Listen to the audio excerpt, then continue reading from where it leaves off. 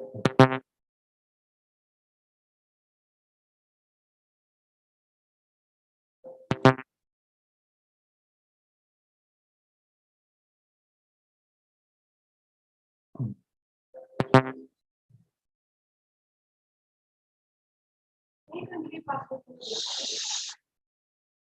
sinabi ko?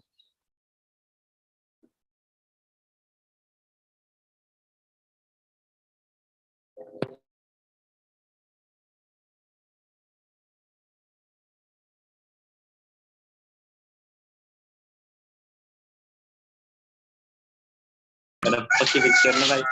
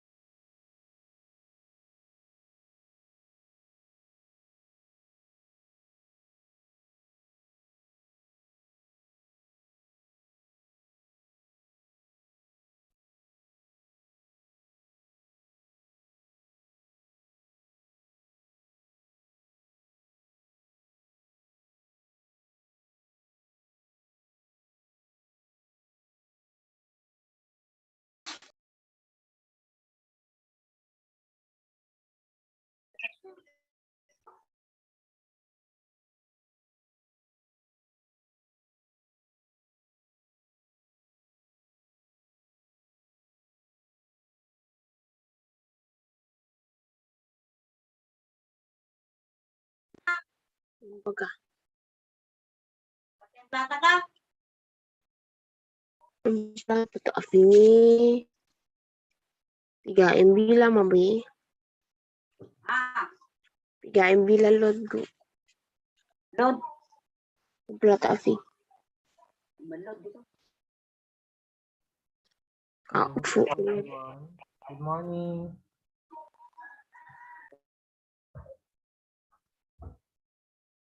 Naririnig niyo po ba ako? Hello po. Good morning, sir. Morning, sir. Okay, good morning. Pa-open cam na lang po tayo for checking attendance po. Morning po, sir. Morning, sir. Good morning. Pa-open cam na lang po tayong lahat. Salamat.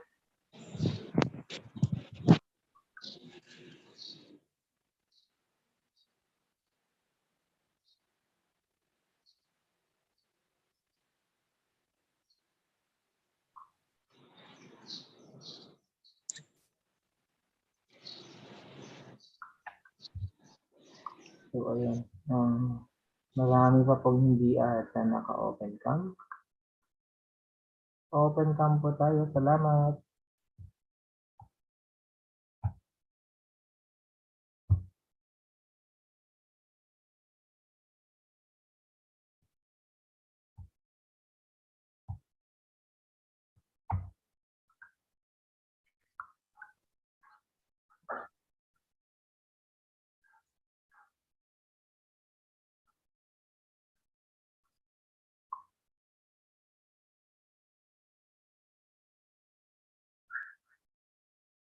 So, ayun.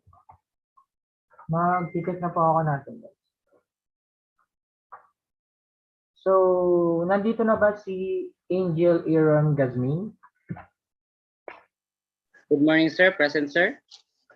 Ayun, Aaron Angel. Ascado Rina Queenie Joy. Sir, nasira yung mouthpiece ng cellphone niyo po. Po?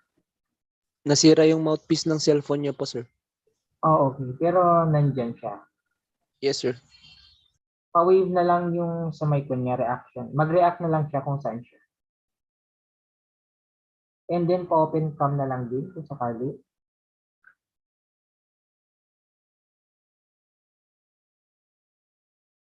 Alright. Pa-wave na lang ako mamaya kay Queen Joy ha. Salamat. And Asqueta Henrich. Sir, present, sir. Open cam na lang po tayo. Salamat. Okay.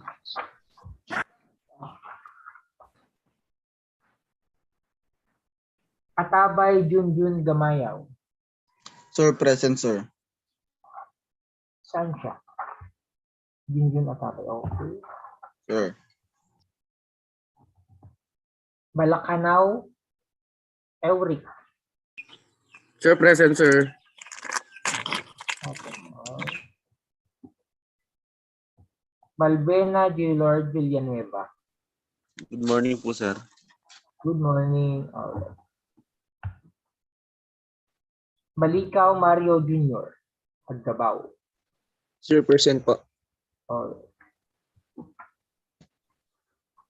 Blasi J.R. Pakab. Sir, present po, Blasi. Karangyan Aljeyon. Present, sir. Alright. Okay. So, Carbonell Neil Zairil. Present, sir. Kolobong Jivon. Wala pa siya. Kolobong Jivon. Wala pa. O, Jivon. Nakikita ko yung pangalan ni Jivon pero wala akong naririnig at wala akong nakikita ng video niya. Alright, babalikan kita ha, Javon, kung okay na yan. Just say present. Alright. Sir, present, sir. Okay. Present na. Okay. Kulungan Demetrio. Good morning po, sir. Present po. Good morning. Alright. Corpus Trixie Eliza Ann. Present, sir. Pamute na lang ako, Javon. Salamat. Corpus Trixie. Wala pa siya? Present, sir. So, alright. David Jr. Abraham.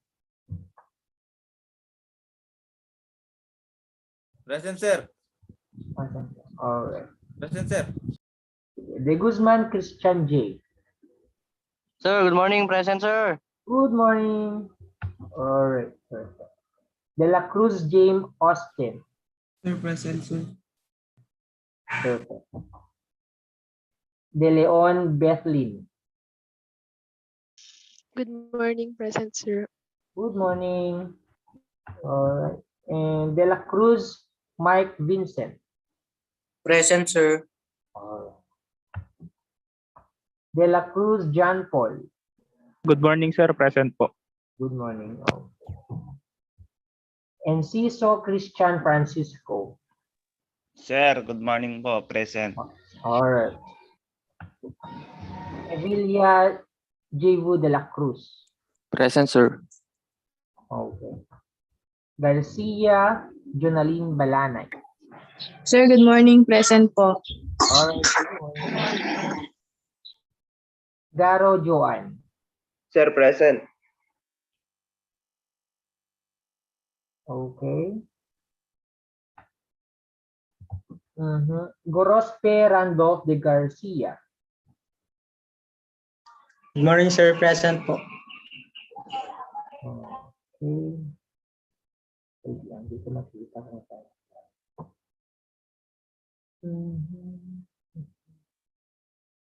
One moment. So, ayan. Pakiulit na lang, Gorospe Randolph. Present po, sir. Ayun. Okay na. Wait lang ha.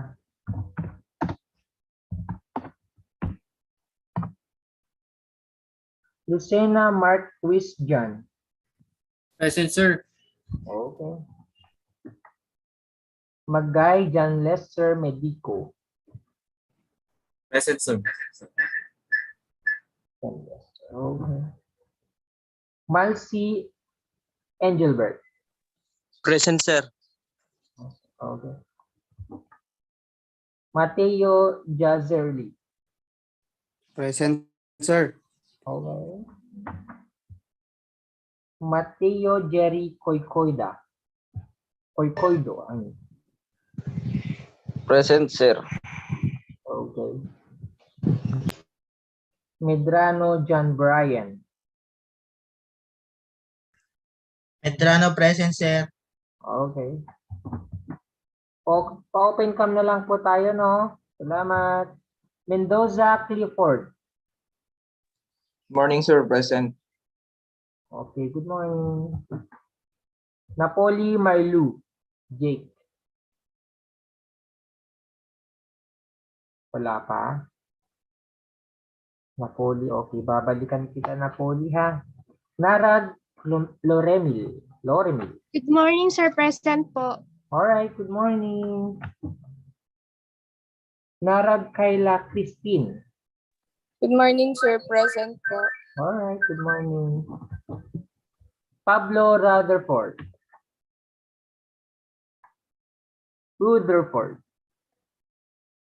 Wala pa. Pablo, wala pa. Okay. Next. Pakursa Christian. Present, sir. Okay. Open cam tayo, ha? Pader G.V. Paul.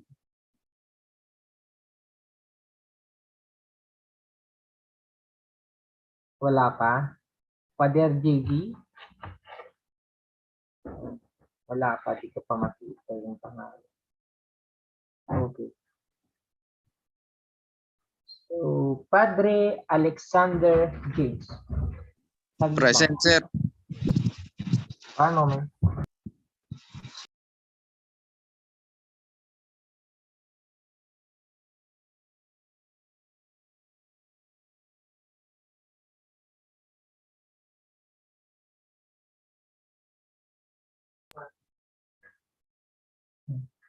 Present si Pader, no? Hindi.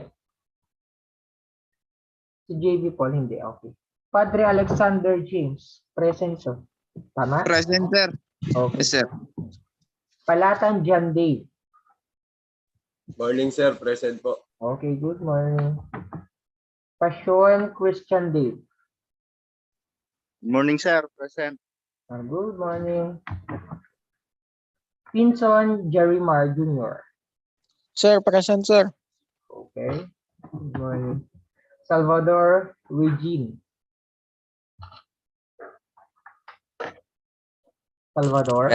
Present po, sir. Ay, okay. Suknet John Paul Gente. Present po, sir. Tabieros Lowell J. Orteza. Present, sir. Tabieros. Okay. Tagyam Rostum. Good morning, sir. Tagyam po. Present. Okay. Good morning. Tapo Dayland Manabat. Tapo Dylan Manabat, sir. Present po. Good morning po. Hello, good morning. Okay. Ubare Terence John. Sorry, sir. Present. Okay. Ugale Rameses. Ugale, present, sir. Okay. Valencia Ralph Patrick. Valencia, present, sir. Okay. Zipagan Christine Buraga. Present, sir. Okay.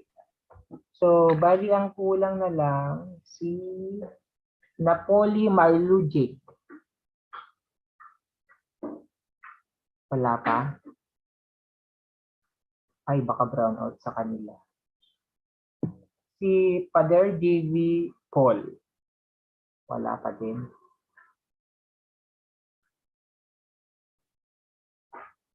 Sige.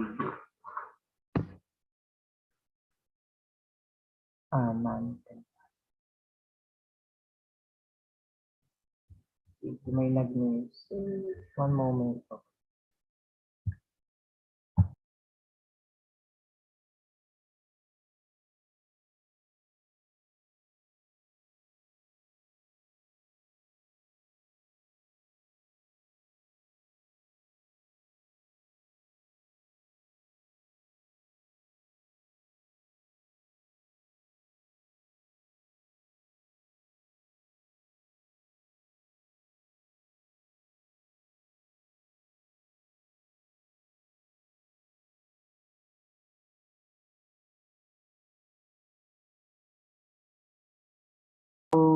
So, bago ang lahat, mag-pray muna tayo, okay?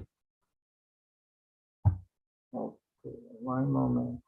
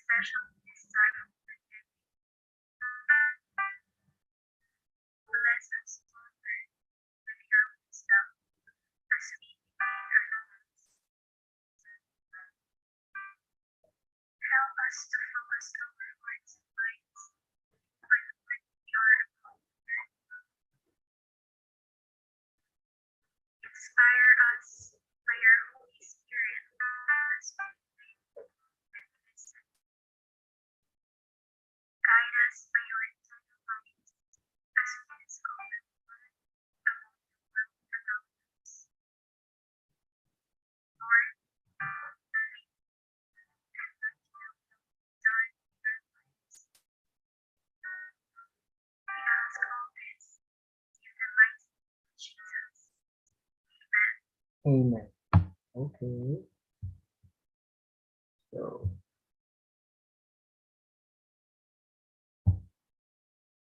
So, ayun. Kumusta pa lang tulog natin, everyone?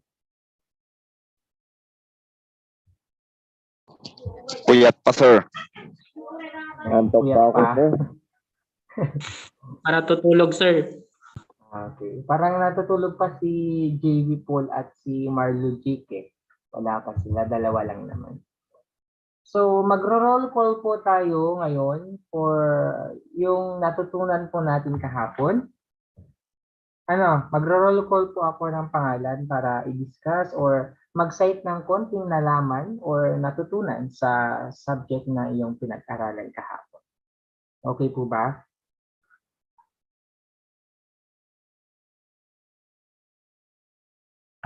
Itong ayaw ah. Okay po ba?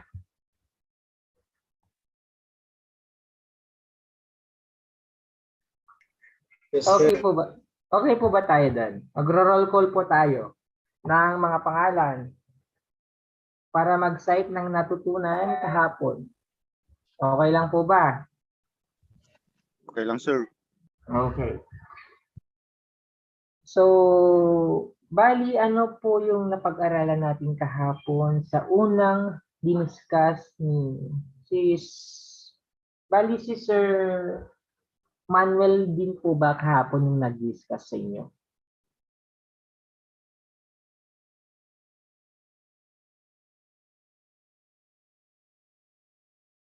Hello po. Yes, sir. Sino po makakasagot sa akin?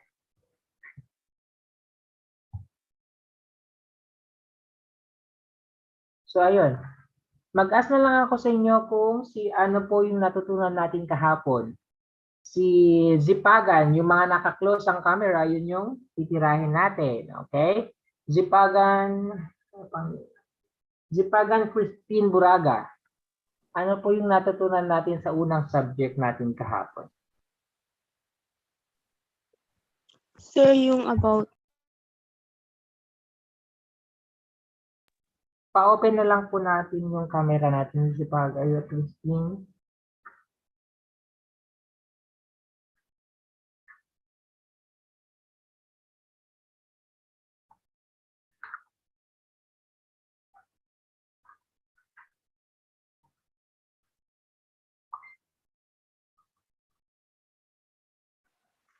sir. Sir po. Ayun, okay na. So, ano po yung natutunan natin kahapon? About sir Sa first section. subject natin.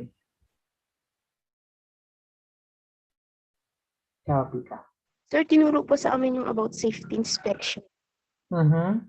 Anong meron doon? Sir, tinuro po yung about Okay, hindi ko safety masyado marinig. inspection. Inspection, okay. Sige, very good. Christine, medyo hindi ko masyado marinig kasi medyo choppy yung connection natin. Sino pa na? John Brian Medrano, naka-off yung camera niya. Ano yung natutunan natin kahapon? Sa second subject.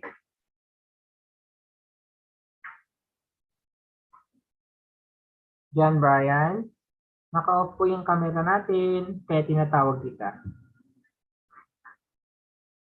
Yan. Sir, John may na lang po lang yung tignan, sir.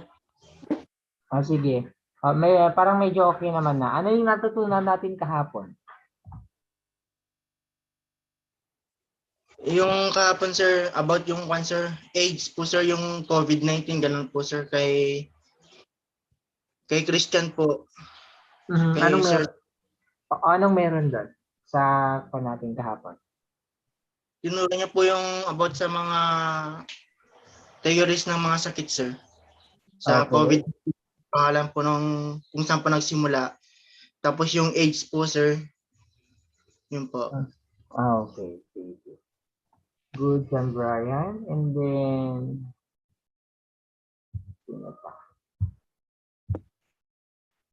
Ang daming hindi naka-open cam ha. Christian J. De Guzman.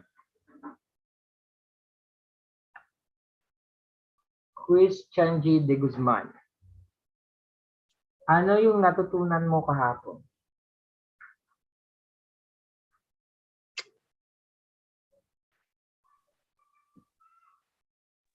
Sir, morning po, sir. Christian J. Sir, Okay. Asan ka? sir, narinig ba ako, sir? Naririnig kita pero hindi kita nakikita. Sir, nasa awan po kasi ako, dancer. Okay. Sige, mag-roll call ako ng iba para pa. Mukhang medyo mahirap Thank you mo po, sir. kunin yung kanta. Sige. Thank you po, sir. Sige, no problem. Trixie Eliza Ann Corpus. Trixie.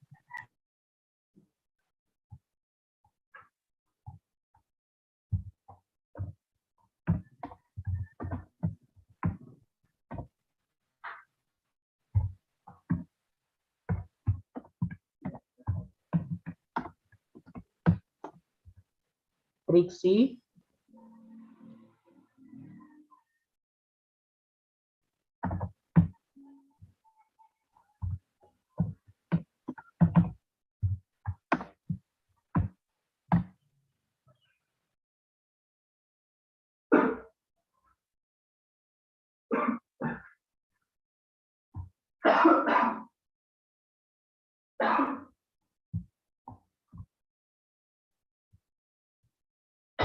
Trixie, hello.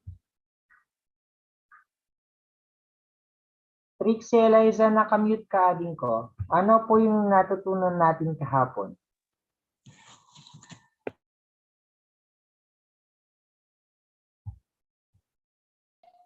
Sir, okay na sir? Nagko-connecting po kasi. Sir? Ano po yung natutunan natin kahapon, ma'am? Sir, different types of safety hazards, sir, about sa health. O anong meron doon? Sir, yung about sa kung paano tayo na-affect by by wait lang, sir. By yung pag-transfer, paano yung pagkalat ng isang sakit sa atin, kung paano tayo naapektuhan sa pagtatrabaho natin, sir. Okay, very good. Si JV Paul Pader. JV Paul? Present, sir. Okay, ano yung natutunan mo kahapon bukod sa mga sinabi nila? About sa pagiging safety doon sa sir, mga doon Mga- sa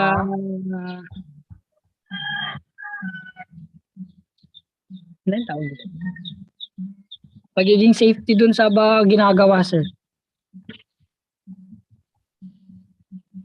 Ano pa? Nasabi na yan. Bukod doon, ano pang meron?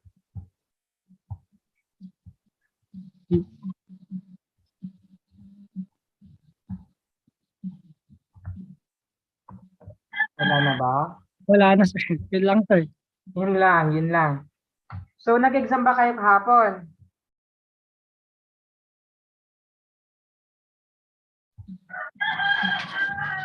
Bakit kasi sa amin dito kahapon, sir, kaya ko-connecting po, nakikonnect lang po ako nun. Okay. Sige. Pero din po kasi sa amin. Okay, just take a rest. Bali, by 3 minutes, mag-i-start na kayo kila Sir Manuel. Okay? One moment.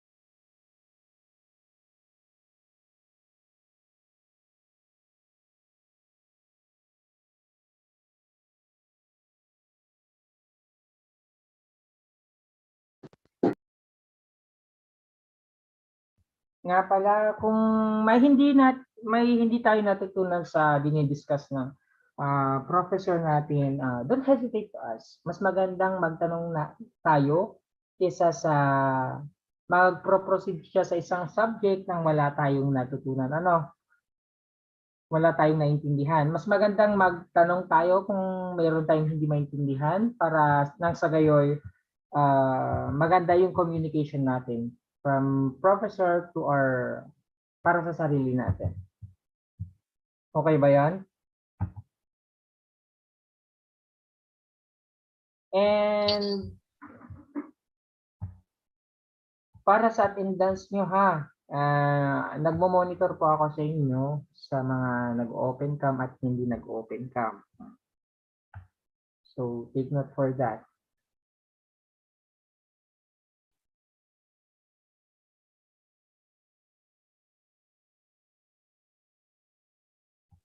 Sir, excuse lang po, sir.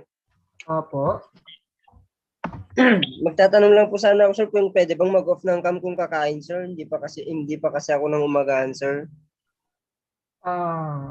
Make sure na makakabalik din agad-agad ha.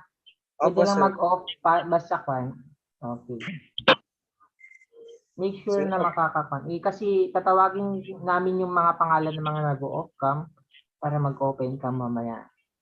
Ha? Sige po, sir. Thank you, sir. Sige. Si Rostum Tagiam. I-take note ko yan ha. O sige, kakain ka na muna. So, bali mag-start na si Sir Manuel Canlapan. He is your professor for today. And he will be discussing the Module 6, Module 7, Module 8, and Workshop 3. Okay?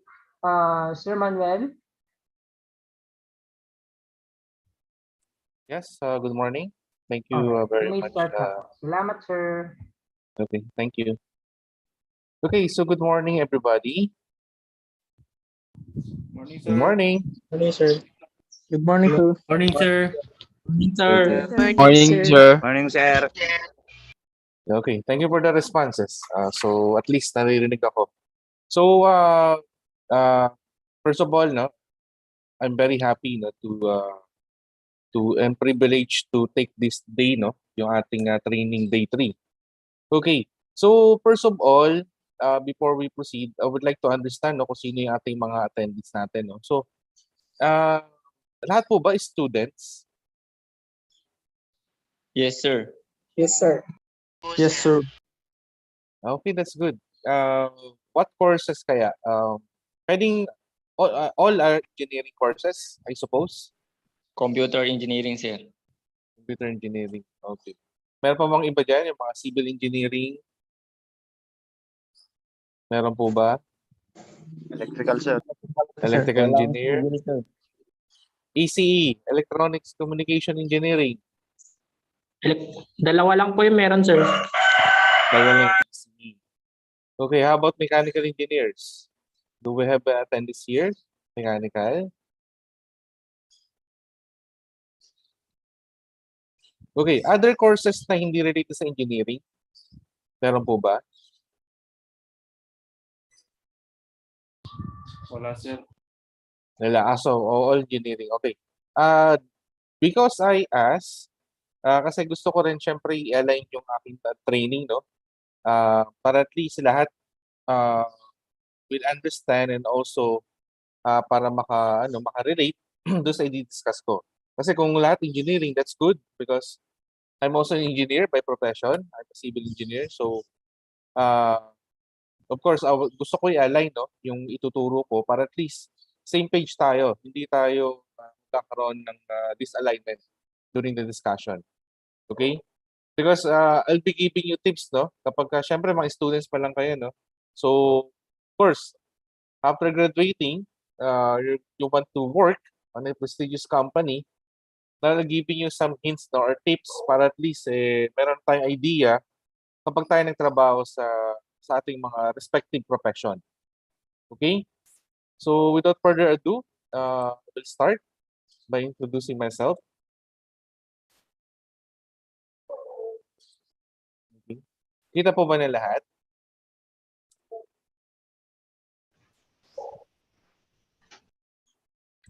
Opo, sir. Kita? Kita na po? Opo, sir. Okay. Yes, So again, I would like to welcome each and everyone to our third day of Basic Occupational Safety and Health. Thank you for choosing RBA as your training partner. So house agreement muna po tayo before we proceed. Avoid disturbance as much as possible. Kindly put all communications devices on silent or vibrator mode, okay, so that we cannot disturb each other.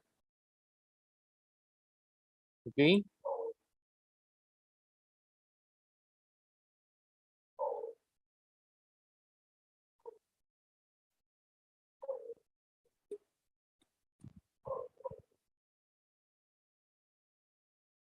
Breaks at 10 a.m., 12 noon, 3 p.m. Agree po ba tayo? Okay lang ang ating break time? Yes, sir. That's standard naman yan, no? Pag kayo nagtrabaho, ganyan din ang break time nyo, no? Depende sa company na pagtatrabaho nyo kasi pag medyo toxic yung company, minsan hindi na kayo nakapag-break. Even lunch, minsan makakalimutan nyo na mag-lunch dahil sa sobrang busy nyo na magtrabaho. Okay?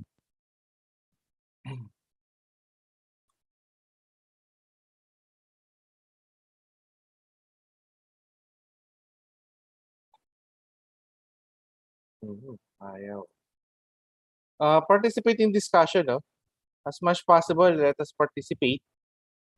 During discussion, you can raise question by raising your hand. No, okay. So I will call your attention, or you can butt in, no? Kasi sometimes I cannot check on the video screen, no, to check whoever raised their hand. So you can butt in anytime you want. Basta may question tayo, and I will try to answer your question on the best of my knowledge can. Okay.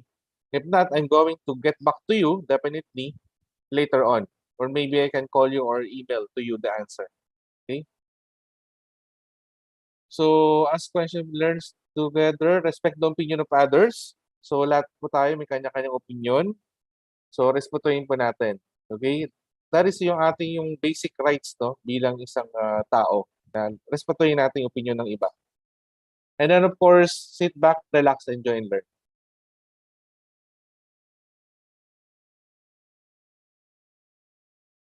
Nakikita niyo po ba yung screen ko? Or naka-freeze po ba? Naka-freeze?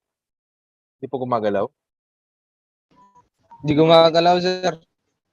Okay. Sa akin nga rin. Ayun. Okay. Okay, speaker info. I'm Manuel Escanlapa III. You can call me Manny. Pero sa lahat ng Manny, ako pinakamahirap, ha. Siyempre, mayaman si Manny Pacquiao, Manny Pangilinan, Manny Villar. So, wala kayong aasahan sa akin. Okay. So, I have 15 years experience in cash field in various industries. Cash means quality, environment, safety, and health.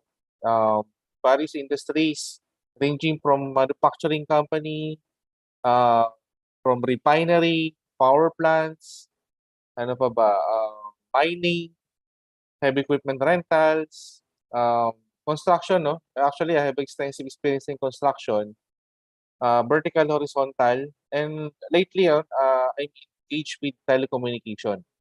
Kasi as of now, guys, to give you info, kaya nang tanong ko kanina ano yung mga courses natin. Very boom ngayon ang telecommunications. Okay? Kasi alam mo naman natin na malaki ang kulang or yung lacking natin sa telecommunications, no?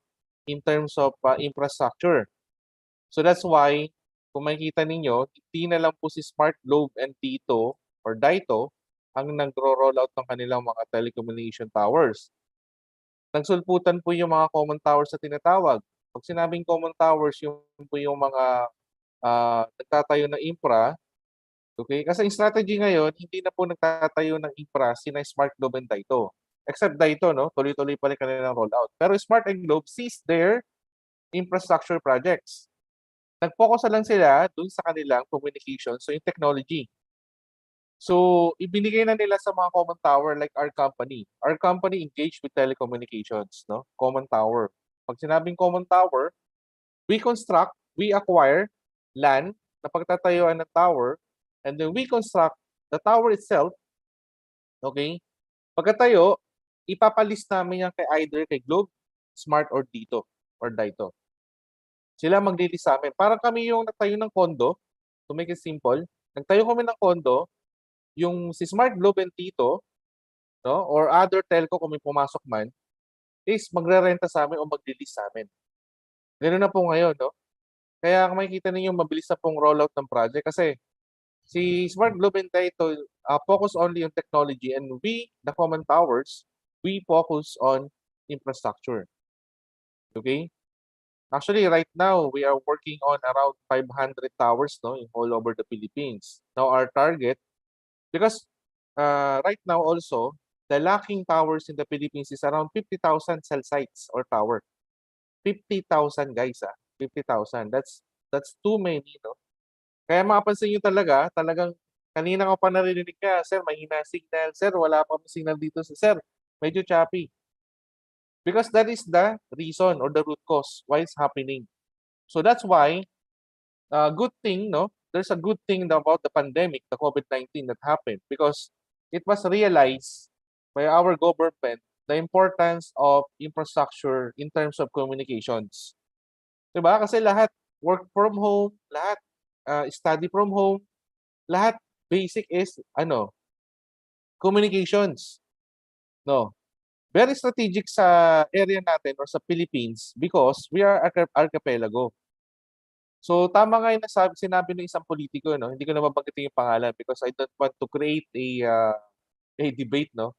Na dapat hindi tayo nagpo-focus sa physical infrastructure. Kasi nga masyadong magastos, matagal ang construction ng mga bridges saka roads. So why not we focus on constructing our tower, no? Improving our telecommunications. Tama? Kasi telecommunications, kahit walang kalsada yan, basta makapag-communicate kayo, you can bridge the gap. Siguro naintindihan niyo, no? Best thing, no, is mga students pa tayo, na-realize na natin yung importance ng telecommunication. Right now, we're experiencing it right now. Mahirap ang signal, kailangan mo na maghanap ng signal. Okay? Do you know other countries like in Asia, we're only left behind, no? Even Myanmar, Myanmar is very advanced in terms of telecommunication. Because most of my colleagues, no, sa telecommunication, galing Myanmar. So they have rolled out there, no, thousands of cell sites. Imagine 10,000 in 1 year. That's too many actually. No. Kaya pag pumunta ka sa Myanmar, although sabihin mo sila in economy, medyo behind sila, pero advanced sila sa telecommunications. So pag sinabing advanced sa telecommunication, kahit nasa CR ka, kahit nasa medyo liblib na lugar ka, makakasagap ka ng signal. Okay? So actually, we're going in that direction na, no? Our company is working on with Globe and Smart and hopefully with Dito to improve the tower cell sites, no? Now, ang problema lang kasi natin ngayon sa Pilipinas is that, to give you an example, no, or tips, no, kapag nagtrabaho na kayo sa telecommunication, ang challenges natin sa telecommunication is that the bureaucracy, no, yung pag-secure pa lang ng permit sa LGU. What's LGU? Local Government Unit. Okay? Napakahirap. Okay? Even though nagkaroon ng streamlining ng ating securing of permits sa mga LGU, pero hindi pa rin napapatupad. Why? Because walang ngipin ng batas eh. Okay? So anyway, i-discuss natin along the way yan. No? So moving on, I'm the currently corporate HSC head. No? I'm the head of our company. Corporate means head office, no? Because there are different kinds of being head. Head in the corporate level, head in the project site level, head in every level. Okay. Next, I'm also a DOLE PWC accredited safety practitioner. Okay, and I'm also working on within this year, hopefully, to be a accredited safety consultant. So I'm planning to apply my safety consultancy within this year. Okay? Kasi sa safety po, meron po level po yan, no? Siguro na-discuss sa inyo, no, yung level ng ating review nga tayo. Ano ba yung mga level ng safety officer? Ano yung mga level? In terms of qualifications. Na-discuss na ba sa inyo yung mga SO1? Yes, sir. O, diba? Hanggang anong level ng SO, ng safety officer, meron tayo? Sino makasagot? Okay, tama. SO4. Correct? So, may SO1, SO2, SO3, SO4. Okay? So, parang police na rin. PO1, PO2, PO3, PO4. Parang firefighter. FO1 hanggang FO4. Parang jail officer. JO1 hanggang JO4. So, may level na tayo. Good thing about that is that malalaman mo kung anong level ka na. Okay? Kasi para at least ma-rank mo or ma-weigh mo kung asan na ba yung level of your being professional in safety and health field. Okay? Now, on that, meron kasi tayong level din accreditation, no, sa DOLE. No? We have 2 levels. Safety practitioner, actually first level is the entry level. No? Once you have been trained in safety, occupational safety and health, particularly BOSH, what you're getting right now, that's the basic. So that's entry level. Once you're finished with this one, you have done with this, no? Tapos provided, kapag nagtrabaho kayo, binigyan kayo ng appointment letter as the safety officer of the company, you will now called SO1, SO2, or SO1 or SO2, depending on the industry you're going to work in. Okay? So iba po yung application ng SO1 saka yung iba application ng SO2. Although SO1, SO2 doesn't require a experience. Yung meaning, kahit wala ka muna experience, kahit entry level ka, pwede ka maging SO1, SO2. Naintindihan po ba natin yun? That was discussed, right? Ano ba requirements ng SO1? Review tayo. Sir Christian. Random lang I'm not calling kung off or on yung tama. Sir Christian Passion. Sir. Yes. Ano po bang requirements ng SO1? If you can recall lang. Sir, ano po yun? SO1, ano po yung qualification para maging SO1 ka? Ano po yun? Ano po yung qualification ng pagiging SO1 with accordance to our standards, DO1 and 8? SO1 po, anong qualification? Kailangan po ba ng experience? Di ba hindi po kailangan, no? Ano pong kailangan na training?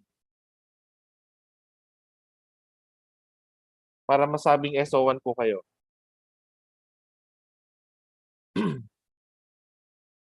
Hello, Sir Christian? BOSH training, sir. Ilang hours po ang training na kailangan para maging SO1?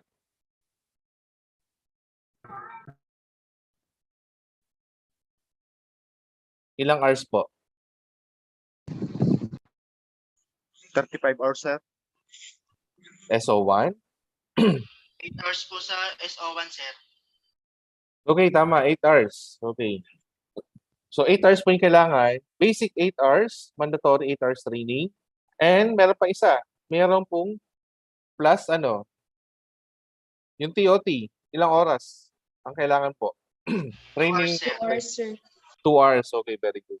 Tandaan nyo yun, kasi mamaya baka lumabas na sa exam. Okay? So please take note on that. Tama po yun. Thank you very much for answering my question.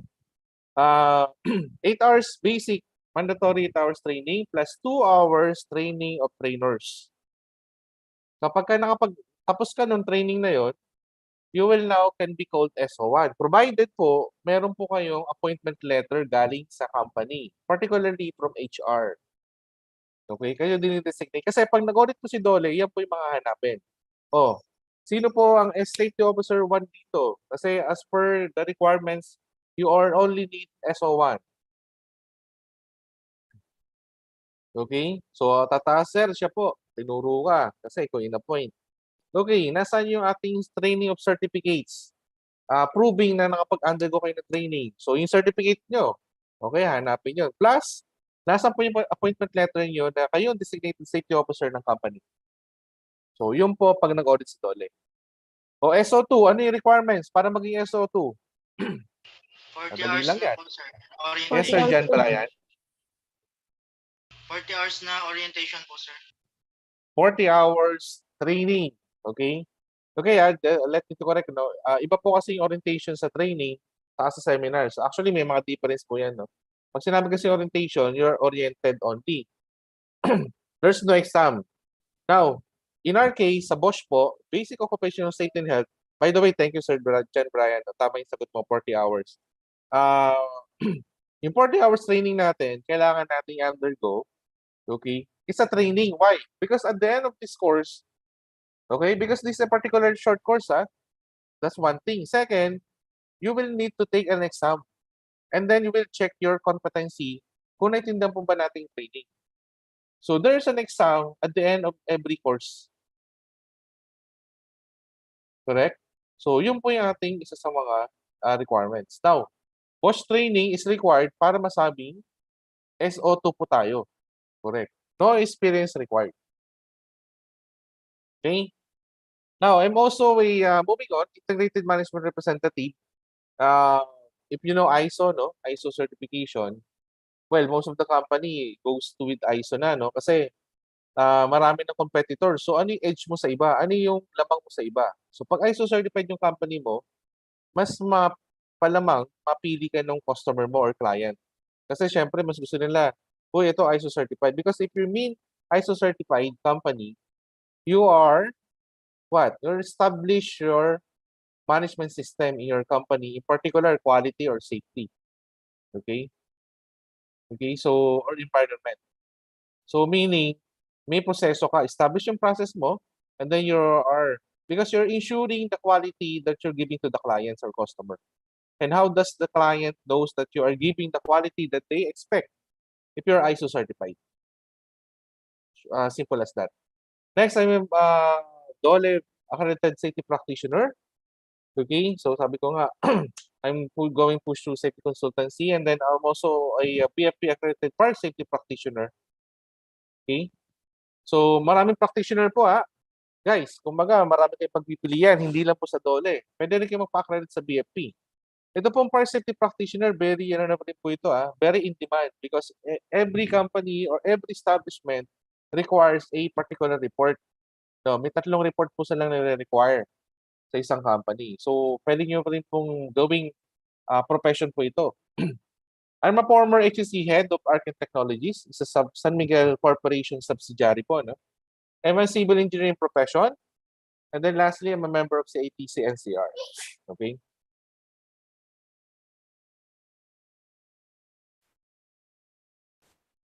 Okay.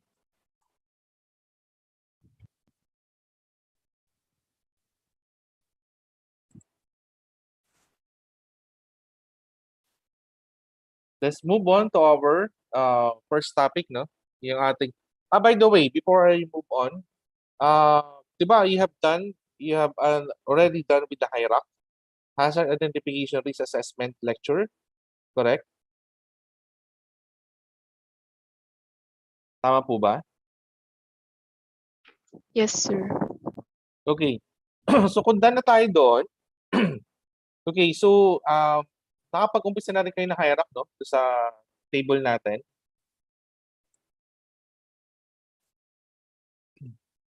Nakagawa na kayo initially.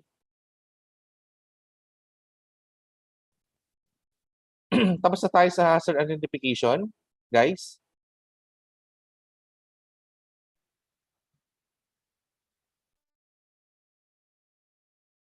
Tama po ba?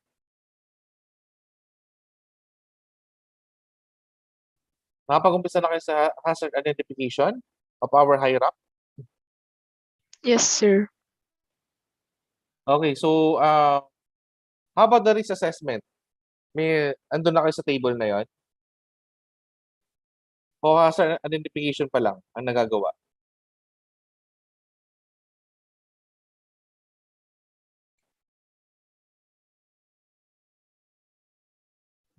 Hello, guys. Tapos na, sir. Tapos na po, sir. So, ang last na lang is yung recommended control na lang. Correct? Yes, sir. Okay, so tapos na tayo sa first 2 columns. We have already identified the hazards. And then we already identified the risk assessment. We have already done with the risk assessment. Okay. Tama po ba, Miss Bethlyn? Yes, sir. Okay. Okay, so let's go to the lecture, no? The lecture for the work health control and work safety control. No? Because the next thing that you need to do is to identify the recommended controls. Because siyempre, di ba, na-identify nyo na yung hazard sa workplace natin, and then we already done with our risk assessment. So what we need to do is to address that particular hazard by giving controls. Okay?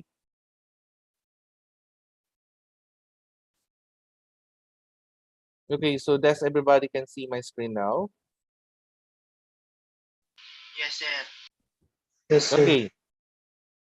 Okay, so let's move on. So work health place control measure.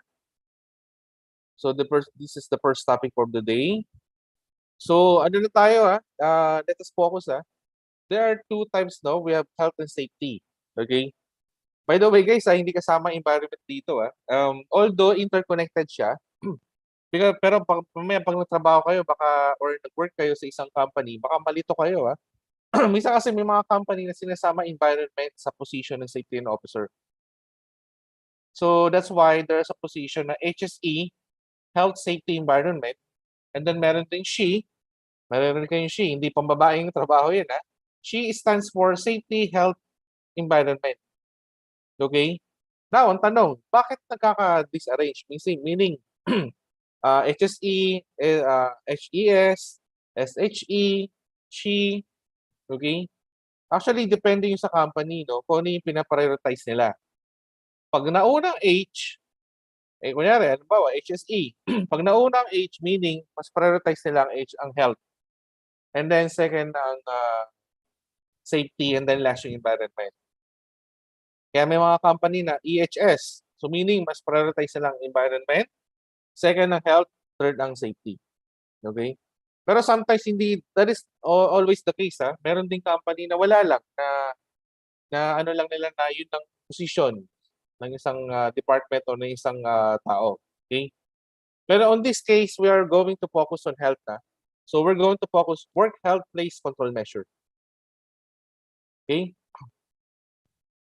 Okay.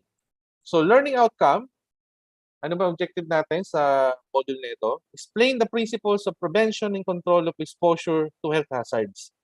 So guys, we're focusing on health hazards in this case. So I'll be giving you or going to explain to you the principle of how to prevent and control of exposure to the health hazards. Okay, discuss the industrial ventilation. This is very important, guys, because nowadays we have the pandemic, the COVID-19.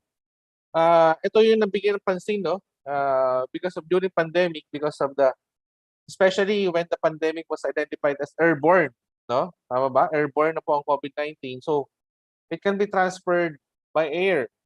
So, industrial ventilation has one of the key role, to prevent the spread of COVID-19 in the workplace. Naging big factor to. Its purpose in local exhaust ventilation or LEV. Now, lastly, we're going to discuss about various types of personal protective equipment in controlling the health hazard. Okay, I believe it was discussed to you also yung hierarchy of controls natin, Tama po ba? Reviewin natin. Ano ba ang hierarchy of controls?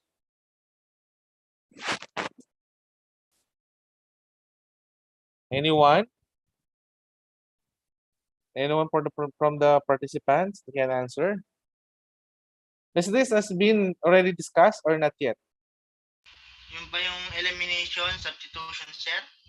Yes, correct. Correct, Brian. That's first elimination, substitution, the next. Engineering controls, sir. Okay, next. Administrative controls, tapos PPE. Correct, PPE. Thank you very much, Sir Brian. Very good. So, those are the hierarchy of controls. Okay? Guys, tandaan nyo lagi. Para hindi kayo malito kapag tayo nagko-conduct ng hazard analysis, job hazard analysis, so hierarchy, always go back to basic. The basic in making controls is the hierarchy of controls. Elimination muna, di ba? If we can eliminate the job so that we can eliminate the hazard, okay, that's good. For example, magpipintura ka sa taas ng bubong ng bahay nyo or sa taas ng building. So the hazard is that working at heights, okay? Unsecured working at heights, so you can fall. Okay, pwede tayo mahulog. So how can we do that to eliminate the hazard? Pwede bang hindi na lang umakyat? That's elimination. Hindi ka naakyat para hindi ka mahulog. Because the hazard is that fall hazard. You can fall. Okay? So lastly, PP is the last line control. Kaya mapansin nyo sa hierarchical controls, kapag hindi nag-work out yung first four, yung elimination, substitution, engineering control, and administrative control, okay? So PPE na po, meaning wala na tayong magagawa sa hazard. Ang magagawa na lang natin is to put barrier or protection on us against the hazards. Okay? Kaya nga diba mayroong mga industry like in construction, minimum PPE required. Tataka kayo, ba't kailangan ba mag-wear ng PPE? Yung iba nagre-reklamo, sir, hindi kami komportable, hirap suotin ng hard hat. Sir, ang init eh. Okay? Sir, susuot ng safety glass, ang hirap naman sir eh. Nalalabuan ako sa pagtingin ko sa paglalakad. Sir, ang bigat ng safety shoes. No, sir, hindi mo pamorma to eh. Okay, tandaan nyo guys, ang PPE hindi siya, unang-una hindi siya pamporma. Hindi siya pampapogi. No? It's an additional accessories to ourselves. But the most important thing about PPE is that this is a protective barrier. It will protect you because we cannot eliminate the hazard. And then there's a time to time, nagkikreate tayo ng hazard as we go along with the construction. Kasi construction, very, very, what do you call this? Very hard to anticipate yung mga hazards, no? Unless you have properly planned.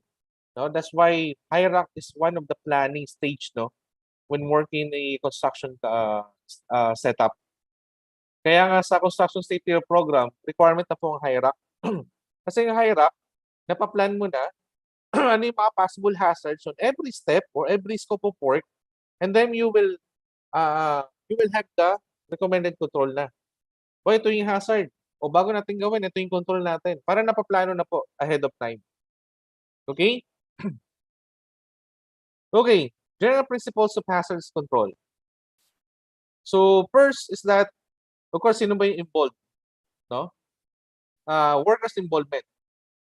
So, ibig sabihin dito, sino ba ang involved natin dun sa ating construction, dun sa ating activity? In particular, for example, in working in a fast food chain, no? Sino ba yung mga involved dun sa workplace natin? Siyempre, yung mga workers natin. Okay? Second, identify and evaluate. Okay? We must identify and evaluate options for controlling hazards. Hindi tayo basta-basta magbibigay ng control. We must identify muna and evaluate it. Kasi mamaya niyan, kasi yung iba, nagbibigay ng control pero hindi siya effective. Why? Hindi siya effective dahil hindi siya akma dun sa hazard natin. Or, nagbigay tayo ng control pero it will create another hazard. Yes, that may be the case also. Pwede yung isang control mo, it can create another hazard. Okay, as we go along, we're going to explain that to you. Next is use. Okay, after identifying and evaluate, use the identified control. Use a hazard control plan. That's why we're having the hierarchy. Okay, that's why we have also the job hazard analysis, and that will aid in controlling our hazards by making a plan. Okay, next, develop. Develop plans with measures to protect workers during emergencies and non-routine activities. Okay? Because as we go along with our activity o sa trabaho natin, minsan meron tayong na-encounter ng mga unroutinary activities, no? Or yung mga hindi natin anticipate. Okay? So that's why we need to develop plans. Okay? Especially who are we protecting? Of course, yung ating mga workers o empleyado. Guys, remember, kapag kayo naging safety officer yun ng company, well, I'm not telling you, no, na maging safety officer kayo. I know, this is part of your curriculum, kaya kayo kumukuha ng BOSH or COSH, right? Because that's part of the curriculum na. Pero, guys, later on, you will see the importance of safety and health. Siguro sa ngayon, hindi nyo pa masyado nakikita. Pero when you work, pag nagtrabaho na kayo, no, magiging laging bukas tayo ng bibig ng mga boss, ng mga kasama mo, at ng mga tao mo. Okay? Sir, unsafe yan. Sir, ano ba, safe ba tayo dyan, sir, pag ginawa natin? So, this will be part of the discussion in your company. Okay? Because it's not only is legal requirements but also is a humanitarian consideration. Kumbaga, ang mga company ngayon because manpower is the number of resources of the company. Meaning, ang tao, ang empleyado, sila ang most important resources ng company. Pag wala kasing mga tao, you cannot execute work. So that's why protecting your workers is it's not only mandatory, but also a humanitarian consideration. Because kailangan alagaan natin yung mga tao natin, mga empleyado natin. Okay? And lastly, we must evaluate. Okay? Evaluate din natin effectiveness of existing control. That's why we're conducting audits. Nagkakaroon ng audits po yan, guys. So actually, pag pag-aaralan niyo yung management cycle, yung project management cycle or the company project or company management cycle, yung PCDA, yung plan, check, do, and act. So kasama doon yung act, which is part of the audit.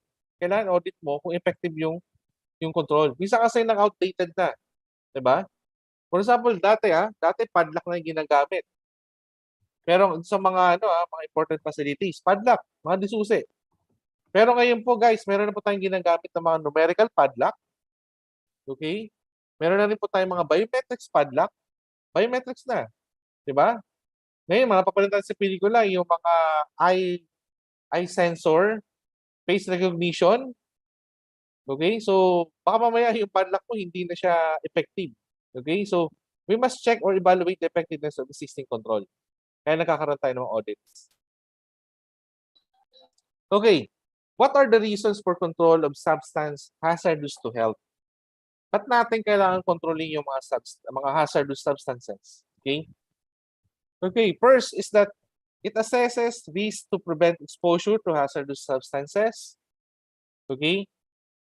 Ba't natin kailangan control? Because on this part, we can assess, ano ba yung risk? Kapag na-expose yung ating mga empleyado o yung ating mga tao. Okay? On that case, ito pala yung risk. So, dapat ito yung gawin natin para ma-prevent natin yung magkaroon ng contact doon sa ating mga empleyado. Okay? Next, it protects employees from health risks. Pinoprotection na natin yung mga empleyado. Again, manpower resources is the number one resources very vital. No? Kaya nga sa policy ng ating standard, nakalagay po doon. It was determined that workers are the vital driving force of our economy. Okay? Meaning, ang ating mga manggagawa ay napaka-importante sa ating paglago ng ekonomiya sa ating bansa o any country. Okay? So that's why very important to protect our employees also. Next, trains employees in company safety policy. Okay? Okay, so bibigyan natin, na-empower natin yung ating mga empleyado because we're discussing about their rights, okay, to be protected para malaman nila yung mga hazards sa workplace and being protected in their workplace, okay, by discussing the safety policy. Ano bang policy yan ng kumpanya para maproteksyonan ng empleyado? So doon natin na-discuss, na-train natin sila.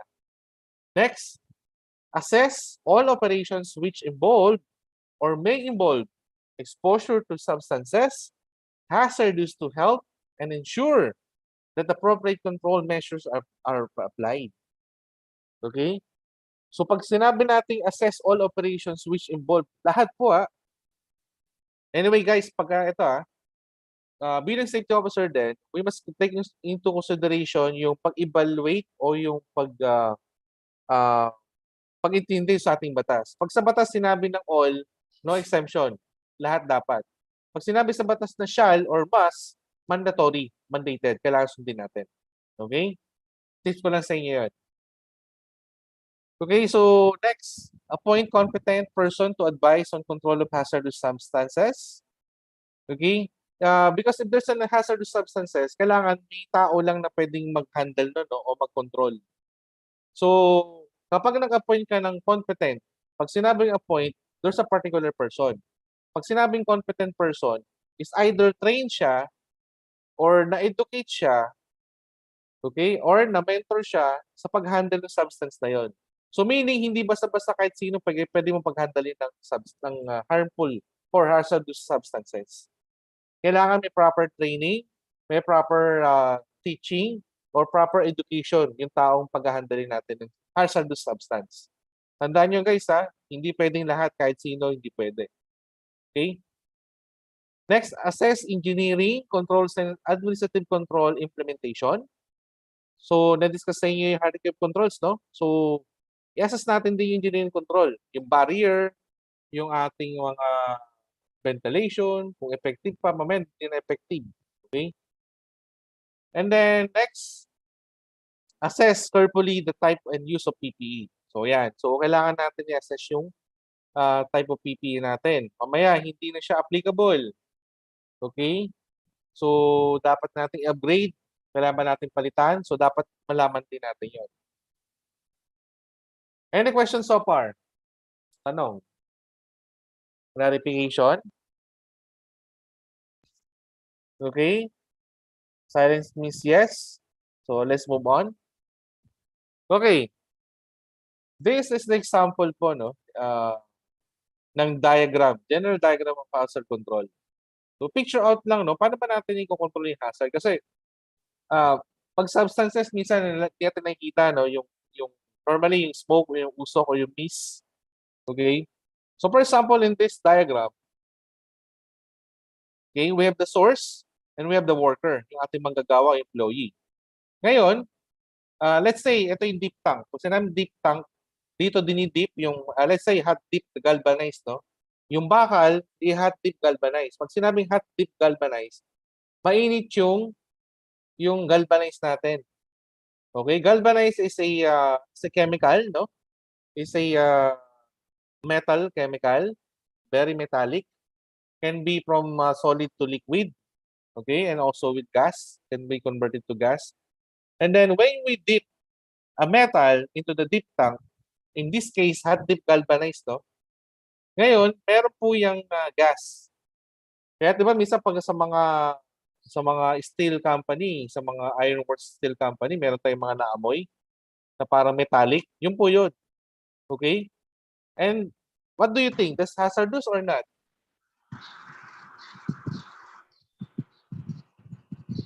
Guys. Hazardous, sir. Hazardous, very good. Yes, correct. Hazardous. Because imagine metal, papasok sa lungs natin. And then of course, when the metal gas inhaled in our lungs, and then it will be converted to solid metal again. And do you think maalis yun? Hindi. Hindi na maalis yun. Okay? It will stays there. Okay, anyway, in our body, in a human anatomy, there's allowed metal content in our body. Even copper, zinc, we have in our body, no? Lahat ng klase ng metals din. But not all metals particularly are good for our body. And there's a certain level lang po. For example, hindi lahat ng oras, a certain level. Ganyan karami ng copper ang kailangan sa katawan natin or galvanized. Okay? May certain level lang po. Pag sumobra doon sa level na yon, delikado na po sa katawan natin. It will be a health hazard na ang tawag natin doon. Okay? So, going back to this diagram, okay? So, when the gas, ito yung gas is health hazard because delikado sa katawan natin if inhaled. So, because of the air path, syempre hangin is readily available in our surroundings. Hindi pwedeng mawala ang hangin, no? Or oxygen. Now, the problem is that the gas will travel with the air. And then, if the air is contaminated with the gas, in this case, the galvanized, it can be inhaled. So, pag na-inhale natin, mapupunta sa katawan natin, it will be a health hazard now. Okay? So, nakuha natin yung diagram natin. Okay? So, that's how we depict, the diagram of the general of hazard control. So, how do we control the gas now? So, hindi pwedeng mawala ang tao. Correct? Pwede mo mawala ang empleyado? Hindi pwede kasi walang maggagawa ng trabaho. Pwede bang mawala yung process na dipping the material to be hot dip galvanized? Pwede ba? Hindi, pag nawala yun, wala na tayong business. So meaning, hindi pwedeng mawala ang tao, hindi pwedeng mawala yung process. What we're going to do is control the hazard kasi yung definitely, yung gas state ng galvanized cannot be eliminated also. Okay? Otherwise, there will be new technology, no, that can do this. Okay? To make it more lesser risk or less hazard, I would say. Okay? Okay, so ito yung hierarchical controls, no? So just a review, no? First is the elimination, physically remove the hazard. Substitution, replace the hazard. Okay? Engineering controls, isolate workers from the hazard. And then administrative control is change the way work is performed. And last line of defense is the less effective, actually the PPE. So the more higher the hierarchy of the controls, mas more effective siya. Pag more lower, syempre the lowest part is the PPE, less effective siya. Okay? So naintindihan po natin? Klaro? Yes, sir. Okay, thank you. Okay, next is elimination and substitution. Okay, if you say elimination and substitution, okay, is number one, is changing the method of work. Okay, for example, yun nga, sabi ko, imbis na umakyat ka para magpintura, pwede bang sa baba ka na lang, gamit ka na ng mga stick. Sa dulo ng stick na yun, nandun yung brush, paint brush. So you eliminate the process of getting up or going up in our working platform para magpintura. So you will eliminate the process of climbing up and working at heights, and it will eliminate the hazard of falling hazard. Correct? Okay. Number two is removing the source of excessive temperature, noise, or pressure. Okay, so for example, meron tayong source ng sobrang init, no, ng equipment. Pwede ba natin tanggalin yun? Or meaning, pwede ba natin alisin yung sobrang ingay ng equipment? Let's say genset, or yung boiler, or yung sobrang pressure. Okay? So that's how do you explain it, no? And then number three, substituting a toxic chemical with less toxic or non-toxic chemical. So one example on this one is that using a paint with lead. We know that lead is very harmful, no, sa health ng tao. No? Lead is very harmful, very hazardous. But dati kasi mga sinaunang pintura, yung dating mga pintura is that they're using a lead content, no. Now, because lead is very toxic, some companies, especially paint maker companies, have developed a less toxic, no, paint, not using lead, para hindi na siya maging para maging lead free. So that's less toxic. So that's what we call substituting or substitution. Okay? Okay, one of the sample of engineering control, we go to engineering control, is that alam natin, like for example, yung any equipment. Ito, in this case, makeup air unit to. Sa mga mechanical engineer, ito yung makeup air unit. Pag yung makeup air unit, dito, nagkakaroon yung process ng condensation to evaporation in the process of cooling the air. Okay? Ito yung nagpapalamig sa ating mga buildings saka sa mga manufacturing plants. Kasi pag may makeup air unit, air handling unit pala to, sorry. Air handling unit, kasi dalawa magkaiba po yan. Pag sinabing air handling unit, it's a unit or equipment that handling the air. Nagkakaroon ng heat, ng exchange of temperature, no? Kaya may tawag niya na heat exchanger. Kasi from the hot air, kino-convert niya sa cold air. And that will makes the air cold. Ayun naman sinusupply sa ating mga exhaust, sa mga HVAC system. Okay? Doon sa ating mga ducting system pala, rather. Yun na naman magpapalamig doon sa mga mall. Diba? Pumunta kayo ng mall. May mga pansin kayo dyan air handling unit, yung mga taguyan. No? So, yan po yung nagpapalamig. Now, meron po mga hazardous equipment, mga parts dyan, no? Yung hindi pwedeng hawakan, hindi pwedeng lapitan. So, anong gagawin natin? Engineering control, nilalagay ng casing. Yan ang purpose ng casing. Kaya makikita niyo dyan, meron yung case, no? Outer.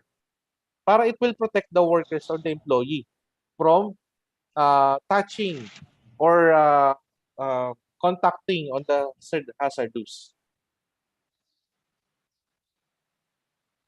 One example din yan, engineering control, let's say yung sa common sa mga bahay. Like yung ating rice cooker, di ba? Merong heating element yan, merong mainit. So ano yung ginagawa niya, engineering control? Di ba yung takip ng rice cooker natin made of plastic or fiberglass, para at least kapag kahit hawakan natin yun, hindi tayo magpapasok. Okay? That's one thing of engineering control applying in a household. Okay, some examples of enclosure design. Okay? Actually, the engineering control that you have seen here is enclosure, no? It will protect or isolate the hazard inside para to prevent the workers or the employee in contacting or touching it. So, ano pa yung may ibang example? Complete enclosure of moving parts of machinery. Yung mga moving parts, yung pwede tayong makot on and then pwede tayong ma-injured or magka-caught in accident, no? It will protect us from contacting on the moving parts. Complete containment of toxic liquids or gases from the beginning to end of a process. Ito, makikita nyo ito sa mga manufacturing plant, yung mga chemical plants. Like in my case, when I have experience in solar panel manufacturing here in the Philippines, is a manufacturing company that making the solar panel. Actually, marami silang chemicals na ginagamit. It range from ammonium, hydrochloric acid, hydrofluoride. Okay? Those are very toxic, no? Like for example, hydrofluoride. Hydrofluoride is very toxic. Why? If you get in contact with the hydrofluoride, liquid form, pag na-contact sa skin mo yon, akala mo walang mangyayari. Pero hindi mo alam, it seeps through to your bone. And then yung bone mo kakainin niya. Kasi remember guys, diba, fluoride is part of the ingredients in making toothpaste. Okay ang fluoride. It will protect your tooth or teeth. Okay? But, pag sobra po ang fluoride natin, no? Pag nasobrahan, tutunawin naman niya ang buto mo. That's how dangerous it is. Okay? Hindi mo pwedeng eliminate ang hydrofluoride kasi kailangan yun sa pag-manufacture ng mga solar vapor. Hydrochloric acid din, delikado rin, di ba? Hydrochloric acid is a very acidic type of chemical. Hindi pwedeng eliminate din, hindi pwedeng hindi gamitin kasi kailangan nyo, part siya ng process. So ano pwede natin gawin? You will create or machine that will protect you from being contact with those chemicals. Okay? Kaya nga meron tayong double containment pipe. Yun, pag sinabing double containment, yung chemical nagpapass doon sa isang pipe, tapos meron pa siyang outer containment. Para pa nagkaroon ng leak, mako-contain pa rin siya sa secondary piping. Okay? And then, doon kayo makakita ng talagang yung mga exhaust, malalaking exhaust doon. There are two kinds of exhaust sa solar vapor company, no? There is a general exhaust. Ito lang yung mga less harmful na mga chemicals. And then there's a scrubber exhaust. Pag sinabi scrubber exhaust, it made up from fiberglass. Kasi yung fiberglass na yan, hindi makapenetrate ang chemicals. Any chemicals cannot penetrate scrubber, fiberglass type. Ngayon, in-exhaust niya yun, tapos dadali niya sa isang particular machine na tinatanggal niya or dinadilute niya yung toxic chemicals. Okay? So those are engineering controls. Next, glove box. Number 3, glove box operations to enclose work with dangerous microorganisms, radioisotopes, or toxic substances. Okay? Pag sinabing glove box, ito yung nakikita niyo sa movie na kapag nag-handle ng chemical, may box na malaki tapos may susot mo lang yung kamay mo tapos may gloves sa loob. Diba? Napanood niyo ba yung pelikula ng ano ba yung mga sci-fi movie? Yun yung sa space sila na merong silang nakuwang alien na microorganism. So hindi nila pwedeng hawakan yun kasi hindi nila alam kung ano yung chemical composition. Baka health hazard siya. So gumagamit sila ng glove box operation. So isang box siya, may gloves sa loob. So may susot mo lang kamay mo and then you are protected with the said gloves. Okay? Number 4, complete containment of noise, heat, or pressure producing processes with materials specially designed for those purposes. So nowadays, the manufacturer of machines or equipments are considering the hazard that they're giving, no, with their machine. Kaya nga guys, sa mga manufacturing plant, panapagtrabaho sa any manufacturing, refinery, or machine intensive usage, no, kailangan may coordination sa manufacturer supplier na ano ba ang magiging hazard ng machine mo pag binili namin at ginamit namin. Dapat alam ng manufacturer yon. At pag nalaman nyo, sinabi na nila, syempre dapat sabihin nila yon. Okay?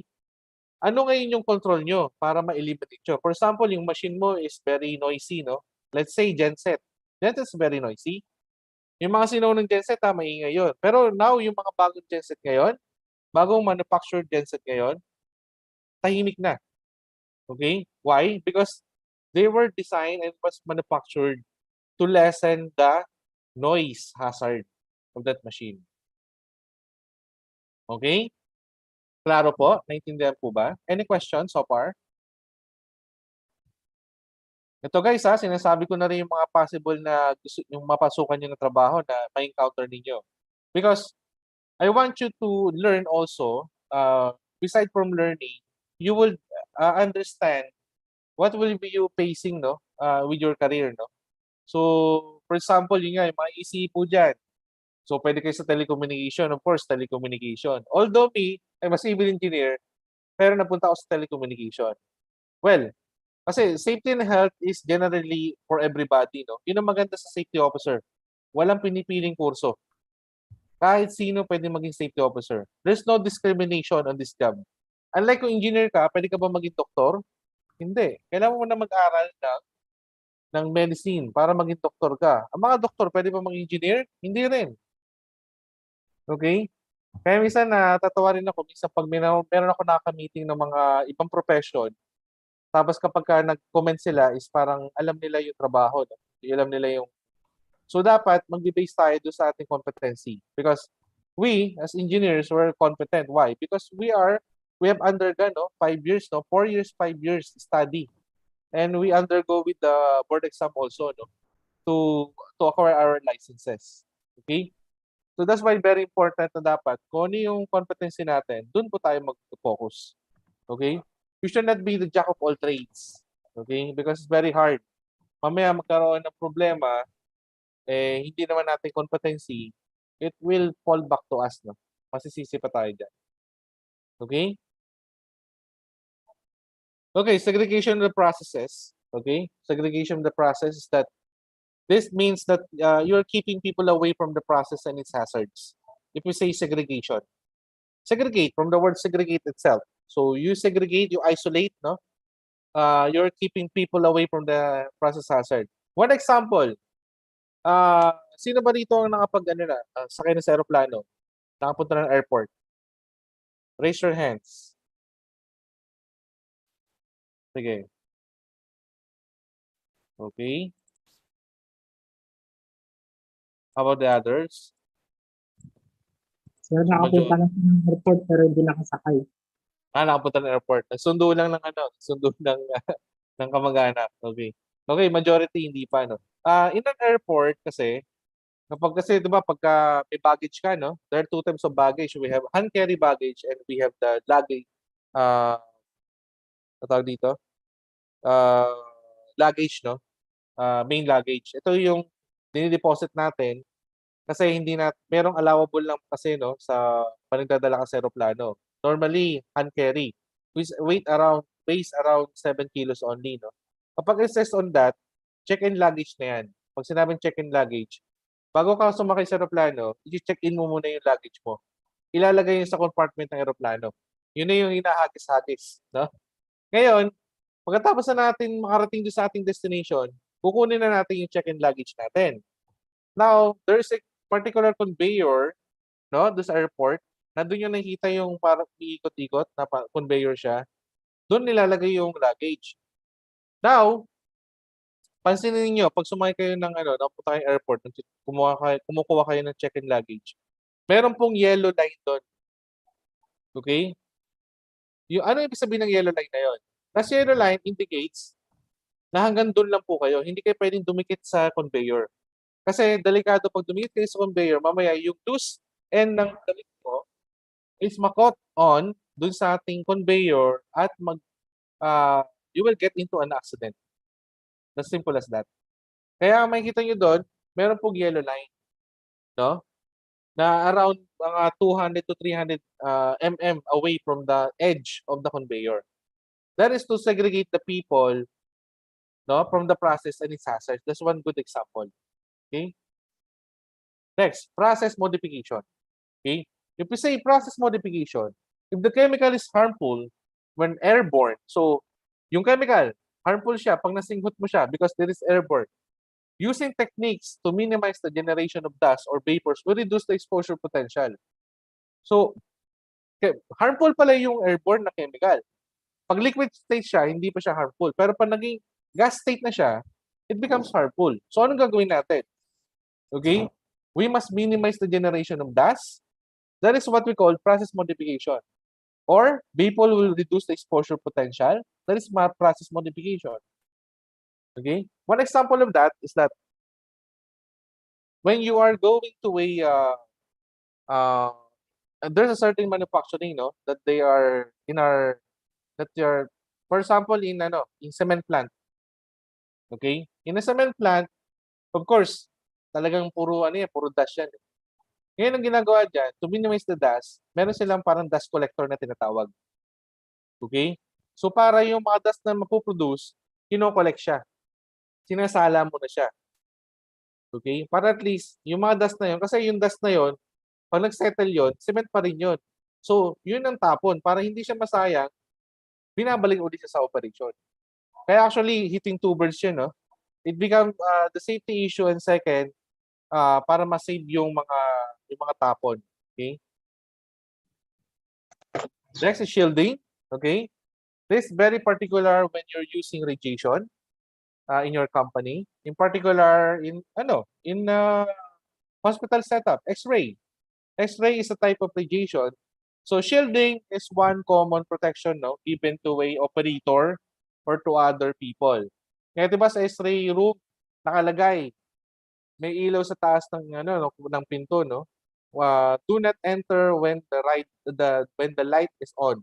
So meaning X-ray is ongoing. And then the whole room of the X-ray room is a shielding itself. Kasi kino-contain niya yung X-ray radiation doon sa loob ng kwarto. Okay? Ang isa pang application ng radiation, marami yan. Isang application yan, particularly in construction, no? In refinery setup, pag nag-welding ka ng pipe. Kasi yung pipe welding, syempre kita mo yung, para ma-check mo yung quality, kasi dapat walang mga holes yan, no? Especially kapag sa refinery. Very, very strict sila na kailangan walang holes or lip. O maski whip hole lang, bawal, no? Kasi it will create hazard and it can be catastrophic para nagkaroon ng aksidente. So what they're doing or what we're doing is that paano mo ma-check yung hinang niya, yung welding? Sa labas makikita mo yun, pero yung loob, paano mo makikita? Hindi ka naman pwede pumasok sa loob para i-check yung welding. So what they're doing is that we do a radiographic testing. Okay? In-x-ray yung tugtungan, tapos i-evaluate namin, makikita namin yung loob. Kita na namin by using X-ray. Okay? So that's application in the industrial, no? Those two are the applications. So marami pang application na radiation. So along the way, siguro may study niyo yan at ituturo rin sa inyo. Okay, another thing is isolation, acoustic barrier, and isolation. If the chemical is harmful when airborne, using techniques to minimize the generation of dust or vapors will reduce the exposure. So, same as din to ng same lang din to ng ating segregation of the process. Okay? So, you isolate the hazard by tendency of putting in a room. Okay? For example, chemical siya, so kailangan meron siyang storage room. Okay? Acoustic barrier, for example, maingay yung ating yung genset o boiler. Kailangan siya tumakbo 24 hours. What we're doing is that yung wall natin is nilalagay natin ng acoustic barrier para ma-contain lang yung ingay sa loob, hindi siya lalabas. And that also applies to the theater, yung mga sinihan. Diba, sinihan, maingay yan sa loob. Pero pag nasa labas ka, o sa other side ka ng wall, wala ka na rin ng ingay. Why? because that is designed and created as acoustic barrier. Okay? Okay, industrial ventilation is a ventilation mechanical system in a building that brings in fresh outdoor air and removes the contaminated indoor air. Okay? Kasi sa isang kwarto, sa isang building, sa isang office, or any workplace, para masabi natin siyang well ventilated, hindi lang maganda yung hangin sa loob, hindi lang aircon lang siya, okay? Kailangan may circulation of air. Meaning, may fresh air na papasok at kailangan mailabas mo. It applies to all, okay? Sa kwarto, di ba? Let's say, merong mabahong na amoy tayo. Merong nagpalabas ng hindi ka nice na amoy sa isang kwarto. Okay? So, para natin palalabasin, binubusan natin yung pinto, bintana, pinapalabas natin. Pag aircon, kasi nako-contain lang doon yan. So, kapag binuksan natin yung pinto, yung bintana, lalabas yung bad air o yung contaminated air, and then, at the same time, you're bringing fresh air. Okay? Para at least, ma-remove natin yung bad air. Siyempre, pag nagtanggal ka, kailangan may pumasok. Meron ka i-replace. Okay? And then there's also a natural or mechanical type of ventilation. Okay. Purposes of ventilation. Ano bang purpose ng ventilation? Dati hindi masyadong pinapansin itong ventilation. Pero right now, because of the pandemic, this was being the focus now of DOLE and DOH, the proper way of ventilating our workplaces. Okay? Number one is to provide a continuous supply of fresh air, fresh outside air. Okay? Next is maintain temperature and humidity of the comfortable levels. And then, ang purpose ng ventilation. Tama. Kasi yung init sa loob, tinatanggal niya rin yan. Okay? And then, bringing fresh air also, para palamigin natin kung sobrang init sa loob. Okay? Number 3, reduce potential fire or explosion hazard. So, kung meron tayong mga combustible, flammable gas sa loob ng ating workplace, so, malalabas natin yon by ventilating it. And number 4, remove or dilute airborne contaminants. So, kung meron tayong mga hazardous gas sa ating workplace, there's one way of removing or diluting. Pag sinabing diluting, you're injecting fresh air to your room, and then you're replacing those hazardous substance or gases to be airborne outside the workplace. So that's why you're saying diluting airborne contaminants. Okay? So there's one type of types of mechanical ventilation system, general industrial ventilation. So as you can see here, you're bringing fresh air. Ito, itong mga ducting na ito. Okay? And then you are also exhausting out. Ito, gumagamit siya ng machine. Yun nga lang, pag nag-exhaust out ka, syempre gagamit ka ng motor. Okay? Hindi naman kasi naturally yan, Pero may mga building na pagka na-construct na siya, it will bring out bad air and bringing fresh air naturally. Okay? So ito, mechanical ventilation to because you're using mechanical motor to exhaust out the bad air. Okay? Okay, this one is dilution ventilation. Passive, meaning wala kang ginagamit na motor. Okay? This is a natural way of ventilating in and out of air. So you're bringing fresh air because of these windows below. And of course, depende rin to kasi normally yung mga air contaminants sa yung mga combustible hazardous gas, heavier than air yan. Kaya mapapansin ninyo, yung mga bad air or yung mga contaminants, air-containing contaminants, is lumalabas sa taas. Okay? Kaya yung makikita nyo, kasi nga, this is the best way din, kasi dapat sa baba yung fresh air para itulak niyang pataas yung mga air contaminants. Kaya yan po yung purpose niyan. Sa mga bahay natin, pansinin nyo yung mga bahay nyo. Total, nasa bahay kayo, Later on, check nyo.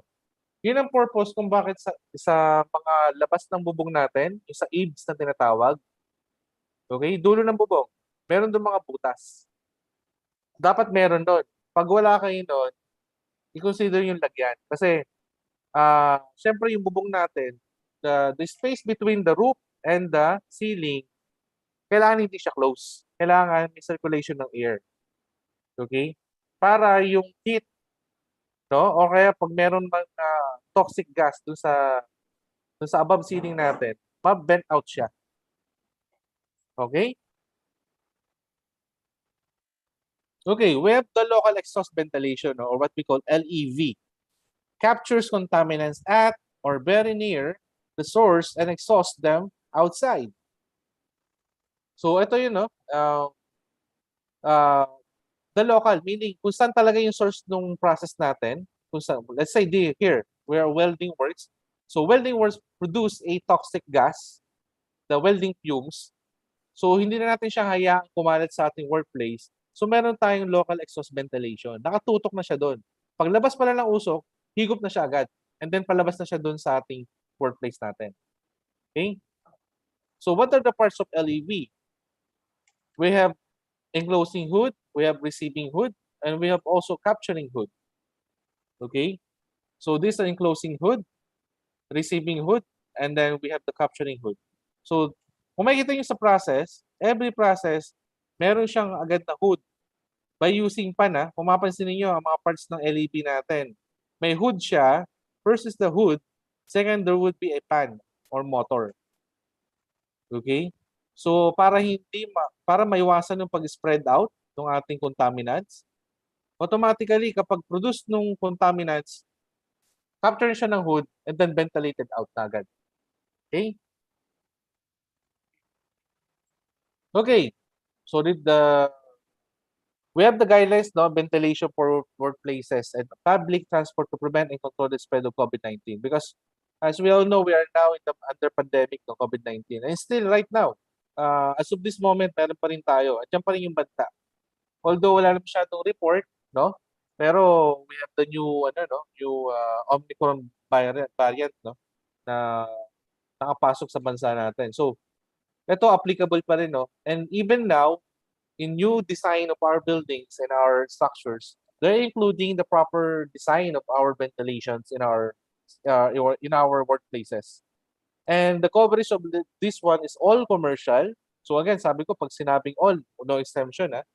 So lahat ng commercial, industrial establishment, project sites, and all other places work indoors. General ventilation strategies and recommendation. So, depende yan kung non-aircon conditioned spaces or aircon conditioned spaces. Pwede rin yung local exhaust ventilation, yung kanina napakita ko, and then restrooms and water closets. So, we have the DOO, Order 224-021, that guidelines of ventilation for workplaces and public transport to prevent and control the spread of COVID-19. First is you must have the ventilation assessment. By qualitative assessment, meaning quality of air. You must measure and check the quality of air. And also, the quantitative assessment. The quantity, how much you're producing air contaminants in your workplace. So that's why WEM, or work environment measurement, is very important aspect of this. Because we can only say na paano mo masasabi kung talagang contaminated or hindi siya maganda yung quality ng air. Hindi pwedeng meron bang tao na makapagsabi pag naamoy lang, alam niya na kung hindi maganda yung quality or maganda? No, definitely. So kailangan may magsasabi. Okay? So WEM, or work environment measurement, is one thing. That's one factor, no, to consider. So that's why WEM is part of the requirements in every workplaces. Okay? So there would be another topic on that, no, going to be discussed to you, the WEM. Also already discussed to you yesterday. Na-discuss na ba kahapon yung WEM? Anybody? Yes po. Ayan, na-discuss na sa yung WEM. So, more likely, alam niyo na yung WEM, no? You know how does the WEM works and how does, to give you a vital, it will be a vital role, no, determining how can you assess the ventilation system in your workplace. Okay?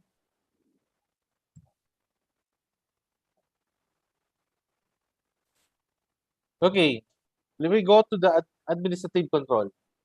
So we already done with the first three. of the hierarchy of controls, we'll go to the port 1. If we say administrative control, okay, it's either reduction of work periods. For example, sobrang ingay, no? And we are only allowed 8 hours per day on a particular level of noise. Let's say 85 decibels. Kung yung machine na yun nagpo-produce ng 85 decibels, so hanggang up to 8 hours lang, no? 8 hours lang. So what you can do is that reduce the working periods. Okay? One thing is adjusting work schedule. For example, sobrang init. Like in another country, in Middle East, syempre, sobrang init to pagka mga tanghaling tapat, no? 12 to 2. So, ginagawa nila, adjusting work schedule. So, instead of working 12 to 2 or 12 to 3, they adjust the work 3 to 8, okay? Night schedule so that you can reduce the risk of exposing your workers to excessive heat. Okay? Next is employee information and training. Kaya nga guys, kapag tayo ng trabaho, very important na kailangan, meron tayong pre-medical examination. Okay? Ano ba importansya nun? Kasi doon malalaman kung meron ba tayong existing health issues, meron ba tayong sakit, meron ba tayong nagpapalpitate ba tayo or high blood ba tayo, so that our employer would know na ay may high blood pala to siya, no, hypertensive tendency, so hindi siya pwedeng ma-expose sa init ng araw. Or meron pala siyang allergies sa chemicals. So hindi ka pala pwede siyang ilagay dito. So dapat ilipat ko siya sa area o sa workstation na walang exposure ng chemicals. Okay? And training is one very important thing also na lalo-lalo na pagka medyo very toxic yung chemicals. Okay?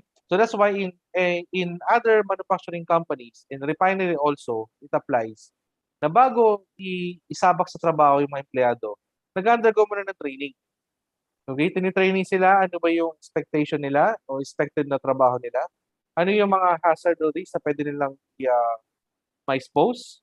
And that's why it was included on the amended law, yung mandatory 8 hours training natin. Diba? Meron tayong mandatory 8 hours training na lahat ng empleyado must undergo the mandatory 8 hours training prior start of their work. Bakit?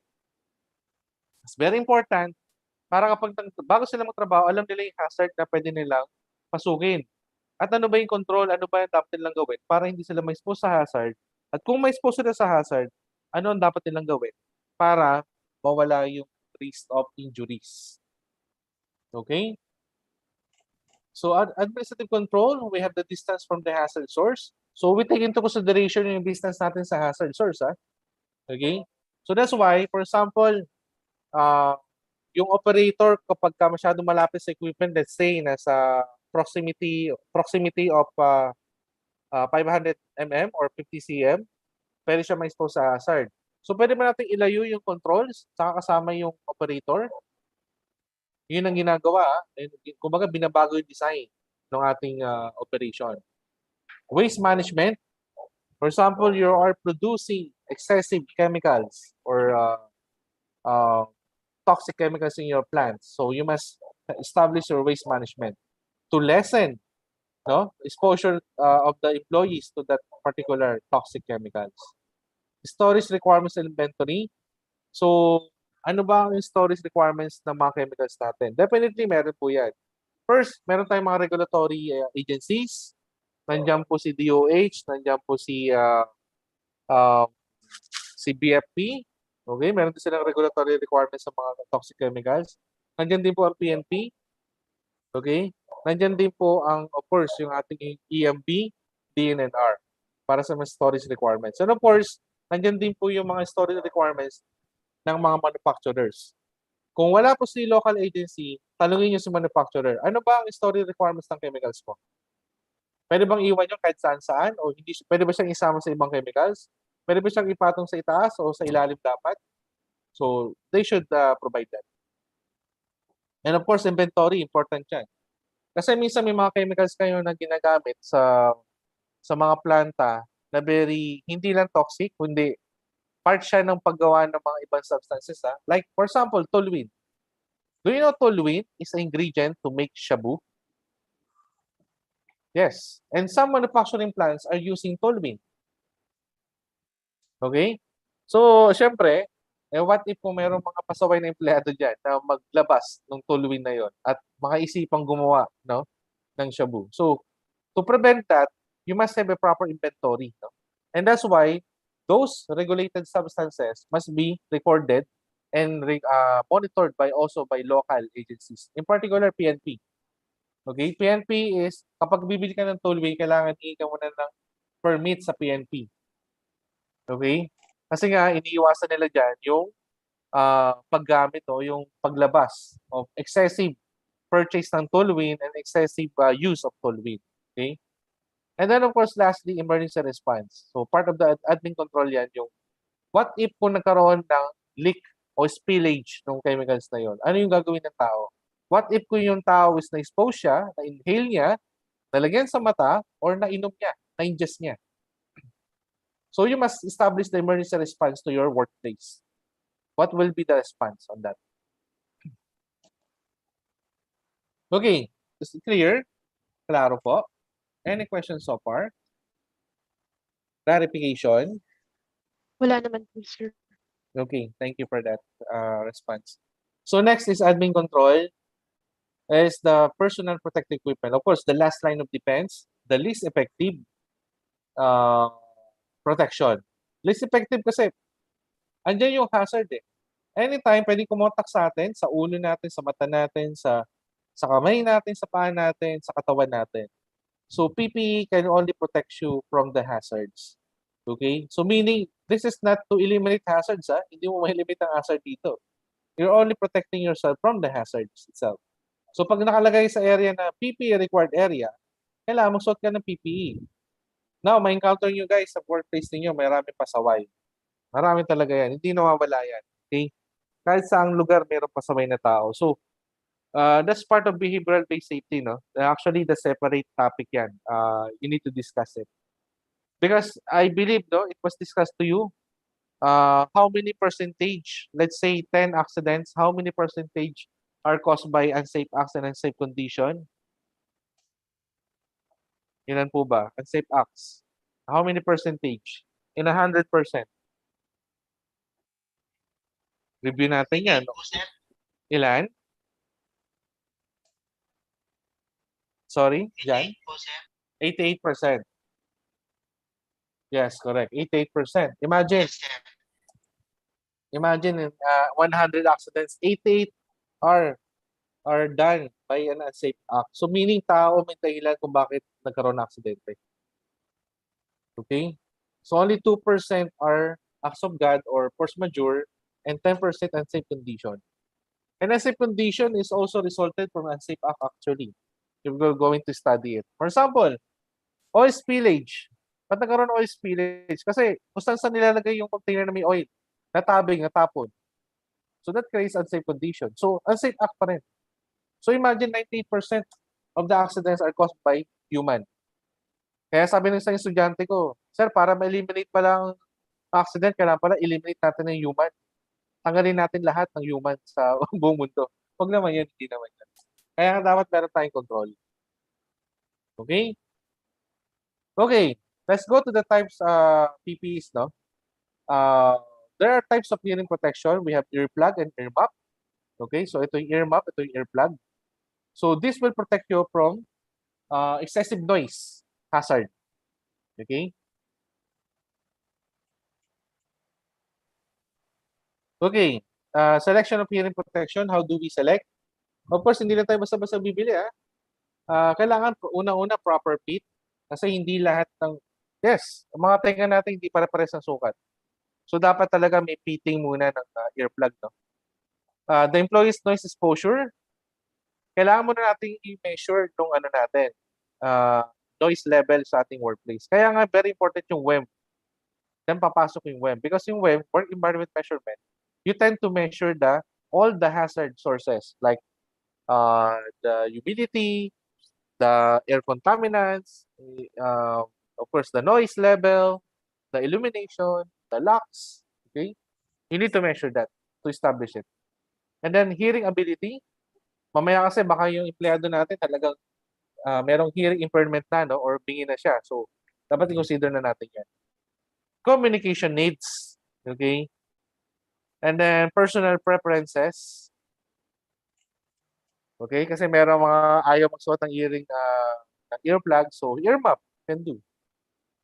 Other constraints imposed by job task or work environment. Okay, so ano ba yung mga limit na pwedeng gawin ng isang empleyado kapag magsusuot siya ng ano? Kasi mamaya niyan, earmuff ang pinili niya, tapos galaw pa rin ng galaw yung sa ulo niya. So baka matanggal yung earmuff or masira, no? So yan po yung ating consider din. Yes, question? May question po? Wala, okay. Baka na ano lang. Okay, in wearing earplug, so follow this 3 steps, no? So first is roll yung earplug natin. I-roll nyo, ipipiin nyo, plating the soap.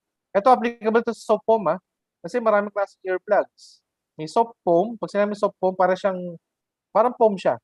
Kasi meron yung mga plastic tsaka yung mga fiber type, no? Hindi mo maro-roll yun. And then pull your ear. So putting your other hand at the back of your ear, then pulling it, and then insert the earplug, and then hold. This is step 3. Okay? Okay, let's go to noise reduction rate. If you say noise reduction rate, it is a rating system used to determine the effectiveness of hearing protection devices to decrease sound exposure within a given environment. So, the higher the NRR number, the more hearing protection it can provide to the end user. So, pag sinabi NRR, let's say earplug. Anong NRR ng earplug? Okay? Yung earmuff, anong NRR niya? Meaning, paano niya marireduce or gaano niya kalaki marireduce yung noise level. Okay? Yun po ibig sabihin ng NRR. So, very important to, no, sa pag-select ng PPE. Yung earplug mo, ano NRR level niya? Okay? So, to give an example, formula. Yung formula tayo dyan, approximate noise protection level, kung ano yung kaya niyang protect sa'yo. Okay? Let's say earplug. Noise level is equal -7. 7 is constant na yan. So, let's say, ang earplug, ang ano niya is around 28. So 28 minus 7, so 21 times 0.5. Okay? So example using NRR for earplugs, ang noise level nyo is 95 decibels. Let's say, measurement, nag-measure na. Galing sa WEM. Ang WEM measurement nila is 95 decibels. So ang protection niya is NRR, ano ba ang ano niya? Ang level ng earplug. Let's say, mabigyan lang tayo ng value.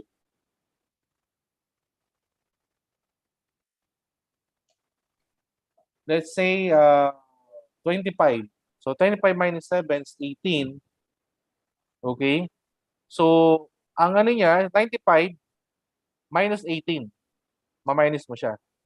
So meaning, hanggang dun yung noise level na maririnig mo. Okay? So another example, earmuffs. Approximate noise level. NRR ng earmuff is that ang noise level pa rin is 95. So NRR is 33 decibels. Okay? So naintindihan po ba natin? Yes. Okay, let's go to types of eye and face protection.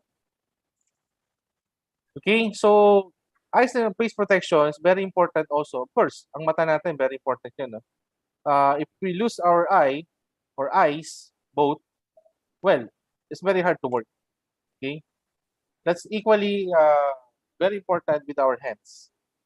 Okay, so protection for PPEs for eye and face protection is welding shields, safety spectacles, goggles. We have also face shields. Okay, syempre importante yung face natin, protection na natin. Lalo na pag mga mala-Jandoid, no? O kaya mala Bea Alonso yung ating mukha. So wala natin protection na ng ating mga mukha. Okay, let's go to respiratory protection. there are two main types of RPE or respirators protection equipment. We have respirators, filtering devices, so pinipilter niya, no? And then we have also breathing apparatus or cylinder or air compressor. So ito po yung SCBA, ito yung mga air cylinder, ito naman yung mga filtering devices. Okay, in selection of RPE, very important here is the atmosphere substance-related factors. So check natin ano ba tayo na-expose na toxic chemicals and level protection required and the assigned protection factor. Okay, task and work-related factors and wearer-related factors and also the quality-related factors. Chemical and liquid resistant gloves. As a general rule, the thicker the glove material, the greater the chemical resistance, but thick gloves may impair grip and dexterity. Yun lang problema. Habang kumakapal yung gloves natin, medyo mahirap yung grip. Hindi tayo makapagtrabaho ng maayos. That's a problem. Kaya nga sometimes yung mga workers or mga empleyado, tinatanggal nila yung gloves kasi nahihirapan daw sila. Okay? So that's why other manufacturers keeping developing their gloves as thin as possible. And also, we must teach or make aware of our people or employees na gaano ka-importansya yung pagsusot ng gloves. Kung bakit hindi pwedeng hindi suotin yung gloves. Okay? So, constant monitoring and mentoring or training our people on this. Okay, let's go to body protection. When we say body protection, we have protection from radiation, temperature extremes, hot splashes from molten metals and other hot liquids, potential impacts from tools, machinery, materials, and hazardous chemicals. So ito yung mga pinoproteksyonan tayo. Ba't natin kailangan ng body protection? Okay? So summary, so dilution ventilation is a form of engineering control where the airborne concentration of substance is kept to acceptable levels by changing the air volume, passively or with fans. Okay? And local exhaust ventilation or LEV systems work by removing contaminated air at the point of generation and are made up of 5 basic parts, which is hoods, ducts, air, cleaner, fan, and discharge. LEV can be classified into 3 types depending on the nature of hood, enclosing, receiving, and capturing. Okay, PPE or personal protective equipment is commonly used to control exposure to hazardous substances. And RPE or respiratory protective equipment is commonly used to control inhalation of airborne contaminants.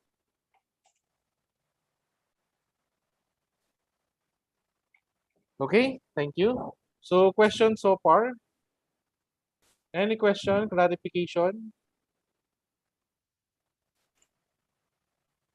Wala naman po, sir. Clear po.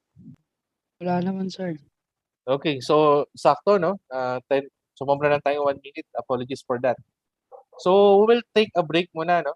For 15 minutes. Is okay with you? Para medyo stretching muna tayo. Yes, sir. Lakad-lakad muna. Tapos, stretching natin. Yung eye natin, i-relax muna natin. Okay? So, let's go back exactly at 10:16.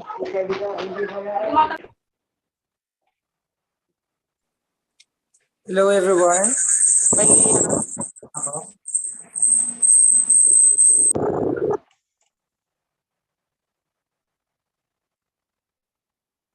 Hello everyone.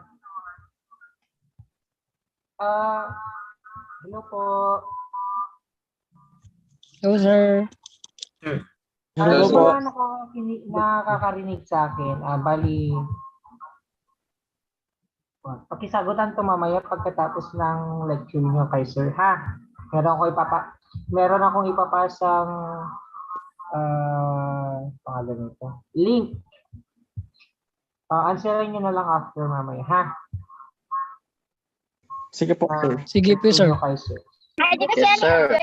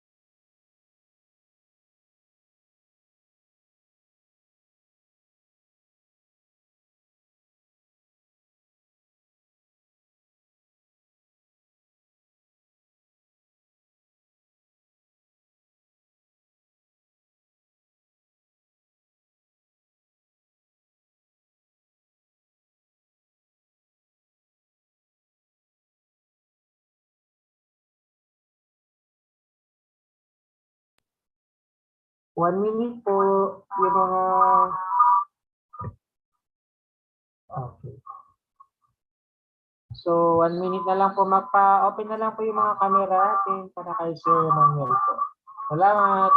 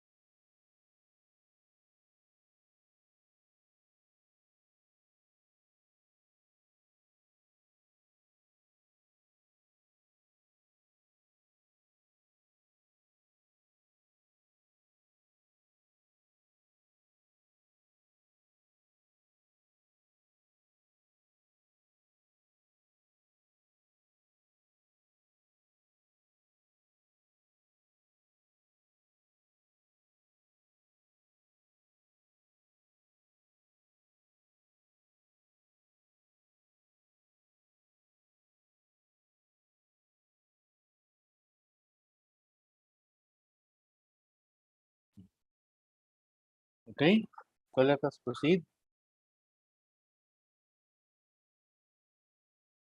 Any questions so far?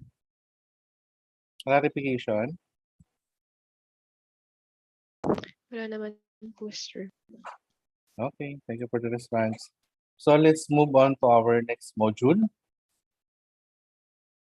So to discuss furthermore, no? So after this module, module 7 is the workplace safety control. During lunch break and after lunch break, no? So that will be around 12 to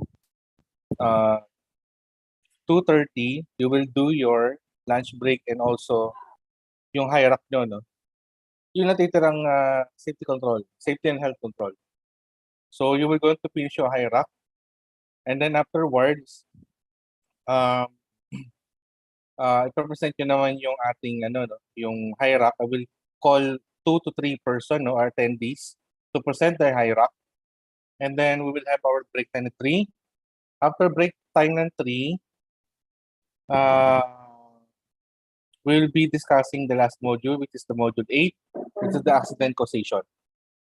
And after that, you will do your quiz, our day-end quiz, no, that was given by by our admin, Sir J. Mark.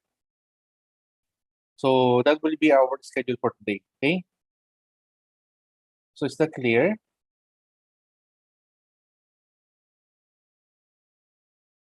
Sir, pakiulit po. Okay. So first, we'll be discussing today yung ano, Yes, module 7. sir. And then after module 7, ita-timing natin na tapos na yung during lunch break, no? So that will be around 12. Tapos you will, during lunch break, you can also do your hierarch. And then I'll be giving you until 2:30, no, to do the hierarch. So after lunch break, siguro around 12:30, you'll start working on your hierarch, which is this work safety and health controls, no, by giving your safety and health control. Kasi yun ang topics ko eh. So tapos ko na yung health control, so safety control naman discuss ko ngayon. After that, you can finish your hierarch kasi yun na lang yung kulang yung sa table, correct? And then afterwards, around 2:30, I'll be calling around 2 to 3 person or attendees to present their hierarch, respective hierarch. And then timingly, we will be done around 3 p.m. So around 3 p.m., break time tayo, the afternoon, up to 3:15. And then from 3:15, I'll be starting discussing the last module, which is module 8, accident causation. And after accident causation discussion, the end of the day na, and then your end day na quiz. Okay? Which yung link is binigay na ni Sir J. Mark ng ating admin. Okay na po ba? Malinaw po?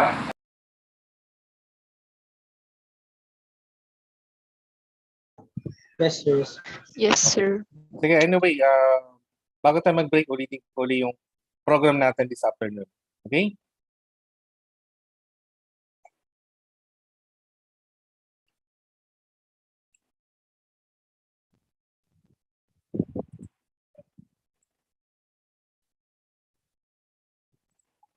Okay, does everybody can see my screen now?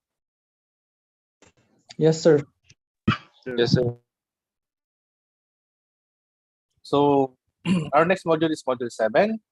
So, this is entitled Workplace Safety Control.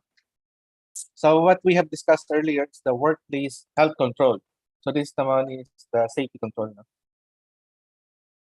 So, introduction, as we have identified the occupational injuries resulted from contact with the physical hazards, from poor housekeeping, improper handling and storage of materials, improper usage of machines, fire and electrical hazards, it is at most important to focus our solution using engineering control, administrative control, and personal protective control. Able to discuss also the control measures of poor housekeeping, fire hazards, electrical hazards, hazards of manual handling, and handling of materials and machine hazards, explain the principle of engineering control, administrative control, and personal protective equipment in controlling workplace safety hazards. So what are our controls for poor housekeeping? Anyway, guys, in identifying hazard, do not say lang yung poor housekeeping. Okay? It's not proper to use poor housekeeping. What particular poor housekeeping? Paano mo nasabi na poor housekeeping? It can be scattered paper, can be scattered scrap metals. So identify clearly, no? Specific, what I mean, specific poor housekeeping. Because poor housekeeping is general.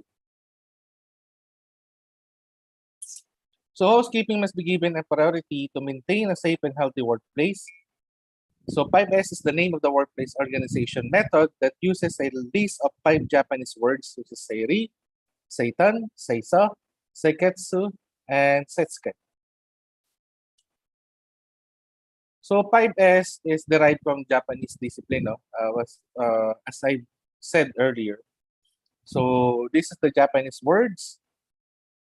These are the English words, the translation, and the Tagalog translation also. So seiri is sort, suriin, seitan is systematize, salansanin, seisa sweep, simutin, seiketsu is sanitize, siguruhin, and setsuke is self-discipline, sariling kusa.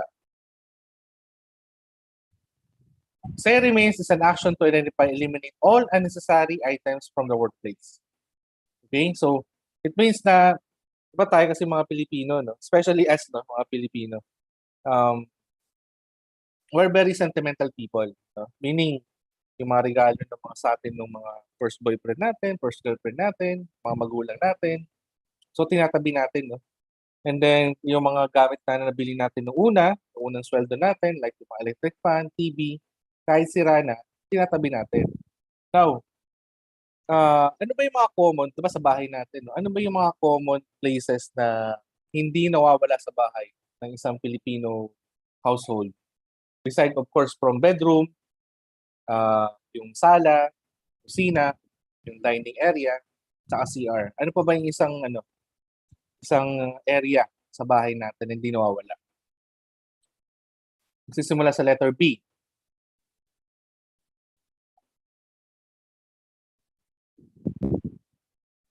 Anyone?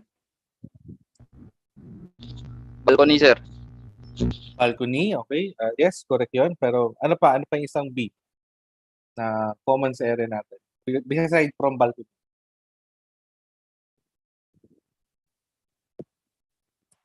Basement. Basement. So ano yung ginagawa natin sa basement? Ano yung purpose ng basement natin? Ba't meron tayong basement? Malapit na.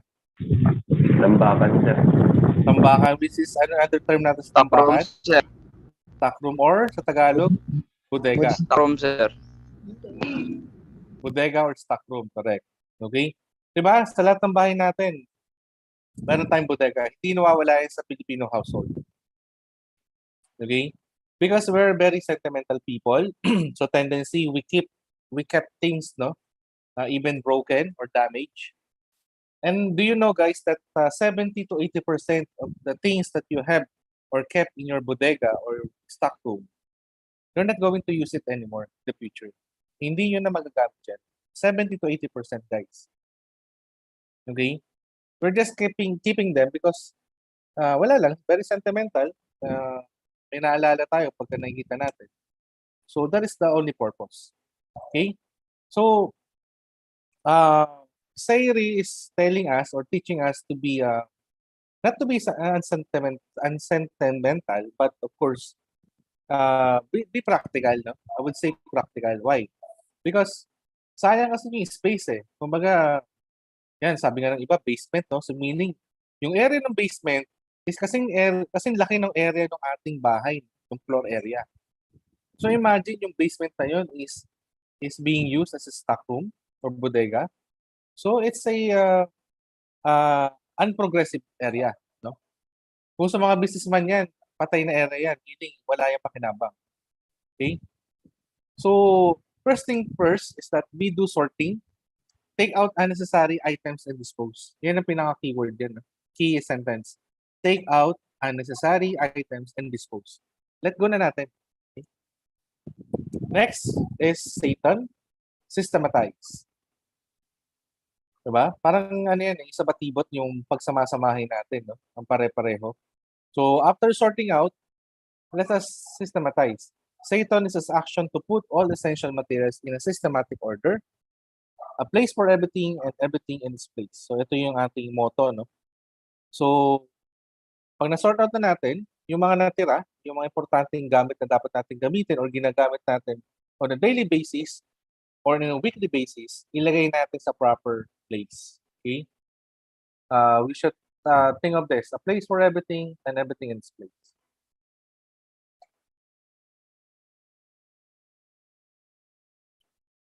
Okay, so this is how Satan looks like. So see so how neat, how organized it is. No? Lahat ng gamit meron siya tamang lagayan, and then it's very calmly, very neat, very clean to see. No? So masarap magtrabaho pag sa ating area. Next is sweep. Seiso is an action to clean and or polish the workplace to attain a dirt or dust-free state. Okay, so kasi pag nalinis na natin yung area natin, so matitira na dust. So we should clean it out. So clean your workplace. Also, this is a good time for inspecting defects. Kasi yung mga natanggal na natin yung mga unnecessary things, minsan doon natin nakikita, ay masira pala dito. Ay meron pala na damage dito. So at least doon natin may strategize yung pagre-repair o ng ating mga damaged equipments and structure. Okay, as you can see here, no? So ito yung mga empleyado in action, mga employees in action of doing housekeeping. Next is seiketsu, standardize. Standardizing means respecting the previous three. So yung first three kasi action yun, no? Or an action. No? This next two is the discipline type. No?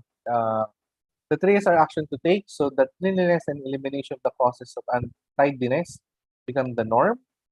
It's essential to write them down as ordinary rules. So pwede kayong maglagay ng policy o ng guidelines o ng procedure dun sa ating company, no?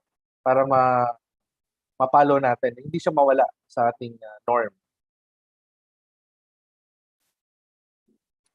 Last is the sitsuke. Sitsuke is condition where all members practice the previous 4S spontaneously and willingly as a way of life. So ito na yung self-discipline ng sariling kusa. Hindi na kailangan palalahanan pa, hindi na kailangan sabihan pa. So it's just a matter of self-discipline. So how can we control measure of housekeeping hazard and waste? So first is dust and dirt removal. Employee facilities lockers are necessary for storing employees' personal belongings. Washing facilities require cleaning once or more each shift. Okay? So the surfaces, regular cleaning can prevent dust and dirt accumulation. Kaya diba, araw-araw, nagpupulis tayo. Okay? Areas that cannot be cleaned continuously, such as entranceways, should have anti-slip flooring. Okay? Kaya sa mga establishment, like in the buildings, nowadays, nakikita nyo, diba, naglalagay ng anti-slip flooring kasi nga, so hindi siya regular na nililinis, so mag-accumulate yung dust, and dust or dirt can be slippery. So keeping floors in good order also means replacing any worn, ripped, or damaged flooring that poses a tripping hazard. Gain walls. Light-colored walls reflect light, white, dirty, while dirty or dark-colored walls absorb light. So, yung mga light-colored down na walls, like yung mga white, beige, nagre-reflect ng light yan. No? While dirty or dark-colored walls absorb light, sila naman nag-absorb. So, pag na-flash nyo yan, makikita nyo yung dumi. Okay? Contrasting colors warn of physical hazards and mark obstructions, such as pillars. Paint can highlight railings, guards, and other safety equipment, but should never be used as substitute for guarding. So makikita niyo dito, ito yung zebra paint, no, tinatawag. Zebra kasi diba, zebra is striped siya, no? With light and dark color. So light is the yellow and black is the dark color. So kapag yan kasi ay nag-contrast, no? So madali siya makita. Okay? Kaya the zebra paint is best when there is exposure of hazard. No? Like this one. ito pala edge nung stair natin. So it will give or warn people na ito na yung dulo niya. Kasi yung iba yan, baka akala niya pantay pa yan. Okay? Akala niya hindi na pala siya step. Ito naman railing, yung post natin ng railing is that it will give warn to people na edge na yan. Baka pag meron tayong dalang pushcart, pabangga natin or mayuhulog natin yung pushcart doon sa edge ng ating slope. Okay? The program should outline the regulation standards for colors. Maintain light fixtures. So dirty light fixtures reduce essential light levels. Clean light fixtures can improve lighting efficiency significantly. So cleaning. So syempre, common na sa ating alikabok, no? Sa given na yan. So what we can do is always clean lighting fixtures, no? Because it accumulates dust also. Yan, as you can see here, sa tingin ba, very pleasing to see. Diba? Unang-una, it limited the access way, no? Going down and up. Second, is very pleasant. Okay? Third, it can be a hazard also. Kasi pwede siya maging tripping hazard, no? So, aisle space allows for the movement of people, products, and materials. Warning signs and mirrors can improve sight, lines, and blind corners. Meron tayong mga curvature glass. Ito yung mga ginagamit sa mga kalsada, yung mga blind side. Sa 7-Eleven, pansinin niyo, meron ding curvature glass doon sila. Pero ang purpose doon is para makita nung mga yung stop ng 7-Eleven kung meron mga shoplifter. Yun ang purpose talaga. Another thing also, of course, siyempre, sa aisle, no? Between aisle ng mga estante natin. Para pag meron tayong nakitang tao na approaching, at least maiwasan natin siya na mabangga. Okay? That's one purpose also. Arranging aisles properly encourages people to use them so that they do not take shortcuts through hazardous areas. So, to. Kasi minsan, kaya nag-shortcut ng tao kasi hindi makadaan, hindi nakaharap. So, kung clear yun, properly arrange yung ating aisle o yung ating daanan o pathway, so may encourage siya na dumando. Okay? And then, he or she will not take shortcuts. Keeping aisles and stairways clear is important. They should not be used for temporary overflow or bottleneck storage. Stairways and aisles also require adequate lighting. So, sabi ko nga, it's not only we must clear the aisle, no, pathway, no, from obstruction, but also we must require adequate lighting, no. Kasi kahit maganda yung daanan, kung madilim din, hindi properly lighted, pwede rin makapag-cause ng accident. Okay, tools and equipment.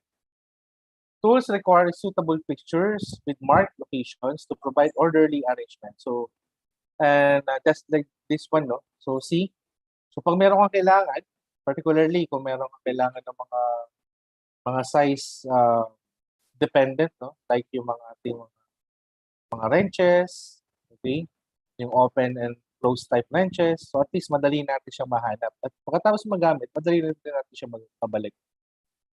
So, both in tool room and near the workbench, returning them promptly after use reduces the chance of being misplaced or lost. Yan. Para maiwasan natin na pagkawala ng mga gamit. Kasi normally, kaya din nawawala ng mga empleyado natin yung mga gamit.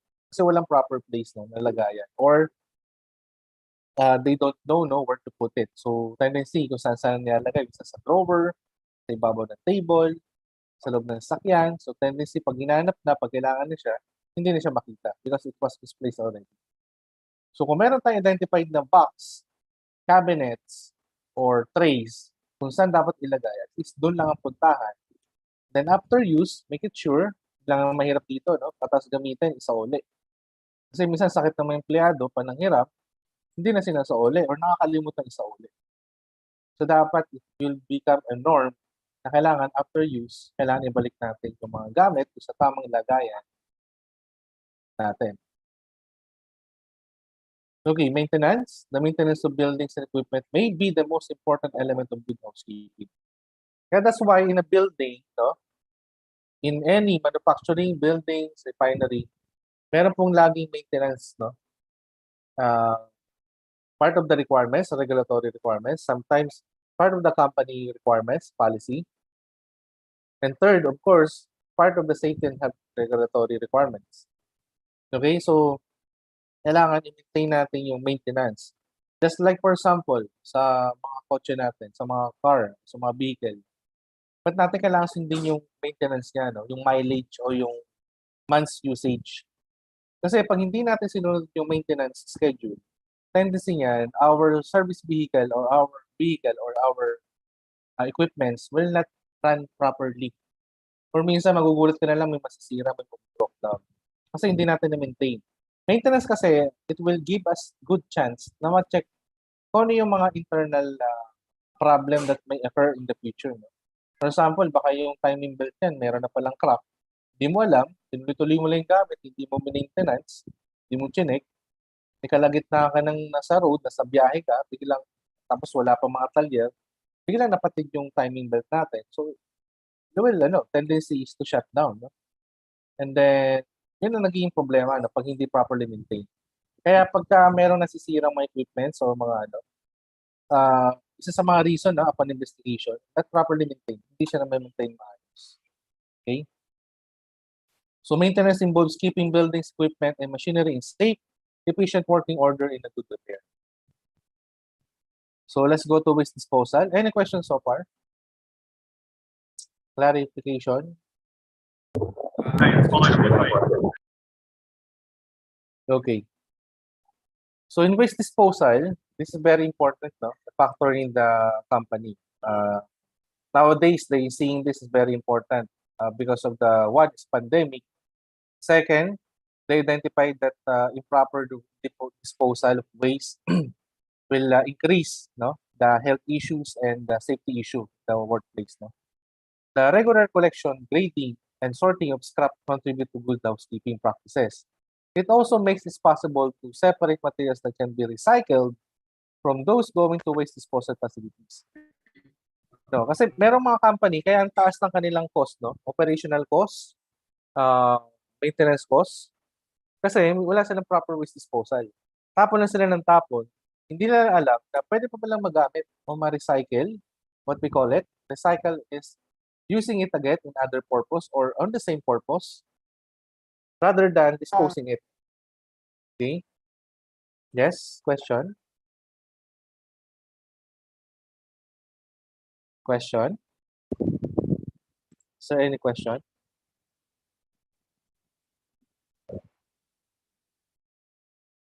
Okay. Na-mute lang.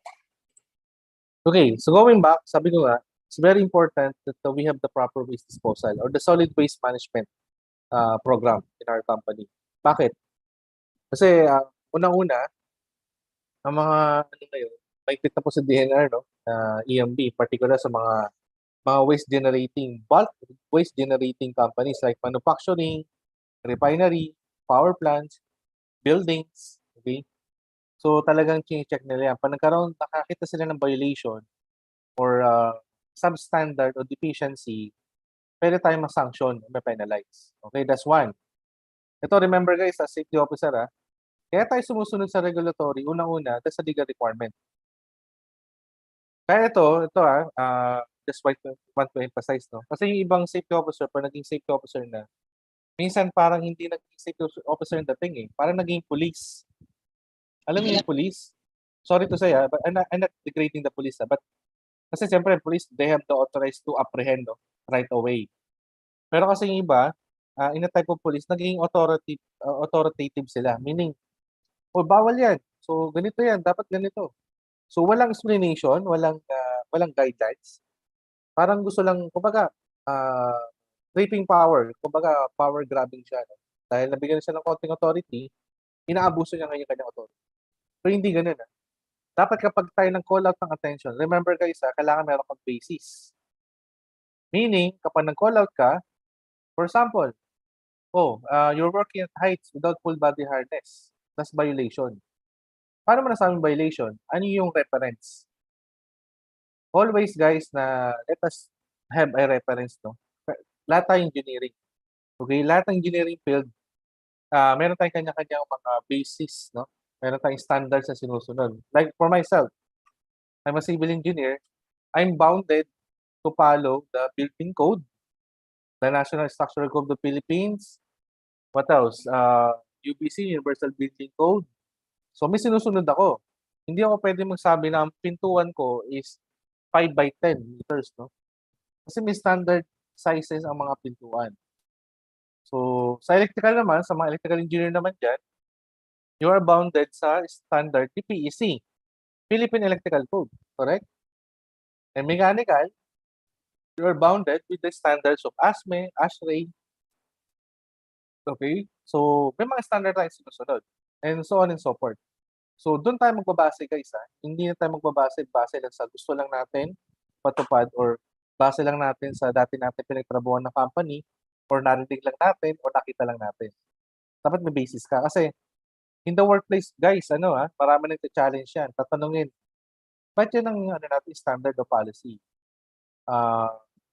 May magtatanong pa dyan, nasa batas ba yan? Okay? Kaya ready tayo dun, Kaya everything that we implement in our company, in our site, kailangan meron tayong basis. Hindi lang nag-pop out lang sa utak natin, yun na yung ating ipapain. Lagi kang dapat may basis of reference. Base of reference tayo lagi. So, kaya nga pa rin tayo ng auditor, okay? As a safety officer, you also auditor, When you audit something, you must have a basis kung ba't yun ang audit findings mo.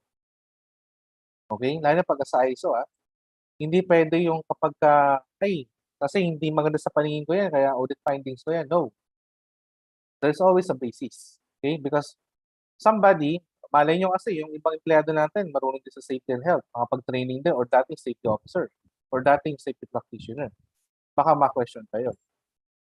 Okay? Malinaw po ba? Klaro? Yes, sir. Okay, good. Actually, for me, being a safety officer, even though I'm a civil engineer, napunta na ako or na-divert na yung aking career as a safety officer. Why? Because safety officer is a good thing, it's a good job, it's a decent job. And then, ang maganda kasi, kahit sa industry, pwede tayo, no? It's not only, we're not buying only to construction, manufacturing, refinery. We can work other industry as well. Second is that it's not only a safety officer that your function. You can be a lawyer. Why? Why lawyer? Because you need to understand the law. You must know the law. You must implement the law. Diba? Kaya nga dapat alam natin yung DOY 98, yung RA 11058, yung standard. Kung hindi natin kabisado, meron tayong kopya. Para pa may nag-challenge tayo, may nag-challenge sa atin, meron tayong base of reference. Second, pwede rin tayo maging teacher. Why? What I'm doing right now, I'm teaching you guys. So, I'm a teacher in a sense. So, later on, magta-training din kayo, magta-train kayo ng mga tao, you must be a teacher also. You are also just like a policeman or investigator. Why? If there's an accident, you need to investigate what happened. What are the root cause? You conduct 5W and 1H investigation. You conduct YY analysis, fishbone analysis. So, those tools are being used by police officers or investigators. Ano pa? You must be a marketer also. Why marketer? Because you must market safety. Dapat binibenta mo safety sa lahat ng empleyado. Dapat sundin nila, dapat tangkilikin nila ang safety and health. Okay?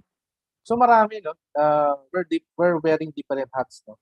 So that's why safety is a very good career. Kasi tsaka dito, meron tayong room for growth. Kasi nga, sabi ko nga kanina, yung safety officer, SO1, SO2, SO3, SO3, pwede ka na mag-apply yan as safety practitioner. And SO4, that's almost equivalent to safety consultant. Okay? So may growth dito, may career growth.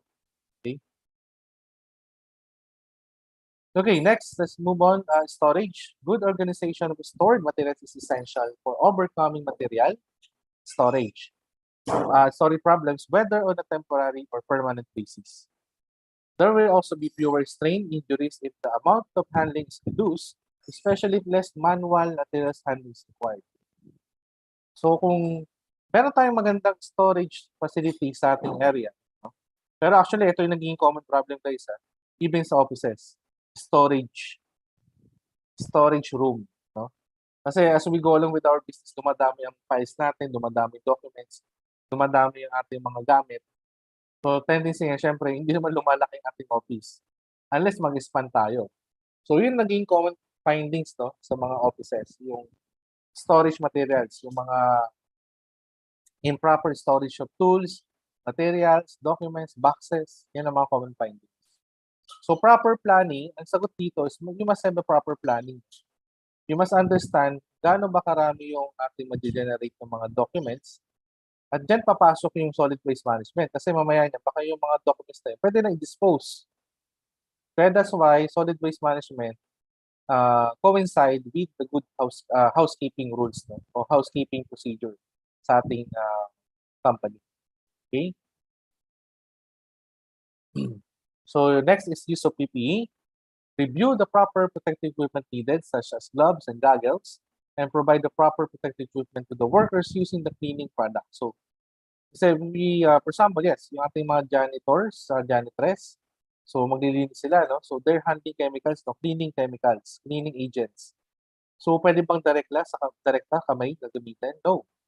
You must understand that you must know what is the proper PPE to be used by our cleaning personnel in handling those cleaning products. Kasi meron diyang mga very toxic like mga muriatic acid, okay? Yung mga base, yung mga cleaning sodas, okay? So may PPE requirement yun. Okay? So question? Question? Clarification?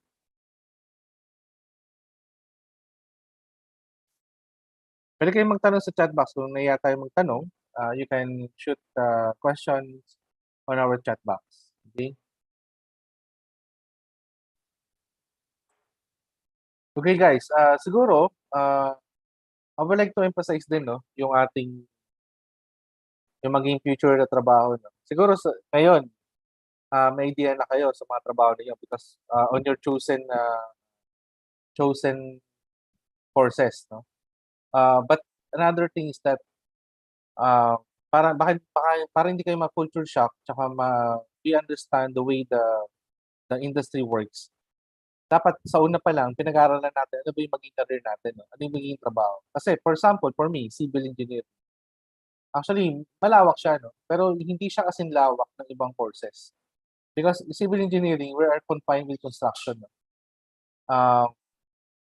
Yes, construction lang. Unlike kapag mechanical engineering, electrical engineering, medyo malawak. No? Like electrical at mechanical, you can work in a construction. Kung ayaw mo sa construction, ayaw mo sa field, pwede ka sa mga planta, sa manufacturing plants. Okay, pwede ka rin sa mga refinery, pwede ka rin sa power plants. Okay? So, you must understand na, no, kung ano yung maging career mo. Now, I would suggest, no, siguro, please choose itong safety officer din, safety professions. It's not only that I'm, dito ako sa career nito, pero syempre, of course, I'm encouraging other courses kasi mas maganda kung yung course mo is related dun sa trabaho mo tsaka dun sa industry mo. For example, for me, advantage ako. Bakit? Civil engineer ako. So, I may more safety practitioner on the construction industry. Although currently ngayon, nasa construction ako pero telecommunication ako. Because our company is acquisition of land, construction of towers, and also operation maintenance. So, end-to-end ako. So, meaning, advantage ko pag construction stage kasi construction na aking background. So, madali ko siyang, hindi ako pwedeng lokohin na contractor o ng sino mang empleyado. Okay, kumbaga, alam ko pa sikot-sikot. But I also encouraging you to try other industry, no? Like telecommunication. I'm a civil engineer but I'm engaged in telecommunication. I'm not saying it's very easy to understand telecommunication, no? But the thing is that I'm learning new things, no? I'm adding career on my CVs, which is a good thing also. Para at least, kumbaga, versatile ka, very flexible ka rin. Any industry na pwede mong pasukan, hindi ka mahirapan mag-adjust. And a good thing about safety is that, hindi ka mahirapan mag-adjust pag napunta sa ibang industry. In telecommunication, I was very newbie here, no? Around 2 years pa lang ako, no, sa telecommunication. But because I'm familiar with the safety and health regulations and standards, almost the same lang, no, nung trabaho ko sa ibang company. Yung nga lang, on a corporate level. Meaning, I'm handling all construction all over the Philippines. O&M of our cell sites all over the Philippines. So yun lang yung pinagkaiba. Medyo mas malaking scale lang. Now, I do suggest, no, na sa mga, since mga ano pa lang tayo, mga students, we should start on the basic and on down, no? Sa baba tayo magsimula talaga. Kasi mas madaling mag-start sa baba because we do understand yung basic, and then at the same time, we can understand sooner or later ano ba yung mga possible maging problema. Okay? Kasi hands-on tayo eh. Nakita natin yung problema in the ground, kaya madali natin siyang gawa ng solusyon. Kaya I do suggest that we should not be working on the office also. We must be working in the field. We must be in the field person. Alam niyo ba, nowadays, medyo bago na management. Ano na yan? Ang mga managers, ang mga executives, nagro-roll out ng sleeves. They go in the field. They check the battlefield. No? Kumbaga sa gera, the generals go down in the field. Yes, that's how they do it. Kasi that's how they can strategize and learn, no? In the ground. Hindi lang yung sa likod ng computer na 8 hours a day, no? It's better to go in the field. So baka ma-culture siya kayo, di porket manager ka or executive ka, vice president, president ka, sa office ka lang. Sometimes nagpupunta rin ng field. Okay? Because they should understand how the things works. So, any questions so far? Question? Wala naman po, sir. Okay, let's go to the controls for fire hazards. Okay, control fuel sources. Wala naman po, sir. Karoon ng delay. Okay, control fuel sources. So combustible materials, flammable liquids, and flammable gases such as butane, propane, and methane are all potential fuels and should be stored, handled, transported, and used with appropriate care if the fire risk that they represent is to be controlled. Okay? So that's why sa mga workplace natin, dapat kung meron tayong flammable combustible materials, meron tayong proper storage. No?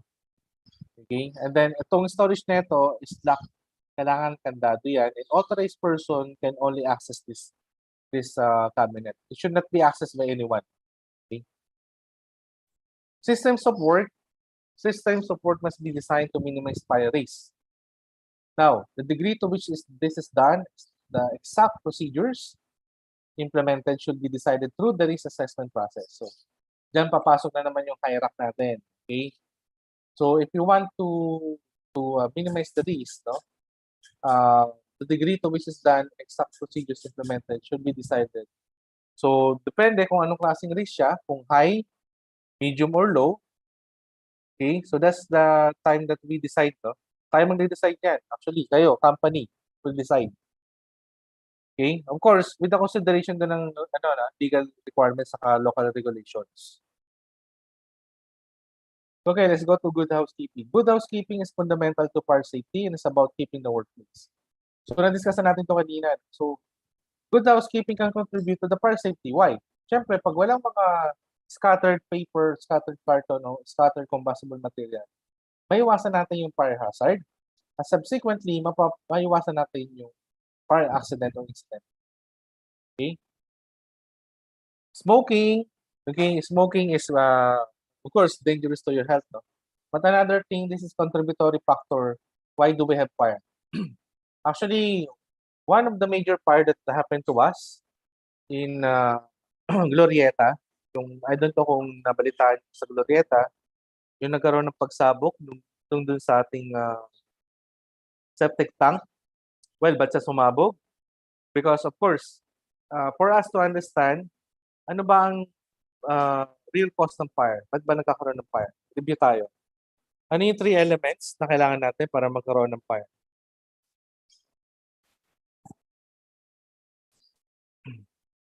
Review. Anyone? Any volunteer?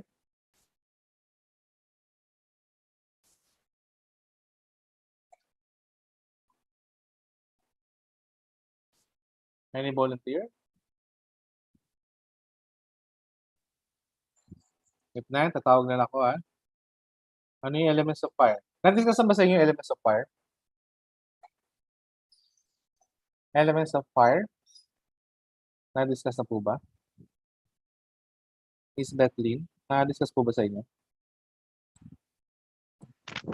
Yes, sir. Okay, so, sige, anyone? So, na-discuss na. So, review lang tayo kasi balo, basta sa exam. So, parang this is kind of review na rin. Sige, I will call Miss Lorimil Narag. Fuel, Yes, sino yung sumagot? Sige, tuloy mo na. fuel, heat, and oxygen, sir.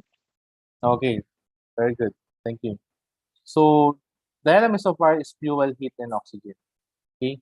So, oxygen is readily available. Pwede ba makatanggal yung oxygen? Pwede tanggalin? Hindi pwede. Pag tinanggal yung oxygen, patay tayong lahat. Okay? So, how about the fuel? Di rin. Lalo na kung ang ating product, yung ating business is manufacturing. So, hindi pwedeng tanggalin yung mga, lalo na refinery. Hindi mo pwedeng tanggalin ng gasoline, saka diesel, or yung Jet A. So, what we can need to do is to control or eliminate heat. No? And smoking or cigarette is one source of heat. And that caused the fire or the explosion that happened in Glorieta. Explosion. Kasi may nagsigarilyo sa baba, sa basement. Pagkatapos magsigarilyo, nagtatago, syempre. Tapos tinapon yung upos ng sigarilyo doon sa septic tank. And of course, the septic tank can create methane gas. Okay, so with the presence of oxygen, fuel, and heat, there's an explosion. Okay, so that's why we need to regulate smoking, especially kung ang ating workplace ay have many combustible flammable materials. Kaya sa refinery, bawal po ang magpasok doon ng sigarilyo at lighter. Bawal po lahat ng electronic gadgets. Bawal po ang camera, bawal ang cellphone, bawal ang laptop, bawal ang computer, even USB, bawal. Okay? And then sa refinery rin, basta-basta ba nakapasok ang vehicle? Hindi rin po. Kailangan sa tambucho natin o sa muffler, kailangan maglagay ng spark arrestor. Spark arrestor, kasi yung tambucho natin, i-create spark sa tambucho, lalo pa nagre-revolution tayo. There's a small spark, hindi lang natin makikita. So that's why, when entering refinery plants, bawal po ang sakyan na may wala pong spark arrestor doon sa kanyang muffler. Okay? Next is fire alarm system. So, ito yung mga control measure natin. Ito is actually it's part of reactive with a proactive. I would say. Reactive kasi, hindi mo na palala, kumbaga nagkaroon ng sunog, kaya siya nag-alert. Proactive siya, because proactive dahil, iniiwasan natin lumaki yung point. Okay? And then, iniiwasan natin na magkaroon ng accident sa mga empleyado natin. The purpose of the employee alarm system is to reduce the severity of workplace accidents and injuries by ensuring that alarm system operate properly and procedures are in place to alert employees to workplace emergency. So, ito yung bibigay babala sa mga empleyado natin, sa mga workers natin na there's a fire, kaya dapat familiar sila sa sound ng fire alarm. Kaya nagkakaroon tayo ng drill, fire drill, taon-taon. Twice a year po yan, nasa batas po yan. Twice a year dapat meron tayong fire drill to make our employees aware that there's a fire. Okay? Kaya nga dito nakalagay, to reduce the severity of workplace accidents, to reduce or eliminate workplace accident injuries. Okay? And of course, with the presence of procedures on paano sila magre-response. Kaya nakarinig pa sila ng fire alarm, upo lang ba sila, hindi sila gagalaw? O dadapa pa sila? Or magtatago sa CR? Or mag-evacuate? Okay? So, manually operated fire alarm, the word itself, manually. So, pag may nakita kang fire, ikaw mismo magti-trigger ng alarm. This system can be manually activated at call points. These call points are usually buttons behind a clear plastic disc that will hit brakes activating the system. So, pag binrake mo yan, kaya nakalagay dyan, brake glass, press here. Pag brake mo ng glass, press mo yung button, it will sound the alarm. Dati kasi manual alarm, yung lever siya, lever type, yung mga sinauna. Ang naging problema sa lever, pag na-dumpy siya or nasagi siya or natinamaan ng, let's say, dulo ng map ng isang janitor, sensitive kasi yan, siya nag-a-alarm kasi walang sunog. Okay? Interlink smoke alarms. Okay? If we say there's interlinked smoke alarms, there's rooms such as plant rooms or stores that are normally occupied, then a simple automatic detection and alarm system might be fitted. Made up interlinked smoke alarms, this consists of individual ceiling-mounted units. Ceiling-mounted siya, nasa ceiling siya, no? And ito yung makikita yung bilog, tapos nag-blink siya, no? Meron siyang ilaw. The blinking stating that the smoke alarm is working. Smoke to, smoke alarm, Marami kasi klaseng alarm, fire detection alarm. Smoke alarm is part of a FDAS, fire detection alarm system. Merong smoke alarm, merong heat alarm, merong fire alarm. Okay? So marami pong klase yan.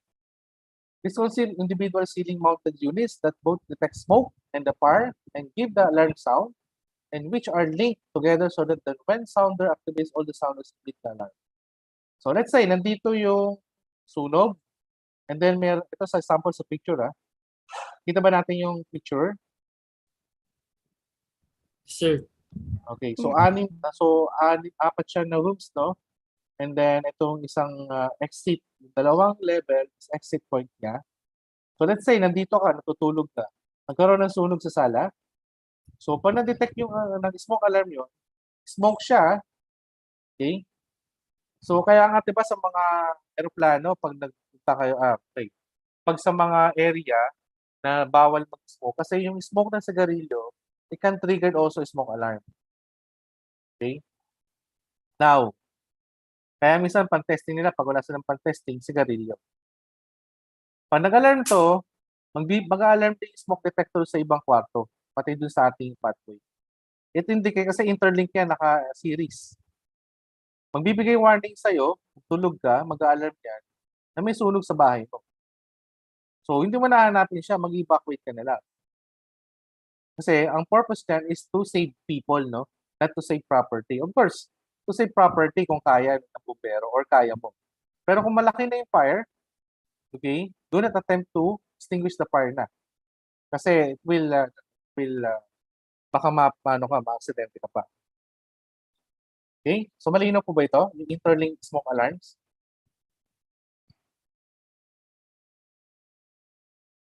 Yes, sir. Okay, thank you.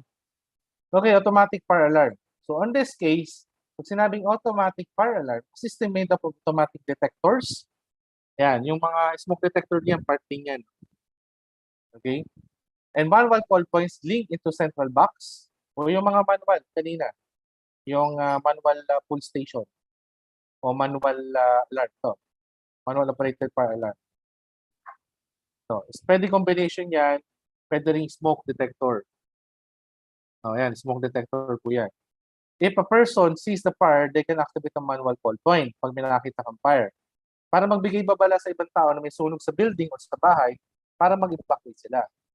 If there is no person present in the automatic detectors, will activate the system and raise the alarm. Itong alarm na ito, kunyari, walang tao sa kwarto o sa building, nagkaroon ng sunog. So ito, imbis na mag-alarm siya, bukod sa alarm, pupunta siya sa pinaka-central control box. Ito yung tinatawag na fire detection box. Kasi dito, minomonitor kung saan yung sunog. Kasi let's say, nasa 50 floors sa building kayo, tapos nasa 1,000 rooms. Ang hirap naman yung evacuate mo lahat kung maliit na fire pa lang. Baka pwede pa namang agapan. So, tendency yan, meron po tayong central control box. Kapag kunyari, sa room, sa second floor na room number 201, nag-alarm kasi may sunog. So, magbabato dito sa central control box. Tapos yung security guard o yung nagpo-monitor, hindi naman particular security guard, checkin niya kasi may alarm. Sasabihin niya doon sa fire marshal o doon sa roving security, paki-check nga itong 201 kasi meron alarm. Baka may sunog. Pag na-determine niya na may sunog, okay, i-activate niya yung security na talaga may sunog confirm. So, i-alarm niya talaga general alarm na yun. Okay? So para magbigay babala sa iba, para mag-evacuate. Ngayon, kapag hindi naman confirm na sunog, kasi minsan nga sabi ko nga, may nagsigarilyo sa kwartong yun, hindi niya alam may smoke detector, nag-detect ng smoke detector, mag-a-alarm. So mamaya, yun lang pala yung case. So to prevent disruption din sa operation. Yun ang purpose niya. Kaya nga dapat i-check muna. Kung talagang fire siya, pwede lang i-activate yung alarm. Okay? Mas marami pa yan, marami pa yan actually. Complicated pa yan. Meron pa yung interlink sa fire sprinkler system, sa fire protection. Okay, so it's a system, no? Hindi pa yan kasi simple. Okay, smoke detectors are very common and detect small smoke particles, are usually very sensitive and give early warning. So very sensitive. So meaning kahit yung cigarette smoke can be detected. Heat detectors naman, sabi ko nga maraming klaseng detectors, no? We have smoke, we have heat. Heat detectors are more suitable for certain applications and detect the excess heat generated by a fire, are usually less sensitive and give later warning. So, kung masyadong sensitive yung operation ninyo, ayaw nyo mag-evacuate time to time dahil sobrang sensitive smoke detector, pero yung heat detectors, kasi may certain temperature siya i-detect na na-create ng fire para masabi na may sunog talaga.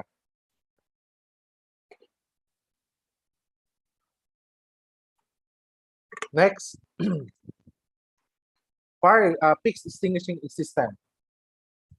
Their main function is to quickly extinguish a developing fire and alert occupants before extensive damage occurs by filling the protected area with a gas or chemical extinguishing agent.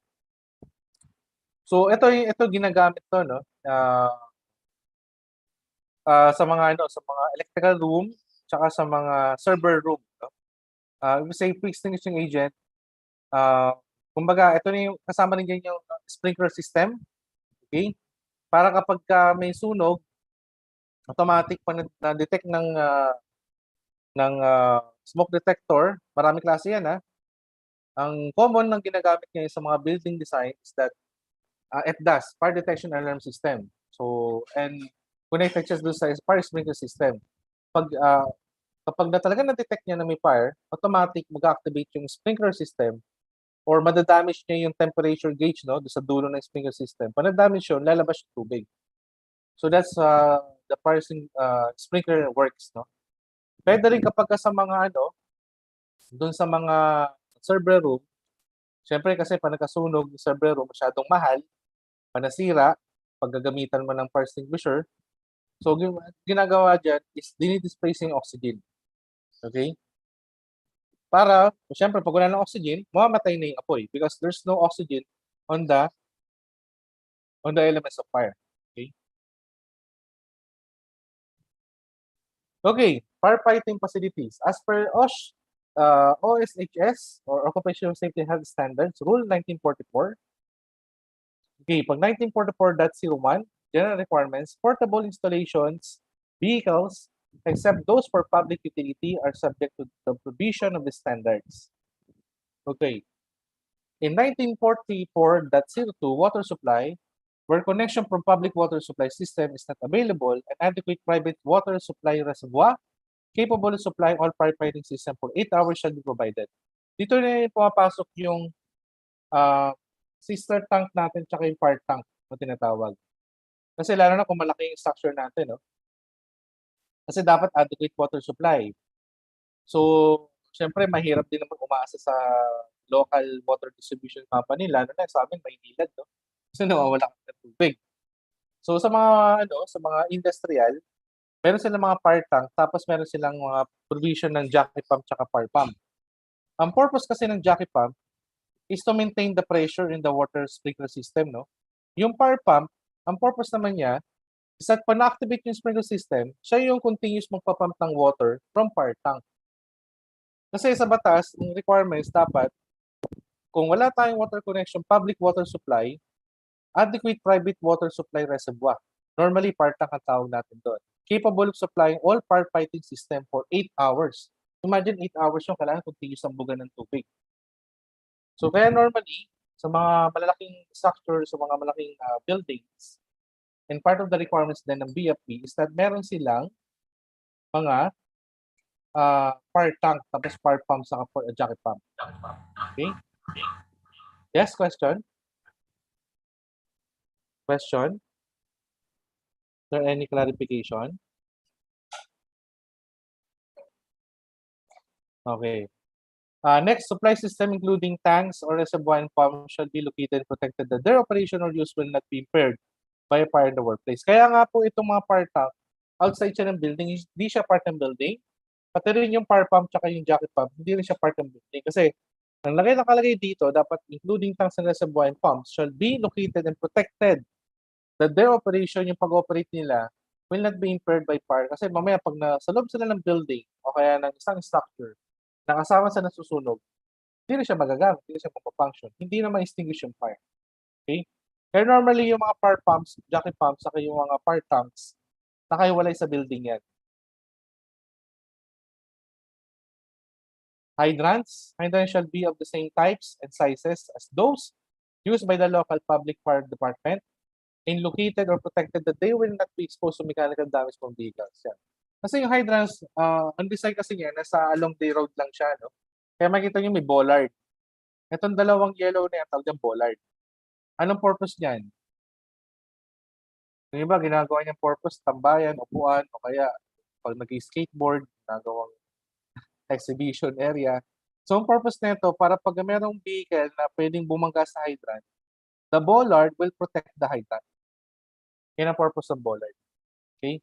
Kasi dapat nga, protected siya. Ito nakalagay. The hydrant should be located or protected that they will not be exposed to mechanical damage from vehicles. Okay? Kasi yung hydrant shall be the same types and size of those hoses. Ito kasi gagamitin ng mga fire department kapag may sunog sa building. Okay? Lalo na kung di na ma-access yung building. So, doon sila kakabit. Okay, if say hose 1944.04, hose composed of hose couplings, outside hydrants or standing nipples that shall be of the same type and size as those used by the local public fire department. Hose shall be thoroughly drained and dried after each use and tested at frequent intervals at least once every 4 months. So dapat kung meron tayong hydrants, tinitest po yan. Yung hose po, yung hose, tinitest po yan. At least once every 4 months. No? Kasi hindi ka maniniwala sa hindi, minsan yung hose was hindi ginagamit siya, nagkakaroon ng butas. Yes, siguro kasi exposure to init, lamig, so kasi brittle yung ating hose material, so nagkakaroon ng maliit na butas, or minsan, pinapasukan ng taga, ningangat-ngat, so nagkakaroon ng butas. So dapat tinitest siya. Okay? So discharge nozzle, discharge nozzles are used to disperse extinguishing agent into the protected area. Ito yung mga sprinkler system, no? Piping, the piping system is used to transfer the extinguishing agent, carbon dioxide, halon, argon, etc. from its storage container to the discharge nozzle. Ito yung ginagamit sa mga server room. Okay? Kasi sabi ko nga, hindi pwede ang mga fire extinguisher or tubig. Kasi pag tubig, masisira yung mga server room natin. Mahal kasi mga servers eh. Kaya minsan ang ginagamit dyan is yung carbon dioxide, halon, argon, no? To displace oxygen. Control panel is integrates all devices and displays their operational status and condition. Ito po yun, no? So, diyan natin i-check kung okay o functional lahat ng ating mga devices or kung mayroong problema or kung nag-activate siya o hindi. Okay, next. Warning alarm. Electronic devices that provide an audible or visual alarm when detected. Each area protected by a fixed extinguishing system must have a distinctive alarm or signal to alert occupants that the system is discharging. So, ang purpose ng warning alarm, of course, audio, no, alarm. It can be audio or visual. No? Ito yung mga blinker, yung mga red blinker light, and then sound, no? Para at least magbigay warning sa mga tao. It will a sign that they must evacuate this area.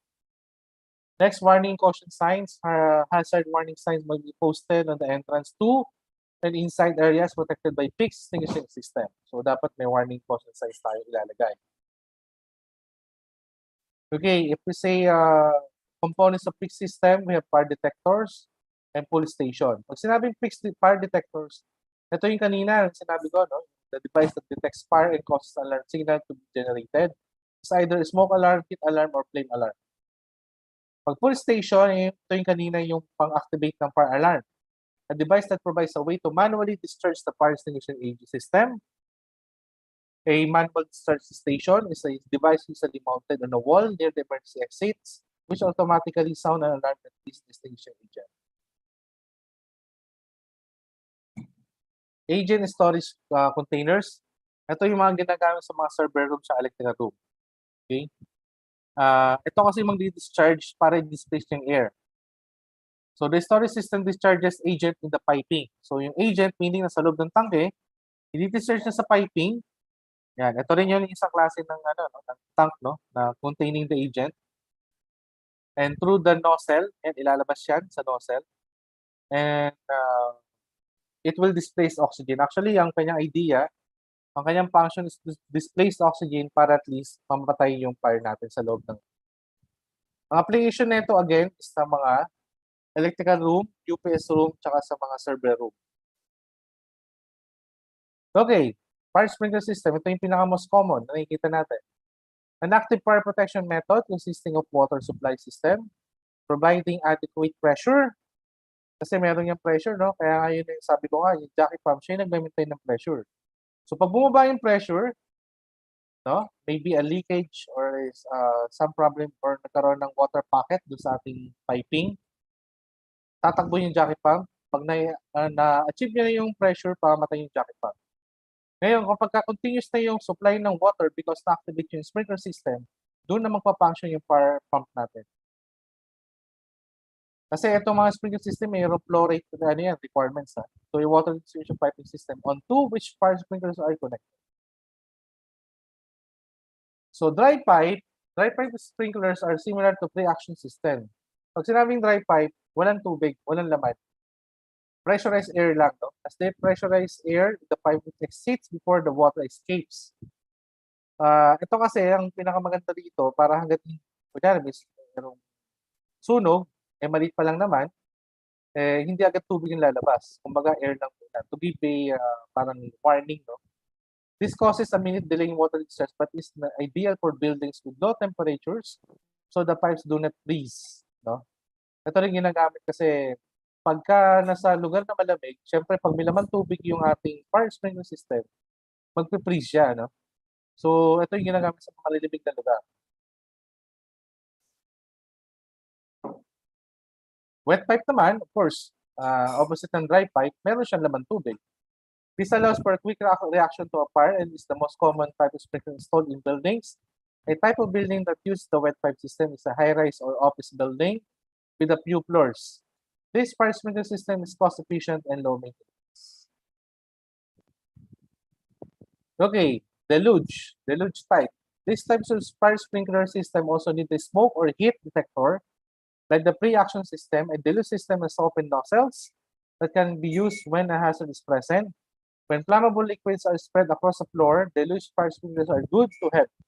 In that case, buildings such as industrial parks and buildings with many tanks have deluge fire sprinkler system installed. So, ito kasi wala nang takip to, no? Open na siya, yung sprinkler niya. Kapag naka-detect siya ng fire, so i-activate niya yung deluge system. So, meron yung diaphragm dun sa ating yan automatic na yan kapag naka-detect yan. Kaya naka-open na yung sprinkler system niya, yung nozzle. So, automatic pag nagkaroon ng detection, buga agad yan. Kasi lalo na mga vital, yung mga sa mga, ito ginagamit to sa mga power plants, sa mga refinery, sa mga manufacturing plants. Okay? Yung kailangan agad ng tubig, hindi na kailangan pa ng delay. Okay, fire blanket. Ito yung pinaka-simplest, no? Na fire reaction na fire protection. Fire blanket is used to physically smother small fires. Pag sinabing smother, pag tinakpan mo, okay, you're causing or anong ini-eliminate mo pag smother? Na-discuss na to sa inyo sa extinguishing fires. Ano i-eliminate natin dito? Oxygen, fuel, o heat?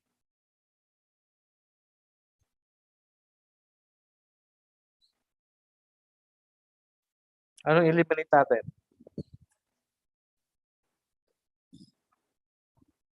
Pag sinabing smother. Mr. Eric Rain, Balakanaw. Sir? Ano yung ini-eliminate natin kapag ini-smoother natin yung fire? Smootering. O, ano ba yung tinatanggal natin? Oxygen, fuel, o heat? Yung heat po, sir? Yung heat. Other more answer. Pili na lang, sir. Oxygen or fuel? Ang ini-eliminate natin. Hindi po heat. Oxygen, sir. Oxygen. Okay, tama po. Very good. Thank you, sir. So, if you Thank say you, sir. smoother, no, ini-eliminate mo yung oxygen. Kasi tinakpan mo siya eh. Okay? So, wala nang supply ng oxygen. So, tendency niyan, mamamatay na siya. So, mag-experiment kayo. Kandila, takpan nyo ng baso. It will come sa time na mamamatay na yung apoy. Pero hindi pa ubos yung kandila. Why? Because you are removing the oxygen only. Okay? Portable fire extinguisher, ito yung pinaka-common sa lahat ng fire protection. Apply an extinguishing agent that will either cooling, burning fuel, displace or remove oxygen, or stop the chemical reaction so a fire cannot continue to burn. So, ito yung purpose ng fire extinguisher, no? It's extinguish fire by removing the oxygen or the fuel or cooling it or stop the chemical reaction. And very handy because pwede mo siyang dalhin kahit saan. So, kung nasa yung sunog, pwede natin dalhin. So, any question regarding to fire? Question? Clarification? Wala naman, sir. Okay, let's move on to our next. Control for electrical hazards. So, in control electrical hazard, so alam naman natin yung electrical, no? Ano yung mga hazard sa kanya. So, we do understand na how dangerous is the electrical is or electricity. So, that's why very important na we should control this, no? So, number one, how to control this? Insulation. Kasi ang alam natin yung conductor is all metals, no? Any type of metal is a conductor. And how to handle those conductors? You must enclose it when in a insulated material. So meaning, kasi insulated, non-conductive niya, meaning hindi siya dinadaluyan ng kuryente or very poor conductor. Hindi siya halos dinadaluyan ng kuryente. Okay, tama ba? So that's why very important kapag meron tayong insulation to able to handle the conductors. To be effective, the insulation must be suitable for voltage, use and conditions such as temperature and other environmental factors like moisture, oil, gasoline, corrosive fumes, or other substances that could cause the insulator to fail. So, dapat consider din natin yan. Okay? Ano ba kondisyon sa ating gagamitin? Baka sobrang lamig. Maging brittle yung ating insulator, masira. Sobrang init, baka matunaw naman yung ating insulator like yung plastic o yung rubber. Okay? O yung ating environmental factors din, dapat i-consider din natin.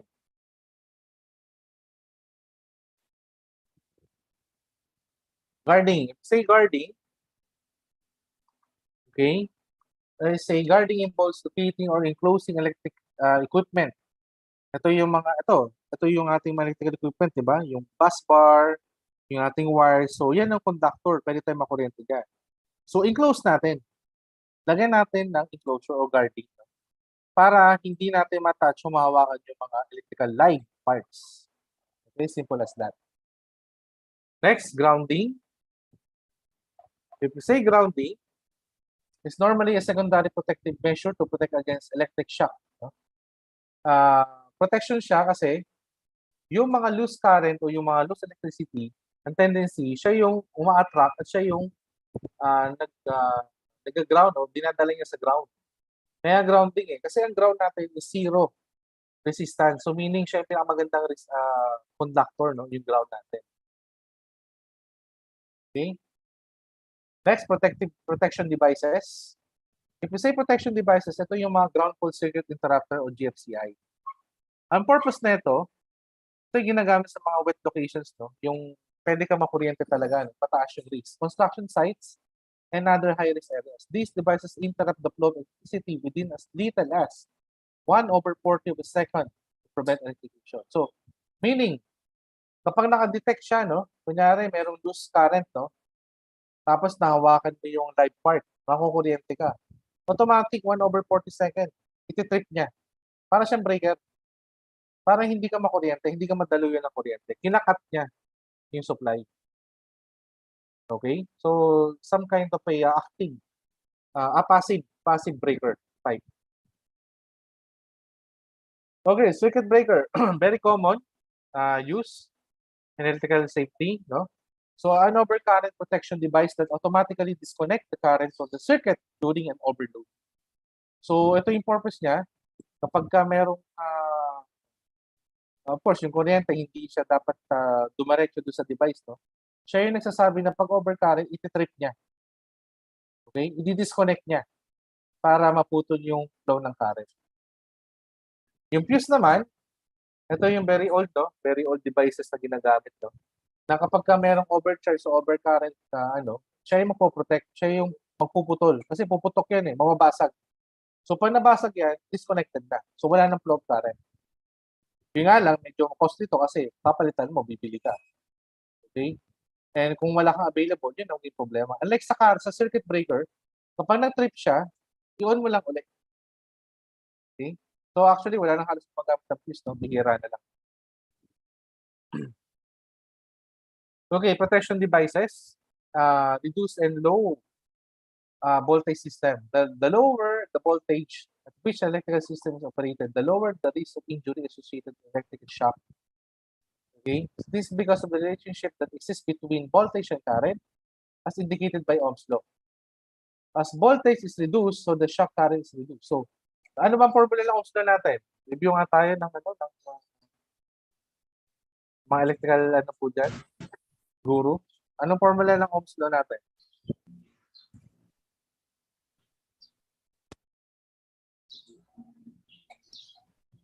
Voltage equals to?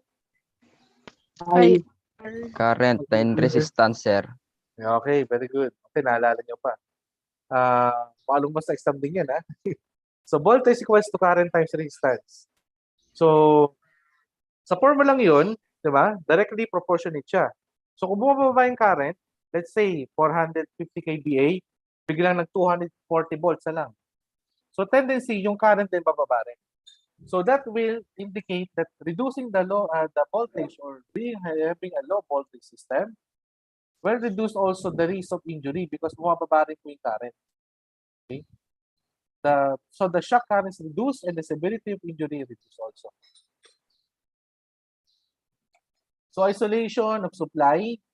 So, isolation is the removal of electrical power from circuit or system. Ito, yan, may switch, oh. May mga switches siya. So, pag hindi mo gagamitin, so patayin lang natin. So, pag gagamitin natin, buksan lang natin. So, at least, in-isolate natin yung current. Okay? Ito, maganda ito application pag sa mga bahay, pag meron tayong mga bata, batang kapatid, diba, may silang makialam ng mga gamit, So, especially mga, so, dapat, to protect them, we must have these isolation devices. Or better yet, dapat disconnect natin yung plug din, of course, para masigurado. Okay? Okay, inspection and testing. So, let's go to administrative control. So, inspection and testing safe system of work. Safe system of work must be developed when work on or near electrical system creates risk. No? So, meaning gagawa kayo ng procedure dito.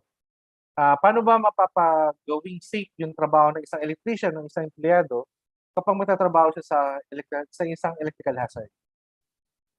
Another thing is training requirements. Only competent and trained workers should work on electrical circuits. All employees should be trained to thoroughly familiar with the safety procedures for their particular job. So, sa amin, kapag walang training sa electrical safety, basic electrical safety and advanced electrical safety, and of course, sa mga electricians, kung wala siyang NC2 certification from TESDA, hindi namin siya ina-allow na mag-handle ng electrical. So, in short, kapag mayroong electrical problem, ang only allowed is the electricians. So, provided the electrician is a valid certification from TESDA. Kung wala siya nun, hindi namin siyang i-allow na magtrabaho sa mga electrical devices. Okay? So, LOTO, lockout, tagout, ito actually medyo mahabang discussion din to. No? But to give you an idea, short idea, a simple idea rather, blackout is the process of blocking the flow of the energy from energy source. Kumbaga, hindi mo talaga siya, kahit anong gawin mo, kahit on mo yan, ito yung lock devices. Oh. Maski anong gawin on yan, push mo yan, hindi yan mag-on. Kasi nasa neutral position siya. Okay? And then yung lockout, yung tag out naman, ito yung sample ng lockout pala. Yan. Normally, parang siyang mga padlock. Okay, ito yung has. Ang purpose ng has kapag kunyari, 5 tao ang gagawa o 4 na tao sa isang equipment, so may kanya-kanyang padlock sila na ilalagay. Yan, tulad na ito. Para natapos yung isa, tanggalin yung padlock niya, hindi niya pa ma-on. Matapos na yung pangalawang tao, may 3 pang gumagawa, hindi niya ma-on. Hanggang matapos yung pinakahuling worker o yung gumagawa, siya lang pwede mag-on kasi siya yung pinakahuli. That will protect all persons working. Pag tag out naman, ilalagay mo naman yung warning device. This will serve as a warning device. The tag means an attachment. Can be securely fastened to energy isolating device in accordance with an established procedure to indicate that the energy isolating device and equipment being controlled cannot be operated until the tag is removed. So nakalagay din dyan kung sino yung naglagay ng tag, sino nag-lockout, anong ginagawa niya, kailan siya ni-lockout, kailan siya matatapos. Pwede rin dapat lagyan din ng contact number para pag merong concern yung tao dun sa ating area o dun sa equipment, pwede niyang tawagan anytime.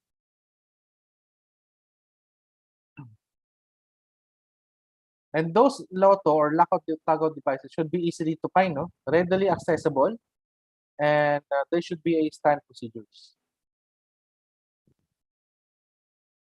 Okay? So, syempre, yung mga warning devices natin, no, barricades, kailangan meron din po tayo niyan kapag meron tayong mga hazardous activities or dangerous activities. Okay, typical na minimal LOTO procedure. LOTO means lockout, tagout, test out. Kasi pag na-lockout mo siya, tinag mo siya, at i-test mo siya na i-try mo i-open. Pag na-open mo siya, hindi siya properly lockout. Pag hindi mo siya ma-open o ma-on position, properly lockout siya. So it notify all affected employees that servicing or maintenance is required on an equipment. Kung bakit nagbibigay ka ng warning, o huwag mo na kayo gumalaw dito sa equipment nito kasi under maintenance, kaya siya merong lockout, tagout. Okay?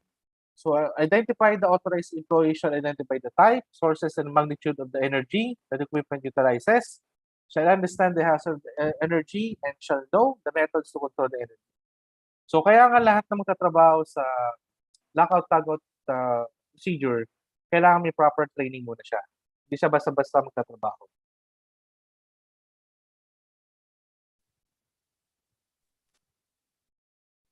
Okay, hand protection and physical gloves protect you when working around electricity. Okay. Let's go back here. Okay. Next is that shutdown. If the equipment is operating, shut it down by normal stopping procedure, by depressing the stop button, open switch, close valve, etc. Isolate, deactivate the energy isolating devices so that the equipment is isolated from the energy sources. Ito na yung i-off position mo na siya. Okay? And then lock out is to lock out the energy isolating devices with assigned individual lock, place a tag. Again pala, I would like to reiterate, no? And then hindi ko pala na-mention. Yung lockout device mo, dapat personal lang. Sa'yo lang yon. Hindi mo pwedeng ipasa o ipahiram sa iba o hindi siya pwedeng hiramin sa'yo. Kasi pagka yung lockout na yun, may pangalan yan. So pag ginamit mo yung lockout na yun, meaning ikaw yung nagtatrabaho doon sa equipment. Okay? This is to eliminate din yung mga accident regarding doon sa mga sharing or borrowing lockout. Nakakala niya nagtatrabaho pala o hindi nagtatrabaho and then was accidentally energized o na-accidente yung tao. Okay? Next is stored residual energy such as that in capacitors, springs, elevated machine members, rotating flywheels, hydraulic system, and air, gas, steam, or water pressure, etc. must be dissipated or restrained. So, for example, may kuryente pa, dapat i-discharge siya by discharging using ground or kaya using a grounding device. Okay? Kapag meron siyang excessive pressure, so i-release natin yung pressure by using the pressure relief valve, okay, or PRV. And then verify the isolation of the equipment by operating the push button. So try mo i-on o kaya operate mo. Pag hindi siya nag-energize, so meaning effective yung ating lockout. Okay, protection natin, even though we have the controls, but of course, last line of defense, kailangan natin ng hand protection, especially when we're working electrical facilities. Leather canvas, sturdy gloves made from leather or canvas provide protection against cuts, burns. Leather or canvas gloves also protect against sustained heat. Electric shoes or electric safety shoes, especially made with a sole that helps reduce the potential of any employee receiving electric shock when exposed to high voltage circuits and electricity. Okay, any question? Electrical hazard. So those are the controls for electrical hazards. Huh? So next is the controls for material handling and hazards. Ito na yung manual handling at mechanical handling. So in controlling manual handling, there are 6-step safe lifting procedure. Okay, so keep apart, one foot alongside and the other behind the lobe. And then keep back straight, diretso lang yung likod natin, nearly vertical but not strain. Pero wala masyadong parang military stand, So yung relax lang. Tuck in your chin dun sa bubuhatin natin. Then grip the object with the whole hand. Tuck elbows and arms. Keep body weight directly over feet. So ito yung yung pictogram, First step, always size up the load, Tingnan nyo kung kaya ko ba to, hindi. Check muna natin yung weight. Kung normally dapat may naka-indicate dyan. So pag wala, alamin natin yung weight or try natin konting lift. Kasi malalaman mo naman konting lift kung kaya o hindi. Establish a firm footing to ensure the best possible balance and stable lifting base. And then afterwards, preparing for the lift, remember to keep your back as straight as possible. So straight yung katawan natin, Straight lang po siya. Ang nakabend lang po yung ating knees, not our back. Okay? Next, always bend at your knees, not at your waist. As you begin to lift, tighten your stomach muscles and lift with your legs, not your back. So legs will do the lifting, okay? And always keep your lower back close as possible with your body. Okay, claro? Okay, general material storage.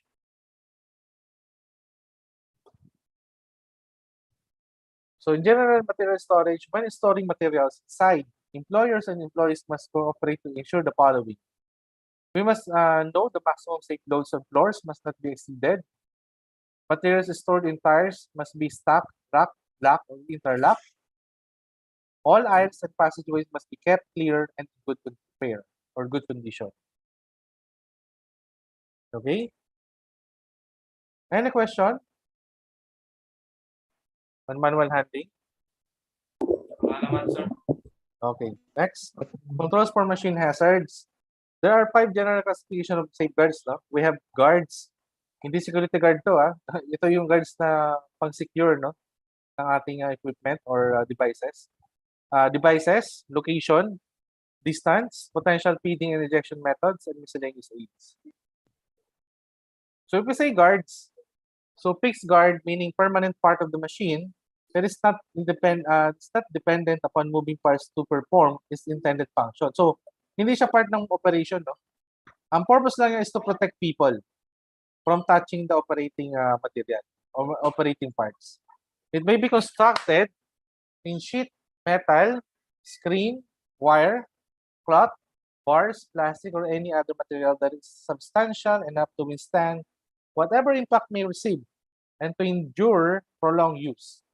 This guard is usually preferable to all other types because its relative simplicity and permanence. So, as much possible, simple lang yung design ng guard, don't make it complicated.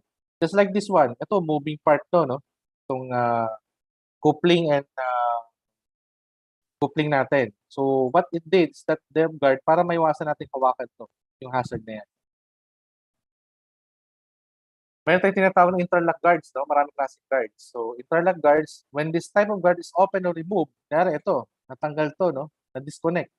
Automatic mo siya shutdown, no? Okay? So, this one is very full stop cable. Kapag kaya nagalaw, it will automatically stop the machine. Ito naman, interlock, pag nabuksan to, na-sense niya na wala sa kanya yung closing, no? No other side of the cover, automatic mag-ano rin yan. Mag-shutdown din. So, yun ang interlock guards.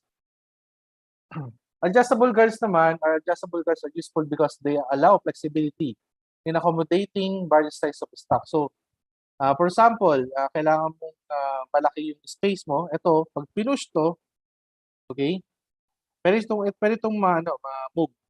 Pwede itong galawin, no? Pwede itong iakyat. And then, pwede itong ilak. Kumbaga, adjustable yung guards natin. Self-adjusting guards naman, dumidepende yun sa item na kinakat. For example, na this one, pag kinakat niya to is malaki, so malaki rin yung kanyang angat. Kung maliit naman yung kakat niya, maliit lang din naman yung angat niya. So, in short, it will protect the body parts, no, to be attached to the cutting disc. Presence sensing devices, ito naman, when the light beam is broken, ito, sensor yan, no, light beam. Itong dulo na ito, dulo-dulo, meron yan light beam, no? It cannot be seen by a naked eye, or sometimes it can be seen, no? So kapag nagkaroon ng interference, so automatic mag-shutdown. Okay? Ito yung mga napapanood nyo sa mga pelikula na kapag na-trip yung wire, o kaya yung beam, yung sensor. So ito rin po yun, no? Same lang din po yung kanyang principle. Kaya yung mga operator niya pinaglalaroan. So please take note lang. Kasi syempre, isa nakakatawa nila. Pero syempre, mayroon kasi pa ng-shutdown yung equipment. Meron kasi may equipment pa ng-shutdown, matagal yung kanyang pag-operation back or mahirap siyang i-operate back, no? So, dapat sabihan natin yung mga workers o employees na huwag paglaruan itong mga device. Okay, we have also the radio frequency presence sensing device, no? Ito naman mounted on the part revolution power press. Ito yung mga power press, no? Yung mga papabrigate ng mga equipments o ng mga parts ng mechanical. The electromechanical sensing device is a probe or contact bar which descends to a predetermined distance, no? When the operator initiates the machine cycle, there's an obstruction preventing it from descending it. So, pagka meron siya na sense na parang hindi siya makapag-press, so parang sensor siya, no? Na kapag meron siya na-detect, hindi siya magtutuloy mag-function or mag-operate, no? So, unless pag nawala na yung ano na yun, yung interest na yun, o yung meron siyang parang harang, so it will continue to operate. Okay, pressure mats. Mats placed on the floor around an item machinery such as industrial robot. If a person stands on the mat, their weight activates the trip and the robot stops moving. So, simple. Pag yung mat natin, nakadetect siya ng weight, no? Dahil may tao, yung robot or any equipment, no, nag-operate sa ating proximity na pwede tayong tamaan, titigil siya automatic. Trip bars naman, once or rods placed close to dangerous parts which, when touched, will stop machine movement. So, katulad ng trip bar din siya. Pullback devices. Pullback device utilize a series of cables attached to the operator's hands and wrists. So, nakatas sa kamay yan, no? Na this type of device is primarily used on machines with stroking action. When the slide arm ramp is up between cycles, the operator is allowed to access to the point. So, kapag nandiyan yung kamay ng tao kasi nahatak niya, so hindi mag-ooperate to. Pag natanggal niya na yan, pag tinanggal niya na yung kamay niya, saka pa lang siya mag-ooperate. Okay?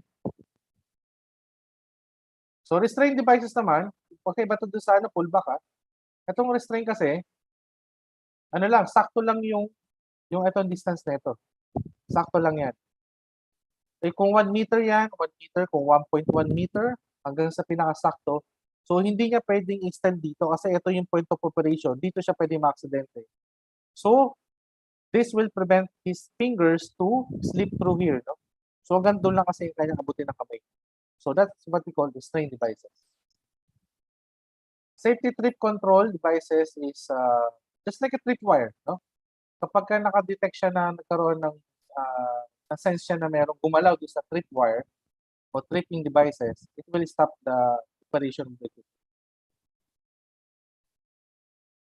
Ang two-hand control naman is that you're able to operate the machine, kailangan yung dalawang button ipipress mo. Pag isa lang press mo, hindi mag-ooperate tong machine. Kung kaliwa lang, hindi mag-ooperate. Pag kanan lang, hindi mag-ooperate. Unless pag press mo yung dalawang button, so doon pala mag-ooperate. So this will ensure na walang kamay na pwedeng pumasok sa device o meron kang gagawin sa machine. Hold to run controls naman require the operator to hold the control at all times while the equipment or machine is in operation. So, ito yung machine or device na kailangan nandun, kumbaga, lagi naka-hold ka. Hindi ka pwedeng umalis, no? O hindi ka pwedeng tumayo, o hindi ka pwedeng tanggalin yung kamay mo. So, releasing the control will disconnect power from the machine and it will cease to function. On some equipment, this may be in the form of a handle or foot pedal. This is often referred to as dead man's handle. So, yun ang tawag sa kanya. So, we must, also, we have the emergency stop control or EMO, emergency machine off, what other calls it. They can be buttons or pull cords and should be positioned, easily reach positions on machine and associated control panels. Ito yung kapag ka nagkaroon ng aksidente na sa machine, no? Or nagkaroon ng problema, parang isang pindot lang, automatic shutdown na equipment.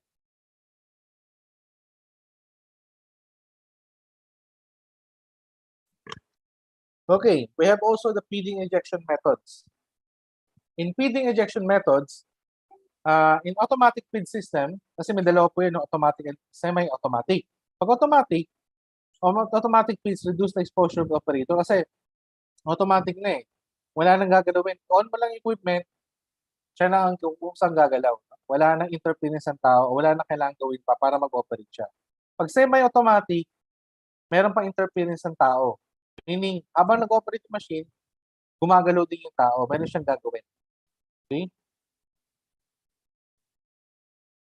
Robot system, nowadays actually, no, dahil sa AI technology natin, some of the manufacturing are lessening our people, but more on robotics. No? Machines that load and unload, of course, kahit ma-aksidente o masira ng equipment, okay lang kasi hindi mo sila tao. No? It will eliminate hazard to people. But the problem here is that, of course, kung puro robots na yung gagalaw sa mga manufacturing natin, wala nang trabaho ang mga tao. So actually, that is a challenge just, no? The challenges to all companies all over the world. How they can address taking over by the AI technology in giving opportunity of jobs to people. No? Kasi kung fully automated na yung mga machines natin, wala nang tao. Wala nang tao. May-ari na lang, tsaka siguro isang sekretary ang papatakbo ng planta. So, paano na? So, that's a challenge that we need to face. You, the next generation, you need to study how to solve this problem. Okay, miscellaneous aid for protective appliances. Protective appliances are pieces of equipment that allow an operator to keep their hands away from the dangerous parts. No? They include clamps, jigs, and push sticks. Hindi mo na kailangan hawakan yung and magkaroon ng contact dun sa hazard. Okay, let's go to OSH rule 1202 .02, removal of guards. So emphasis ko lang to no person shall remove or make ineffective any safeguard, safety appliance, or safety device guarding a dangerous machine or machine parts unless such authorized and the machine is stopped for the purpose of immediately repairing, adjusting such machinery, guard, appliance, or device. So, ito kasi naging problema, no? Yung mga empleyado natin or workers natin, minsan tinatanggal nila yung mga protection devices natin, safeguards. So, this is the rule na magsasabi na hindi pwedeng tanggalin, no? So, pag may na-question sa inyo, sino nagsabi na hindi pwedeng tanggalin? Ito, ang rule na ito.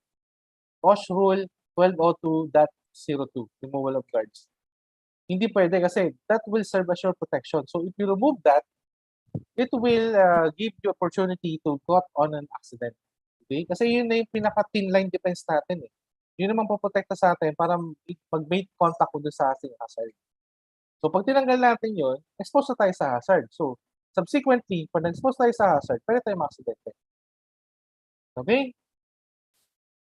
So warning signs, with standard color shall be installed near the machine being repaired or its guards removed. Okay, so kung meron tayong i-repair o meron tayong tatanggalin guards, dapat merong warning signs, no? Standard color, it's either red, blue, or yellow. Okay. Upon completion of the repairs or adjustments, such guards, appliances, or devices shall immediately be installed before the machine is used. So kasama sa standard po yan. Okay? Sir, excuse lang sir, may bisita Yes. ako sir. May mga bisita po kasi sir. Sige. Pamita lang sir, if ever. Okay, Yes, so sir. actually, ano na tayo eh. Last na yan. So, any question? Wala, Any sir. question? Okay, alam ko, gutom na kayo. No? Wala, sir. Okay, so, like I said earlier, so magla-lunch break tayo no, 12 to 1, no? And then afterwards, please continue and finish your hierarchy. Because we already know the controls, no? Na-discuss ko na yung health at safety controls. So, pick out na lang doon sa mga controls na yun sa na-identify yung hazard tsaka yung risk assessment. Okay, so pag-complete na lang. So, I'll be giving you, so you need to go back, teka lang. Okay lang ba, Sir J-Mark? Sir Admin? Yes, sir. Okay lang ba na ituloy natin yung lunch break tapos gawin na lang yung hierarchy? After na lunch break, tuloy-tuloy hanggang 2:30? Yes po, sir. Okay lang po. Okay lang. Tapos 2:30, balik tayo 2:30. I'll be calling 2 to 3 person para to present their work, the hierarchy work. And then maybe around 3 p.m., exactly 3 p.m., mag-break tayo, 3 to 3:15. And then we'll be discussing the last topic, which is the module 8, accident causation. Okay? But wag tayo mag-out i-ano lang natin. Okay lang Sir J-Mark na naka-off yung kanilang cam during break time. Yes, sir. And Okay then, lang po, sir. pero pagdating ng 1 p.m., kailangan naka-on yung cam nila ulit, working on the hierarchy. Yes po. Okay, so at 1 p.m., go back in your respective seat and then please turn on your camera and then work onto your hierarchy. So you will have 1.5 hours to do that. That's from 1 to 2:30. And then 2:30, I'll be coming back and then we will present your hierarchy. Is that understood? Malinaw po ba? Klaro? Yes, sir. Yes, sir. Okay. Sige. So, lunch break na po tayo. Alam ko, gutom na kayo, no? Sige, Sir, one more so, thing po. yes? While doing their hierarchy, sir, I'll be checking their attendance at 1 po. Ayun, okay. Thank you, Sir Gemma, for that info. So, 1 Yes. p.m. balik talaga tayo kasi mag-check ng attendance si Sir J. Mark. Okay, this is mandatory requirements of DOLE, particularly of center and also our requirements. Okay? Okay, happy lunch break. Let's go back at around 1 p.m. Thank you sir. Thank you, sir. Thank you. Thank you, Sir, sir. pwede mag-leave muna kasi walang kuryente dito sa amin, sir. Pwede po ba mag-leave muna, Mag-charge sir? lang po. Paalam tayo kay Sir J. Mark. Sir J. Mark, okay lang po ba yan? Sino magli-leave po? Sir, ako po. Sorry, sir. Kasi Ako po, sir, walang mag-leave. kuryente. Sir, De La Cruz, sir. Palabat po. Pavilion, sir. Okay, isa-isa lang muna siguro. Miss Jonalyn, Sir. ikaw rin maglilib ka po, no? Yes, sir. Kasi Meaning? walang kuryente dito, sir. Okay. Ayun, si J. Mark. Sino pa? Si Sir Aljon? Apo, sir. Sir, kaya nga po naka-turn off yung cam ko, sir, kasi para maano din yung battery ng phone ko, sir. Brown out kasi, sir. Okay. So, saan ang location niyo, sir? Dito po sa Tugigaraw. Tugigaraw po. Okay. Hindi pa pala stable din ng power. Ayun, si J. Mark. Dalawa po, si Sir Jonalyn tsaka si... Sir, pati ako, sir. De La Cruz. Pati din ako, Oskweta. Pavilion rin, sir. Sige, pakiraise lang hand siguro para i-check ni Sir J. Mark. Run out kasi sa together, sir. Mendoza sir. Sir J. Mark? Aha. Wow, madami pala. Be sure na yung mga nag-raise hands is nasa mga feeder na walang kuryente, ha? Kasi I'll be asking Mrs. Reyes kung taga saan kayo mamaya. And then mamaya, palusot lang natin na wala talagang kuryente sa mga places natin. Though yung iba, meron naman. So, I'll be asking Mrs. Reyes mamaya yung mga location nyo. And I'll be having yung consideration naman sa mga brownout ang feeder. Okay. Mga 10 yung nag-raise hands, tama po ba? Sir, yung sa akin po, sir, hindi po brownout, sir. May pupuntahan po kasi ako, sir. Saan po? Saglit lang po, sir. Magbabayad lang po ng sa motor po, sir.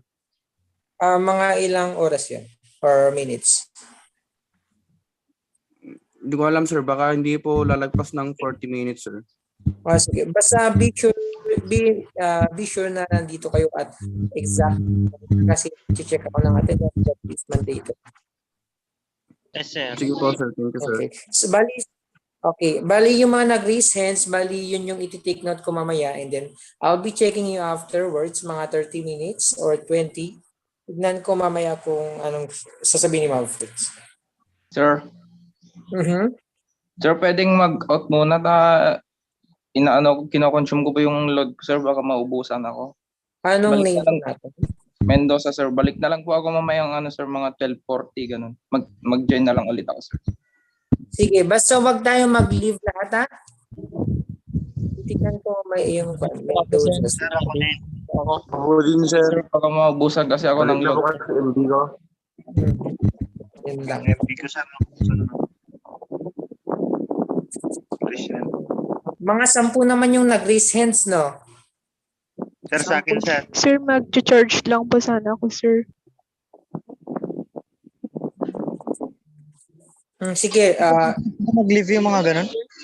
Yung mga magli-leave, make sure na makakabalik kayo, ha? Yes, sir. Yung mga hindi magli-leave, tignan na lang natin maya kasi tignan natin yung mga hindi magli-leave. So, yun.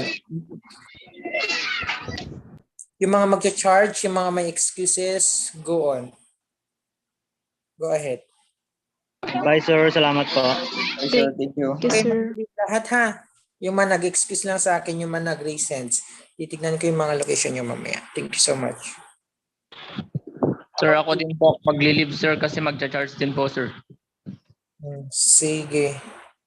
Bali 34. Sir, ako din muna ako, sir. Sige, go ahead. Nasa akin naman po yung link ng room, sir. Pwede lang naman po ako bumalik mamayang 1 po. Sige, tatanungin ko na lang isa-isa, ha. Si Balakanaw, magli-leave ka ba? Magli-leave ka din ba?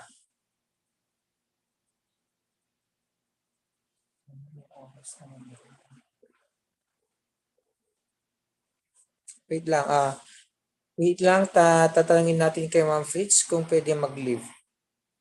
Sir, pwede na po ba mag-off cam? Oo, pwede na.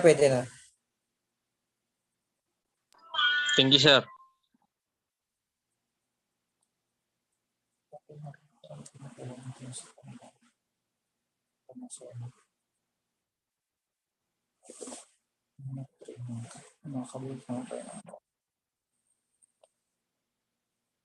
One moment.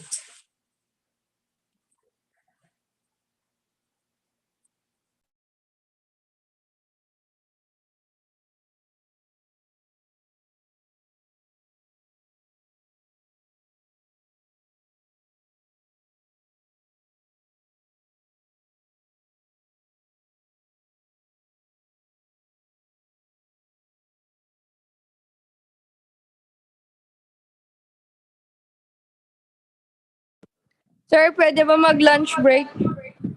Mag-lunch lang po kami.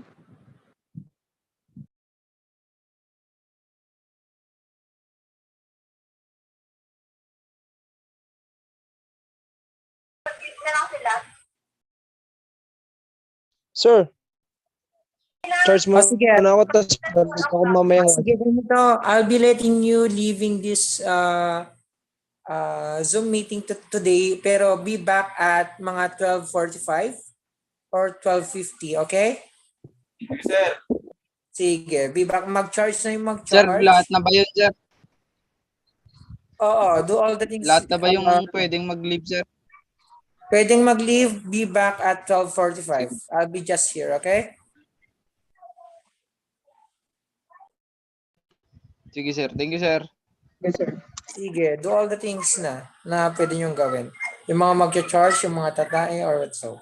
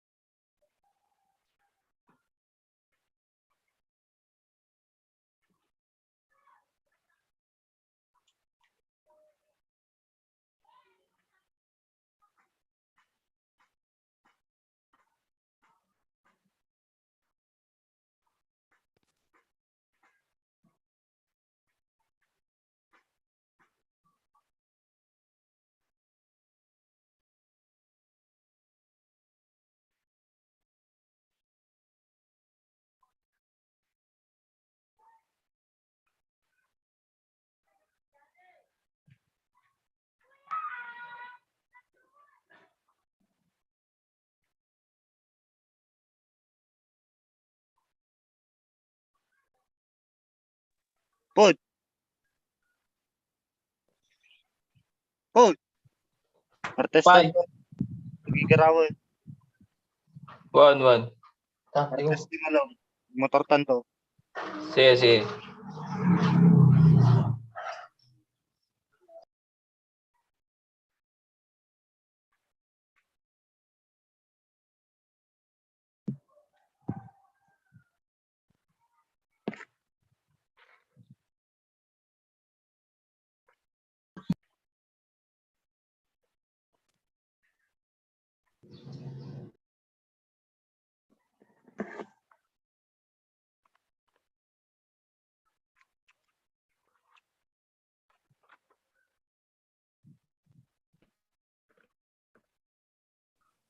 Hello? Hello everyone, good afternoon. Tapos na ba ang lahat kumain? Nagkamapal pa, sir. Okay.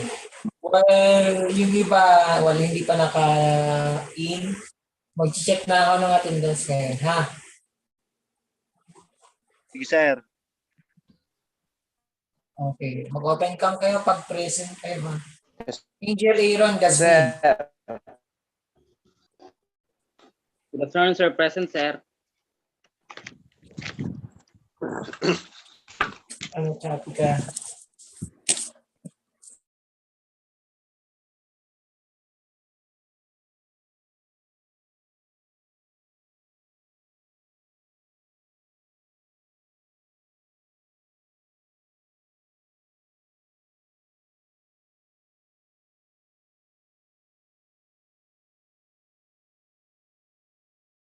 Aaron Gazmin.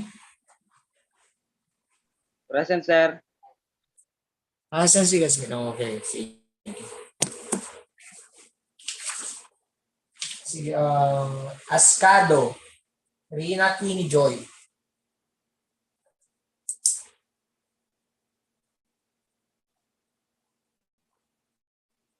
Wala pa?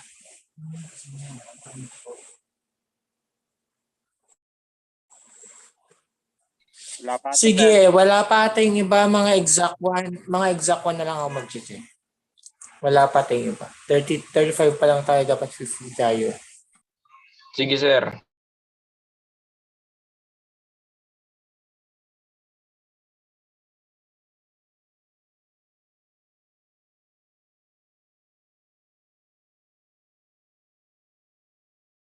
Mahandayo pa lang.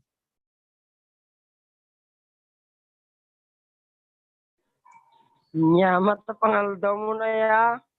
Diyan yung si Dom. Joan, ada ka man hotelin. Nalpasan natin pa nga na. Ninya kita pang-ring-ring nga road. Dakaman hotel no girl. Hindi mo babae ng hotel mo. Kaya mo may check-in niya. Naka-check-in na.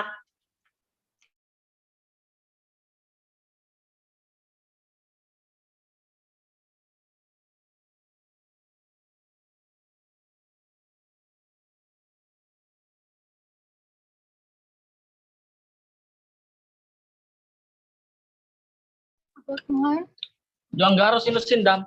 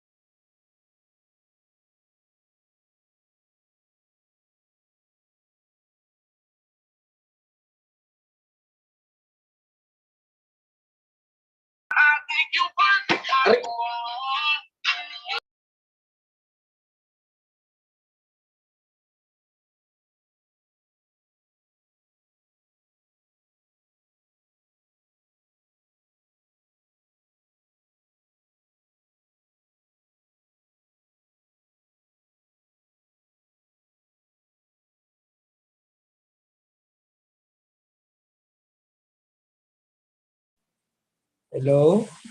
Hello everyone, good afternoon ulit. Hello po, sir. Good afternoon. Good afternoon, sir. Naka-on cam na ba lahat? Daming off cam mo. Zipagan, Christine Braga. Hello, sir. Naka-off cam po tayo. While I'm checking your attendance, please do open your cameras. Please.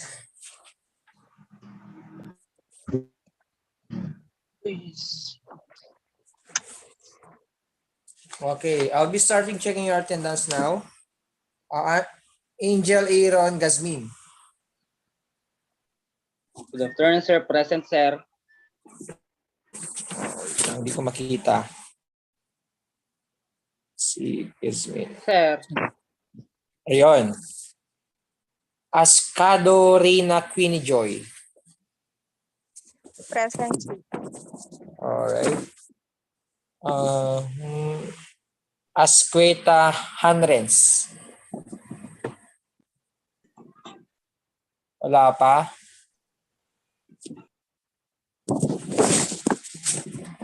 Asqueta Hanrens. Sir, present po.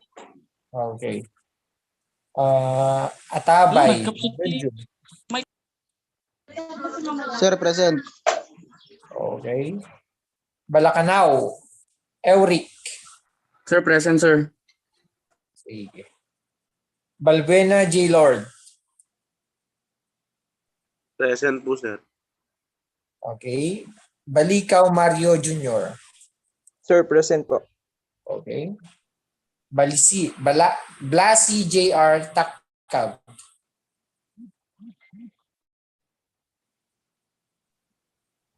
Sir, present po.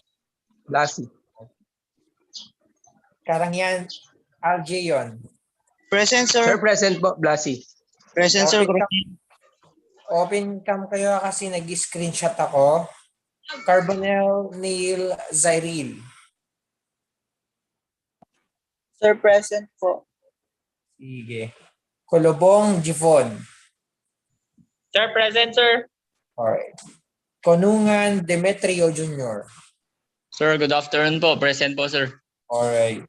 Corpus Trixie Eliza. Present, sir. Alright. David Abraham Jr. Present, sir. Ang layo mo ah. De Guzman Christian J. Present, sir. Good afternoon. Sige, good afternoon din. De La Cruz James Austin.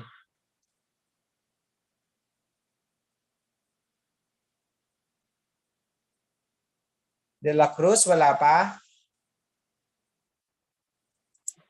Okay, mukhang wala pa. De Leon Bethlyn Enduris. Good afternoon, sir. Present po. Okay, good afternoon. And De La Cruz Mike Vincent Martin. Good afternoon, sir. Present po. Sige, good afternoon. De La Cruz John Paul. Present po, sir. Good afternoon. All right. And Ciso Christian Francisco. Sir, present po. All right. Evilia Jevu.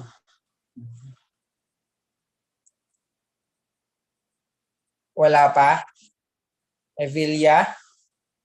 Okay. Garcia Jonaline. Sir, present po. Okay, sige. Garo Joan. Present, sir. Sige. Grospe Randolph de Garcia. Present po, sir. Okay. Lucena Mark Chris John. Present, sir. Okay. Magay John Lester. Present, sir.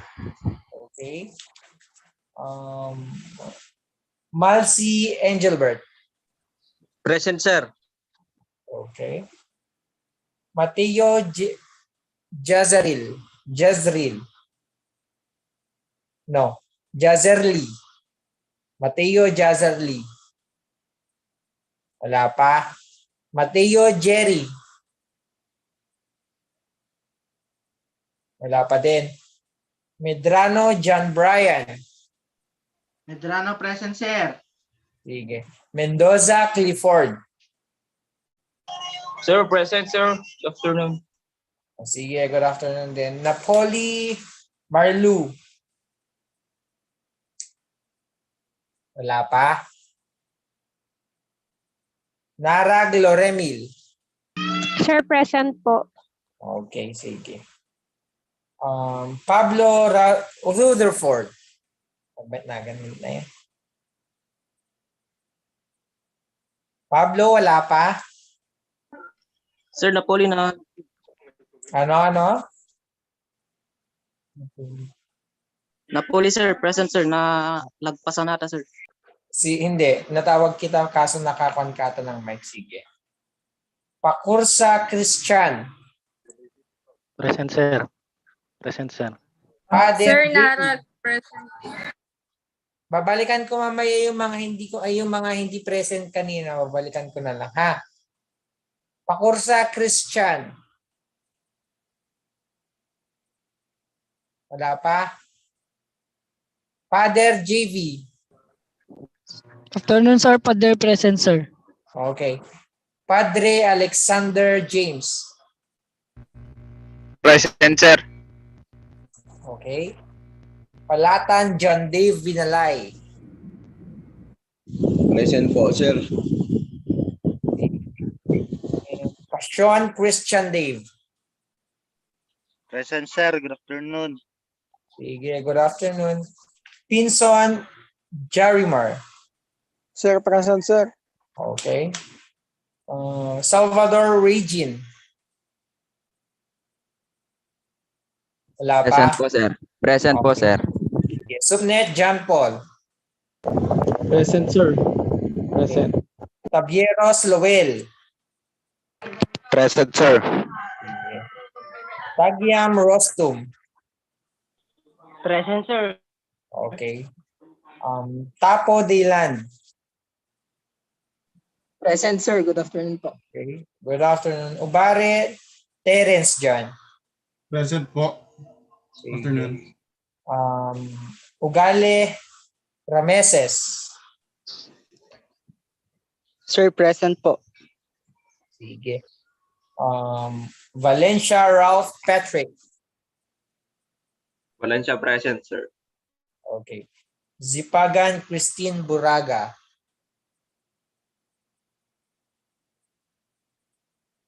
Wala pa. Zipagan Christine Buraga. Okay. Present, sir. Asan?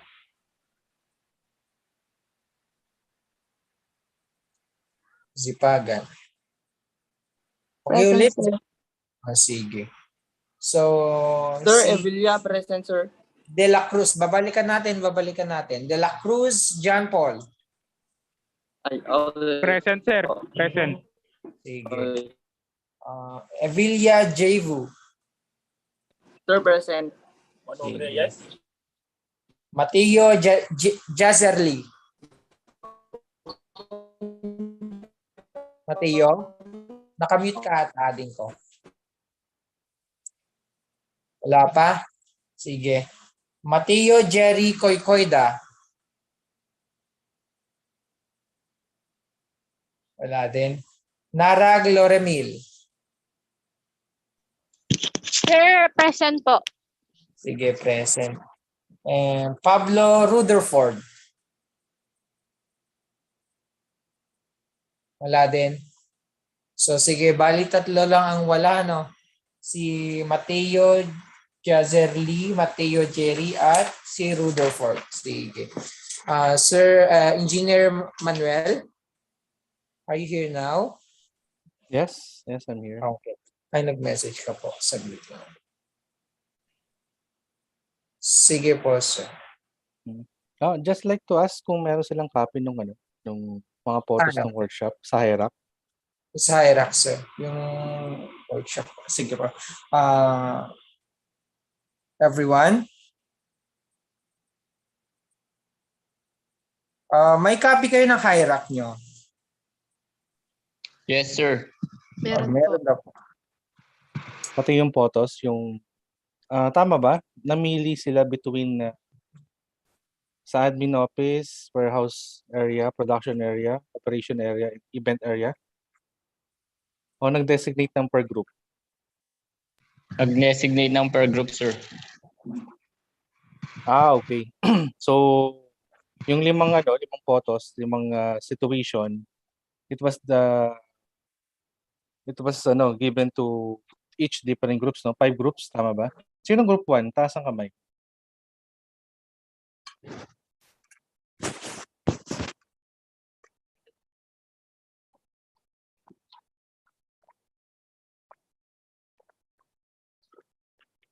Dalawa lang.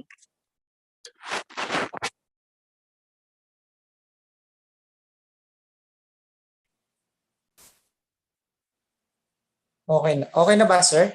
Nawalan ako ng link. Dalawa lang yung group 1 natin. Engineer Manuel, okay na po ba? Yes. I'm just asking kung sino yung they were divided into groups pala, no? Into 5 groups. So, inaalam ko lang sino yung group 1. So, dalawa lang ba? Tama? Miss Reyna, Queenie Joy, and Miss Sir Ralph Patrick Valencia. Kailan po yung dalawa sa group 1? Remember?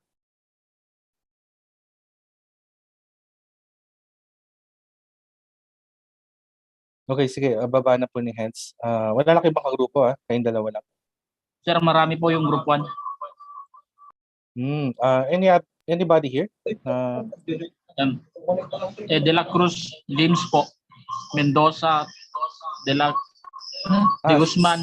Sino pala yung group 1 leader na lang pala? Yun ang tamang question. Clifford Mendoza po. Okay. So, kilala niya lahat ng members niya, no?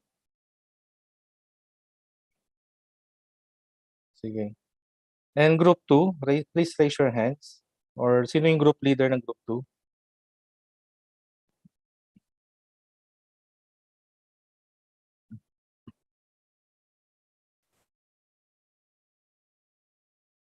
Leader ng group 2. Leader.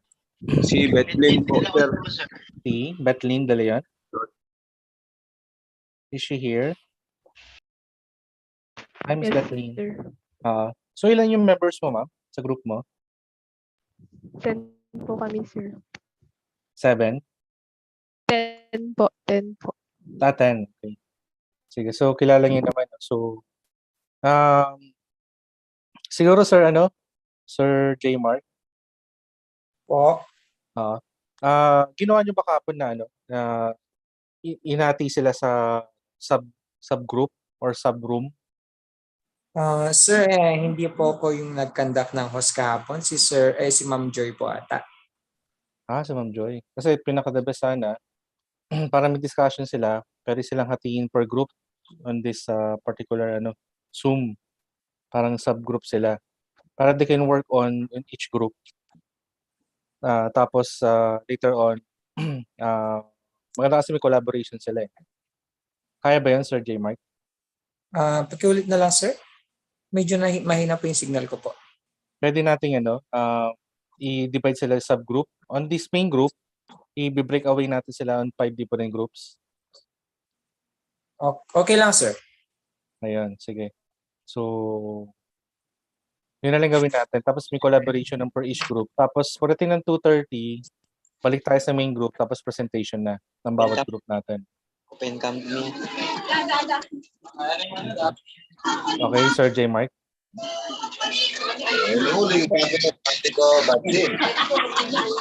Paki-up na lang yung... Pakimute na lang muna po ng mga ano natin. Para na lang. Sir, recommend ko lang po. Pwede ata sa messenger na lang po sila mag-group. Sa messenger na lang. Okay, sige. Opo. Kung ano yung mas convenient. Opo.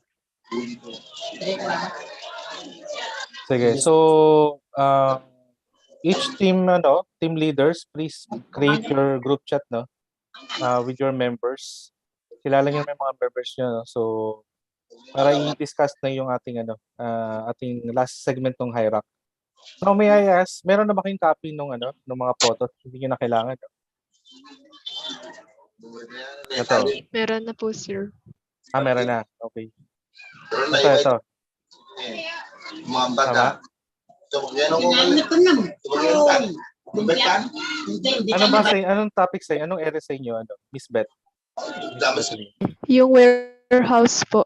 Warehouse Okay, area po. Okay. Ito, meron na kayong copy na itong photo na ito. Yes, sir. Okay, sige. So, assumption ko rin lahat meron na. Sige, please create your group chat in the messenger.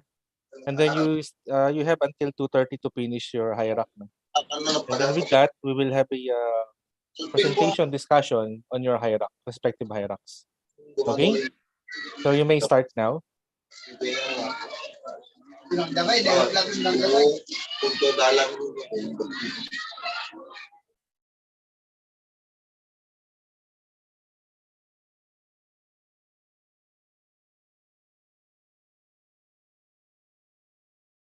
Sinong group leader? Si Miss Bethleen, group leader ng group 2. Sino yung group leader ng group 1? Sorry. Clifford Mendoza, sir. Clifford. Sir. Sir Clifford, nandyan po. Sir.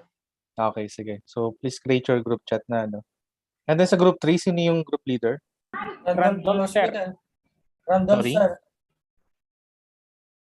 Randolph. Grospe. Randolph Grospe. Nandito siya, no? Yes, sir. Okay, so please create sa inyo yung group 3. And then group 4, leader. Si Lorimel Narag, sir. Si Narag, sir. Si Miss Narag. Lori. Okay, so please, Lorimel Narag. Okay, so please create your group chat group. And then last group 5. JR Blasi, sir. Sorry? JR Blasi, sir. JR Plus. Okay, so please create your group chat. Sige. So you have until 2:30 to do your respective hierarchy. Pag may question kayo, I'm here lang. If you have any question, I will monitor your progress. Baka meron kayong mga questions.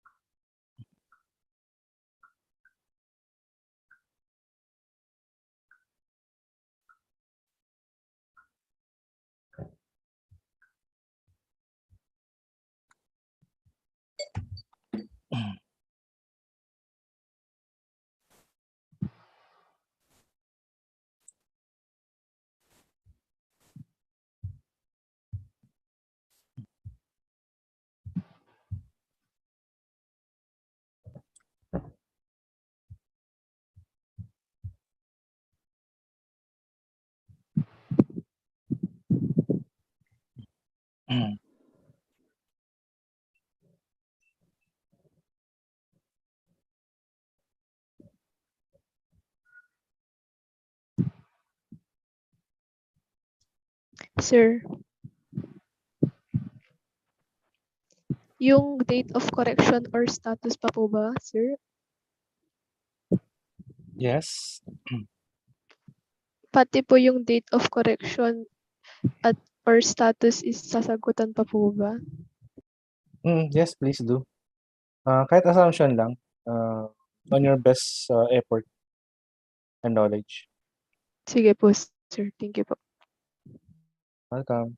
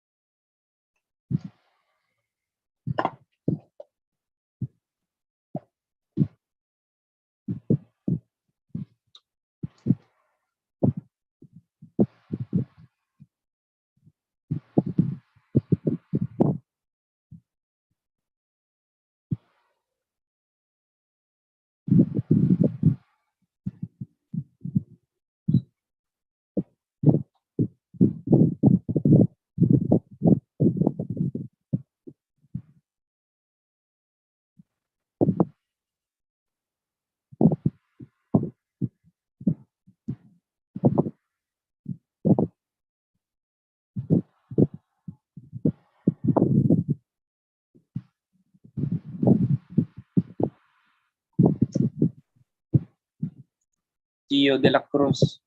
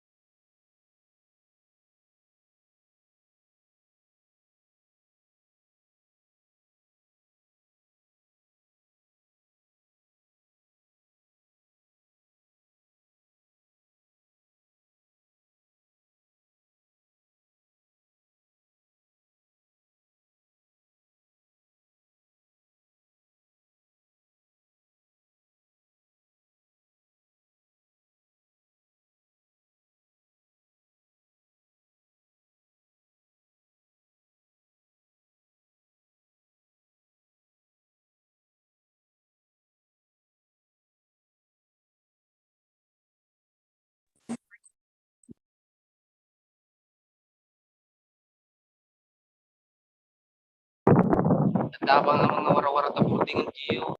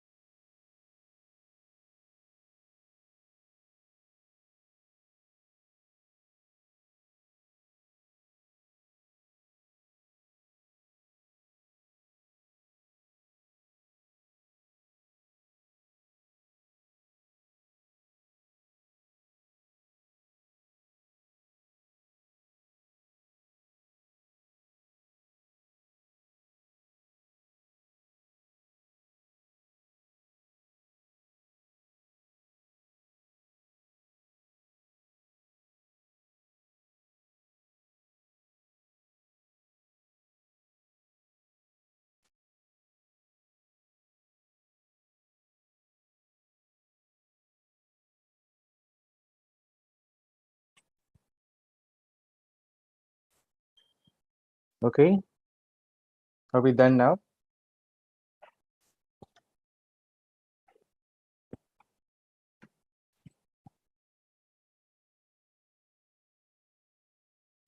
So let's start with group 1.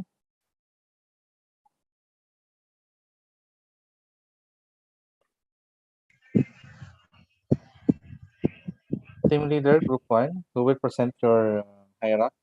Ako sir. Present. Okay, go ahead. You have the floor. Wait lang po yung share screen po. Okay.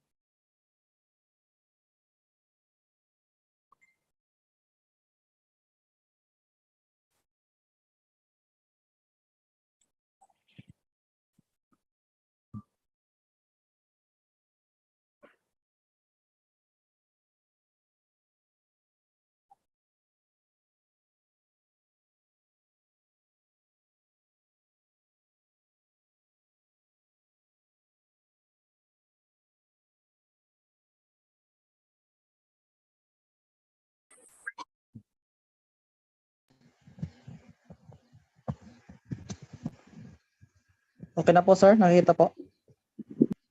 Yes.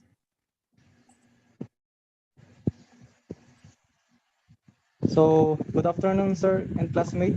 The workshop activity given to us is an admin office. We observe that there are person smoking in the office. So in safety hazard is fire. It can cause in the probability effect, it can cause probability loss and injured.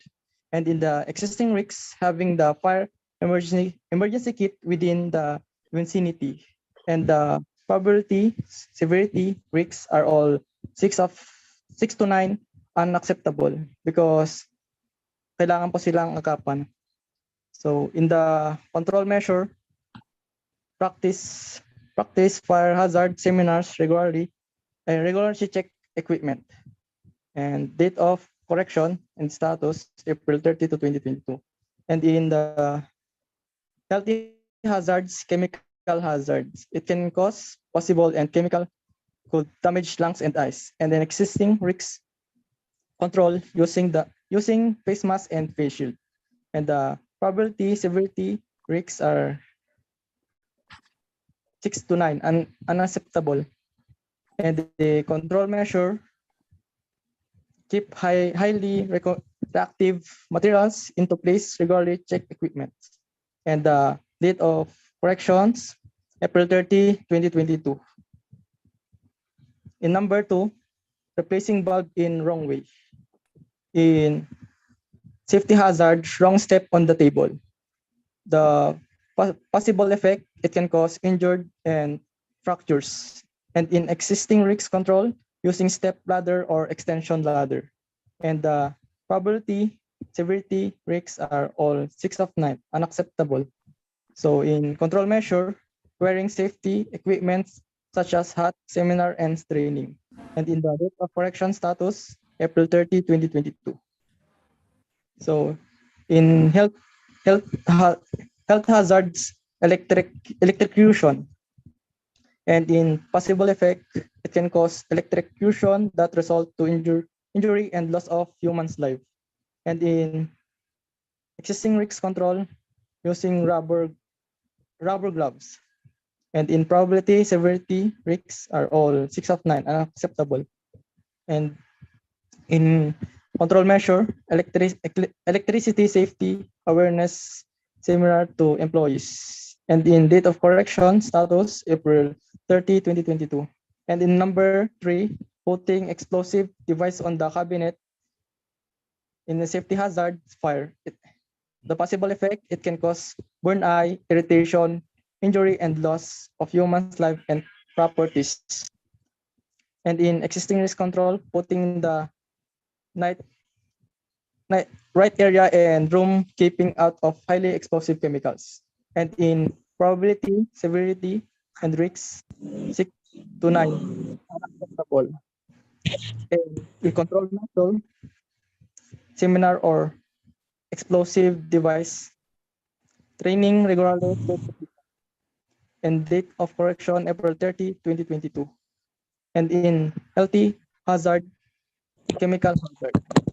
Possible effect: smoke more explosive, can cause difficulty breathing due to highly toxic chemical. It can also cause death to person contact or within the explosive diameter with it explosive.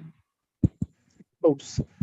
In existing risk control, knowing the safety hazard in explosive through seminars and infographic of instructions when explosion incident happen. And in probability, severity, and risks are all 6 to 9 unacceptable. And in control measure, regularly check equipment condition and stability. And in date of correction, status April 30, 2022. Thank you. Okay, thank you very much for that presentation. Okay, wait lang huwag mo muna stop and share. So we will have a constructive criticism. So constructive, I would say, because we're only going to improve your presentation. Okay, first and foremost, you are in admin, no? Correct? Admin office. Yung settings natin. Okay, smoking inside the office. Now, yes, hazard has been identified, but please take note that in hazards, you must be very particular, very specific. For example, what type of safety hazards? Fire. So, what will be the potential hazard? Meaning potential hazard, ano ba yung sa tingin yung pwedeng mag-cause ng fire? Okay? Smoking inside the office. So, the cigarette butts can be thrown away anywhere, no? So, there's no cigarette butts or there's no designated smoking area. Yun ang potential hazard because the potential accident, the possible effect can cause property loss and injury, can cause fire. Correct? So, this, in the potential hazard or the hazard, it should be more specific as much as possible. Because that will derive kung ano yung possible effect, no? And then, in particular, for example, safety hazard, wrong step on the table. Yeah, that's correct. That's more precise, no? That's very good call out. Okay. Electrocution, that's very generic, I would say. So you should be more specific. Okay. For example, open wire. There's existing open wire, or there will be a exposed wire or exposed metal conductor. So that can lead to possible effect of electrocution, okay, or electric shock that can result into a death or physical injury, okay. Okay, so existing risk control. So do you have existing control, existing in your company or procedure? Just mention it. Kung wala naman, let's put none. Let's be more honest about it, okay. Using rubber gloves, okay. Now, on this one, on the next risk assessment analysis, and the possibility, probability, severity, and risk. Okay, it was mentioned to you and discussed, no, about the probability, no, and severity. Probability is the likelihood or chance na pwedeng mangyari. Now, I'm seeing all in the table, you have mentioned 6 to 9, no, unacceptable, no. Please be careful, guys, no, in putting, no, severity, probability, and severity, and subsequently the risk, because of course, kasi ang tatanong sa inyo dyan, sinong priority nyo rito? Ngayon kasi nakita natin na lahat is 6 to 9, unacceptable. So what will be your priority to address, no, on the given findings? So that will be the case. So as much possible, let's be more sensitive on giving the, kasi I know, no, na gusto nyo maging sensitive, bigyan natin ng aksyon, no, yung mga possible na nakikita natin. But of course, sabi ko nga, for example, yung wrong step on the table, comparing to electrocution, what is more kumbaga, mas delikado, no, or magkaroon ng potential accident. Because remember, guys, wrong step on the table, your possible effect is can cause injury and fracture. Okay? Unlike comparing to electrocution, if you're being electrocuted, pwede kang mamatay, correct? Because current can kill people. okay, on a given amount of currents. So I suppose and I believe, and correct me if I'm wrong, that's more much higher than compared to wrong step on the table. So dapat bigyan natin ng pansin yung sa electrification dun sa electrical parts, electrical hazard, no? Yung sa exposed na wire. So yun lang, no? Yun lang dapat natin ibigyan ng pansin. Tapos, so dun sa severity yun, no? So probability naman, okay? Diba, ito tingnan nyo Doon sa existing risk control, meron kayong use of step ladder. Correct? And then, doon sa electrocution naman, sa number 2, using rubber gloves. Okay? Now, balik tayo doon sa hierarchy of controls. Ano yung mas higher? Diba? Elimination, substitution, engineering control, admin control, and PPE. Now, where does belong the using of step ladder? What does it belong? Elimination, do we eliminate the activity? No. Substitution, do we substitute the activity? No, I think so, not. Engineering control, correct? Papasok sa engineering control because there's an intervention of engineering, which is the usage of ladder. Comparing to rubber gloves, okay, that is subsequently the last line of defense, which is the wearing of PPE, which is less effective. So I would say, no, the probability is much lesser than comparing to using of engineering control. What I'm saying is that mas mataas yung ating control natin compared sa isa na less effective siya. So mas mababa yung kanyang yung acceptability. Okay?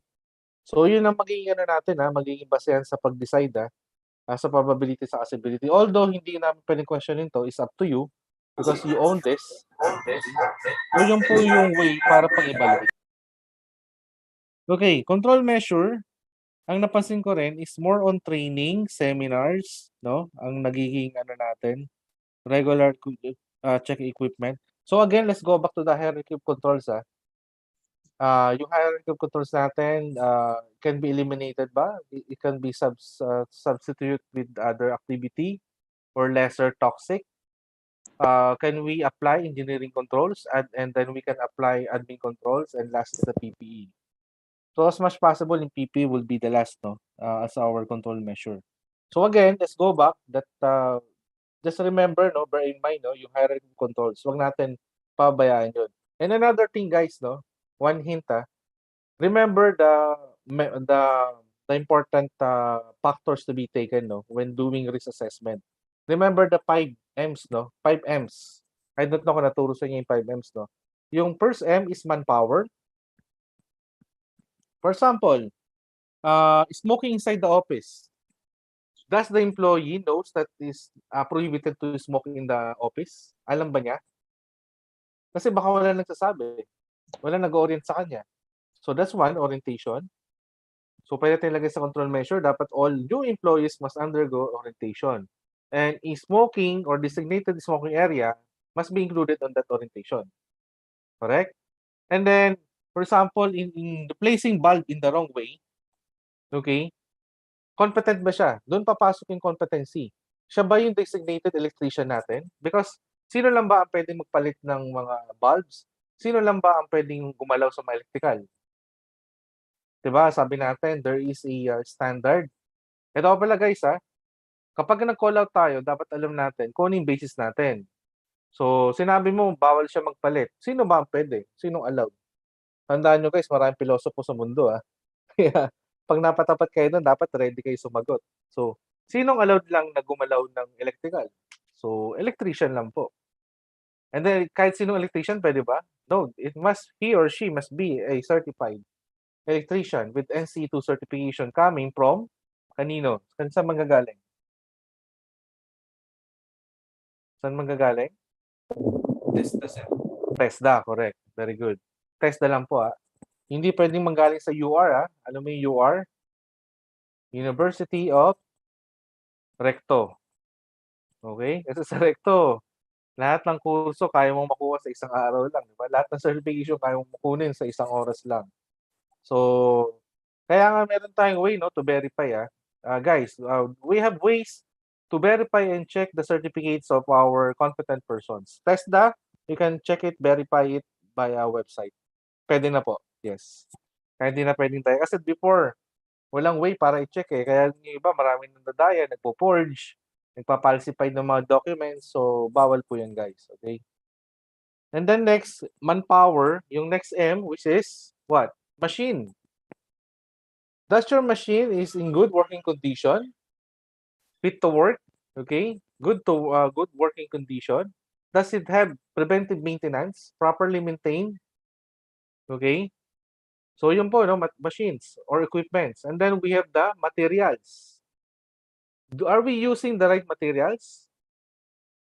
Are we not using substandard materials? Yun ang tanong lagi. So, go back to basic. What is the specification? What is the approved drawing? Okay? Fourth is the methodology or method statement. Do we have the procedure? Do we have the methodology of the said activity? Yung pagpapalit ba ng bulb, meron bang procedure yan? Okay? Meron po yan, ha? Meron yan. Putting explosive device on the cabinet, meron ba procedure dyan kung paano proper paglalagay? Ano lang ba allowed ilagay doon? Okay? Now, meron nga method statement pero akma ba? Tama ba siya? Mamaya outdated na yan, dapat nang i-revise. Okay? And last M is mother nature or environment. Okay? Kasi may consideration yan. For example, magkakabit ka ng bumbilya. So, tendency, papatayin mo yung ilaw. Wala kang ilaw kasi papalit ka ng bumbilya. So, madilim. So, the environment is dark. So, you must take that into consideration also. Tama ba? Agree? Okay? So, that's very important factors, no? So, remember, guys, the 5 M's and the hierarchy of controls when doing or conducting risk assessment. Kasi pa na-consider nyo lahat yun, wala kayong mamimiss out, guys. Ano yan, magiging very thorough yung ating risk assessment. I'm telling you. Okay, lastly, on the date of, correction, kaya sabi ko kanina, may nagtanong si ma'am. Sige, lagay natin, no? Because that's very important. Lalo pa nagtatrabaho tayo, you must have the end date kung kailan natin gagawin. Now, sabi ko nga, assumption lang kasi hindi pa naman tayo realistic eh. Pero sa totoong mundo, in reality, kailangan realistic yung date natin. When we are doing correction or control measure with the dates, you must remember SMART. Have you encountered SMART? SMART. S for SMART. The spelling is SMART. Okay? SMART, first is must be specific. Pag nagbigay ka ng solusyon ng control measure, be specific. Kaya sabi ko, pag nag-identify kayo yung hazard, be specific. Kasi pag hindi specific yung hazard natin, hindi rin specific yung solution natin. For example, poor housekeeping. Poor housekeeping is very generic. Okay? Very generic po, no? Not wearing of PPE. Non-wearing of PPE is very generic also. What kind of PPE? Okay? What type of or poor housekeeping are you talking about? Kasi baka iba yung tinutukoy mong poor housekeeping, iba yung akin. Tandaan nyo guys, iba-iba tayo ng perception sa isang bagay. Kaya dapat very specific tayo when we identifying things. Okay guys? Remember that, no? SMART, S is very specific, M, measurable. So meaning, kayang i-measure yung gagawin, quantified. Okay? So very, ano tayo ngayon, very, kumbaga nasusukat siya, no? Panagbigay tayo, no? Okay? Next, A is attainable. Kaya bang gawin? Mamaya, baka nagbigay tayo solution, parang suntok sa buwan yung, for example, we're going to conduct training. For example, walang training sa Pilipinas, or we are going to train in US for emergency response, just like 911. So, medyo ano yun, no? Medyo suntok sa buwan na solution yun, no? Na dapat more realistic muna tayo. Siguro long-term solution yun pag may budget na yung company. Pero let's go muna sa mga short solution and more attainable, no? And the fourth R is the R is realistic. Dapat realistic yung ating solusyon. Hindi pwede yung basta-basta na tayo magbibigay ng solusyon para lang ma-suffice natin yung requirements, no? No. And lastly, T is time-bounded. Meaning, kailangan may specific time. Okay? Specific time dapat ang binibigay nating dates kapag tayo nagbibigay ng solusyon. Because if not, well, open-ended yan. Meaning, sige, next week. Parating ng next week. O sige sir, hindi natin nagawa kasi next week ulit. Or next month. Okay? Walang hanggang na next month o next week na yan. Hanggang umabot na ng taon yan. No? So, dapat be specific. Exact date. Kung kaya ng exact time, mas maganda. Better. Kaya sa realidad, guys, no? Siguro na-experience yun na sa school, di ba? May exact date tayo ng mga pasahan ng assignments, projects, exam, quizzes. Ganun din sa mundo ng trabaho, guys. Specific lahat. Ang gusto ng mga boss, specific yung time pa nagbigay tayo ng kailan mo na matatapos yan. When can you do that? When can you submit that? When is your deadline? Buti nga ikaw tinatanong pa. Pero pag na-encounter mo yung boss mo na, I want this at the end of EOB, end of business day. Mga EOB, mga COB, I want it tomorrow in the morning, 8 a.m. sharp. So, mas matindi yun. Okay? So, let's try to be more specific on giving dates. So, this is good. You have specific dates, no? April 30. But that's yesterday.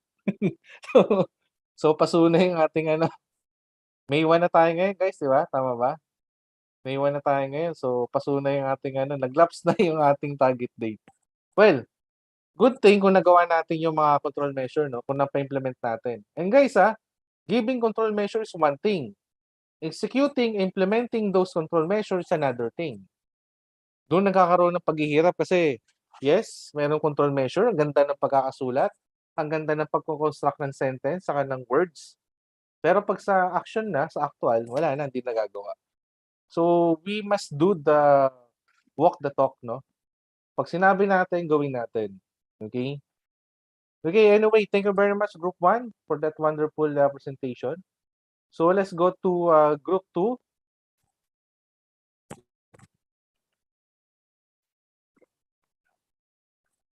You can stop presenting now, Group 1.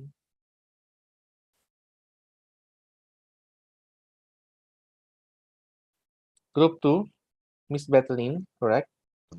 Yes, sir.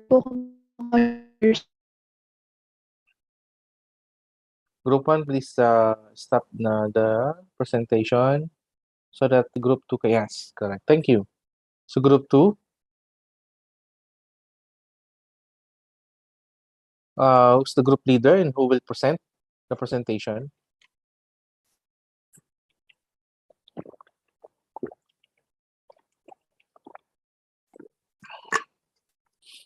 Group 2.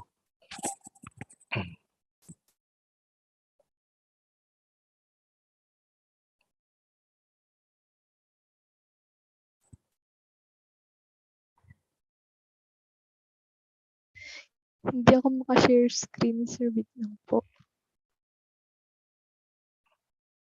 Hindi po maka-share screen.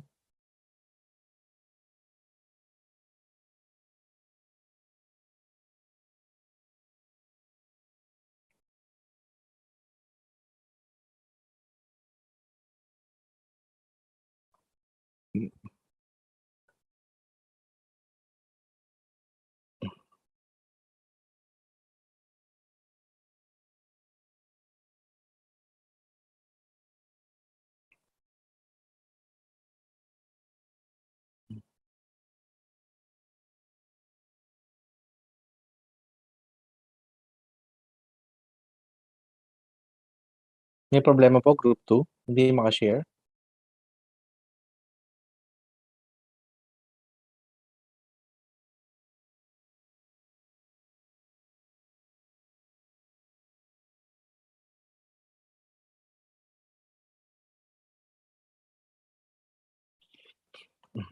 Sir, pwedeng picture na lang po, ni-screenshot ko po. Hindi ko po ma-share screen yung PDF. Okay. How about the other members? Baka pwede nilang i-share. Wala ba silang copy? You can send to them by messenger and then they will try to open it. Wait lang po, sir. Sige. Wait lang po, Pero kung sir, kung pwedeng readable naman siya i-identify na na lang po muna. sige, kung readable naman yung ano, yung presentation mo, pwede na yung print screen.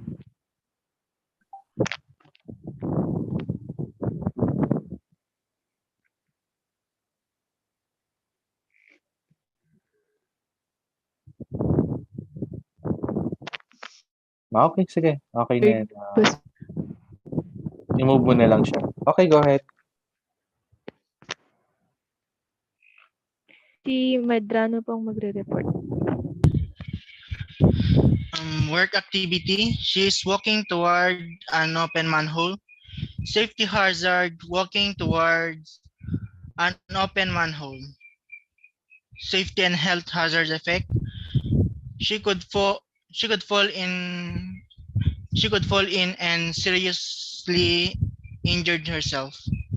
They put warning sign on the area that there is a manhole.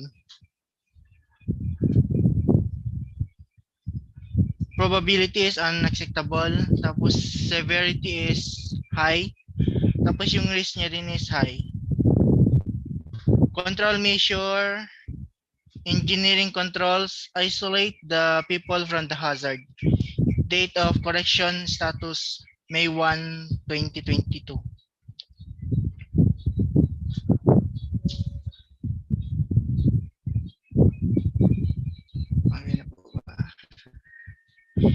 Health hazard is physical hazard. It can cause seriously physical injury. Yan lang po, sir.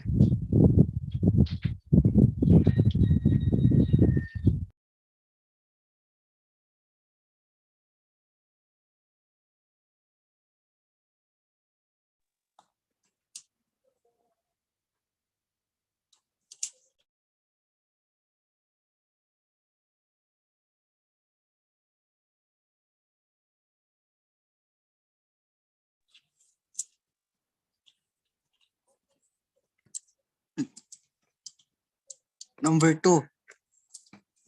He is throwing a hammer at his workmate. Safety hazard. Improper of using tools. It could hit someone. If he will properly hand the hammer to his workmate. 3 to 4 tolerable. 3 to 4 tolerable. Risk tolerable medium. Control measure.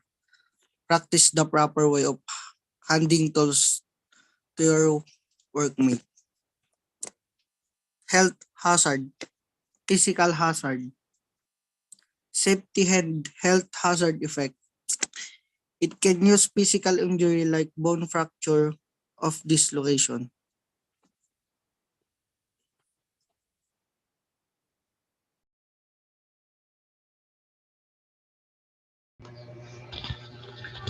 Number 3, wet floor inside the warehouse area. Safety hazard, someone might slip on it. Safety and health hazard effect, someone might slip on it accidentally and they will hurt themselves. Existing risk control, if they mop immediately the water on the floor and put warning sign that is it slippery.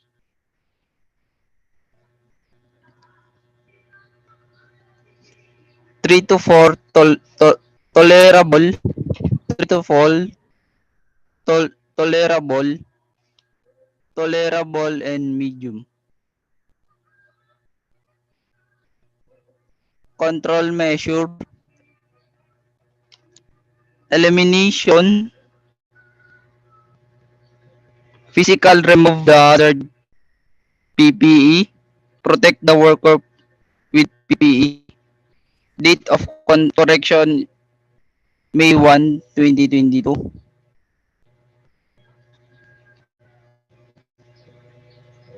Health hazard, physical hazard.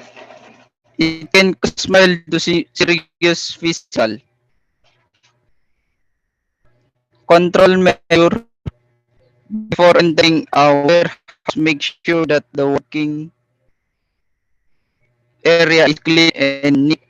In short, practice good housekeeping. Yun lang, sir.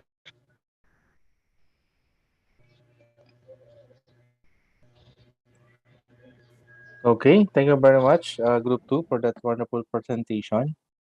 So, another constructive criticism. Can you zoom in a little bit for item number 1, Ms. Bethlehem? And she's walking towards a open manhole. So, first thing first, hazard says walking towards an open manhole. So, actually, it was parang repetitive, no? So, again, I would like to emphasize yung ating hazards is ano ba yung potential hazard niya. Parang ganito guys, no? Paano tayo mahirapan? Pag medyo nalilito tayo, kasi kahit ako, no, amenable ako, minsan nalilito rin ako sa hazard, saka sa potential accident, and then the activity. Now, always go back to basic, the banana peel, balat ng saging. Na-mention na ba sa inyo yung balat ng saging? Na-mention na sa inyo? Hindi pa, sir. Ay, hindi pa. Okay. So, look on this concept, no? Someone ate a banana and then the banana peel was thrown out on the pathway, on the walkway, no? May tinapon yung balat ng saging doon sa daanan. Ngayon, may naglakad, naapakan siya, nadulas. Okay? And then, subsequently, after yung result nun, nauntog yung ulo doon sa sahig, nagkaroon siya ng head injury. Now, on that particular scene, what is the hazard? Somebody? Yung banana, sir? Yung banana. Banana peel. Correct? Kasi kung wala yung banana peel doon, di ba? Meron bang madudulas pag naglakad doon sa walkway? Wala. Correct? So, the banana peel is the hazard. And what is the potential accident or what will be the safety and health effect of that hazard? Tapon sa tamang lalagyan, sir. Okay, that is the control measure. Okay? Yun na yung natin, ultimate goal, no? Dapat wala talagang nagkalat doon ng banana peel. Should be on the proper waste bin. But on my question is that, ano yung magiging epekto kapag nagkaroon ka ng contact sa banana peel? What is the end result? Bone injury, sir. Yes, injury, di ba? So, possible bone injury, possible contusion, possible abrasion, depende kung ano yung magiging resulta ng pagkabaksak mo. Okay? So, the effect on that is that sleep, nadulas ka. And then it resulted to head injury, contusion, or bone injury kapag nagkaroon tayo ng x-ray. Okay? And then, so yun po lagi natin yun ang natin think of it para hindi tayo malito. And then on the probability and severity, okay, let's think of it dalawang kwarto. Isang kwarto is that merong isang banana peel. On the second room, there was 1,000 pieces of banana peel. What is the probability na madulas ka doon sa first room? Or saan yung mataas yung chances o probability na madulas ka? Sa first room o sa second room? Anybody? Answer? First room or second room?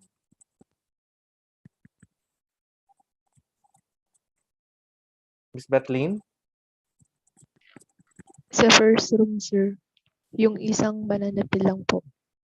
Yung mataas yung chance or yung probability na madulas ka on the first room or the second room? First room, you only have one banana peel. On the First second room, sir. Again, come again, sorry. Yung mataas yung probability na madulas ka. On the second room, we have 1,000 pieces of banana peel. So ultimately, parang na-cover na ng banana peel yung room natin. So saan yung mataas yung chances or probability na madulas tayo or ma-aksidente tayo? First room or second room?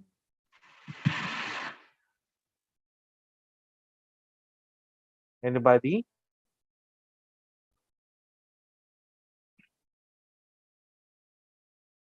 Hello, Bethleen. Is first room your final answer? Para tayong game show dito. Hello, Bethleen. Yes, sir. Is first room your final answer?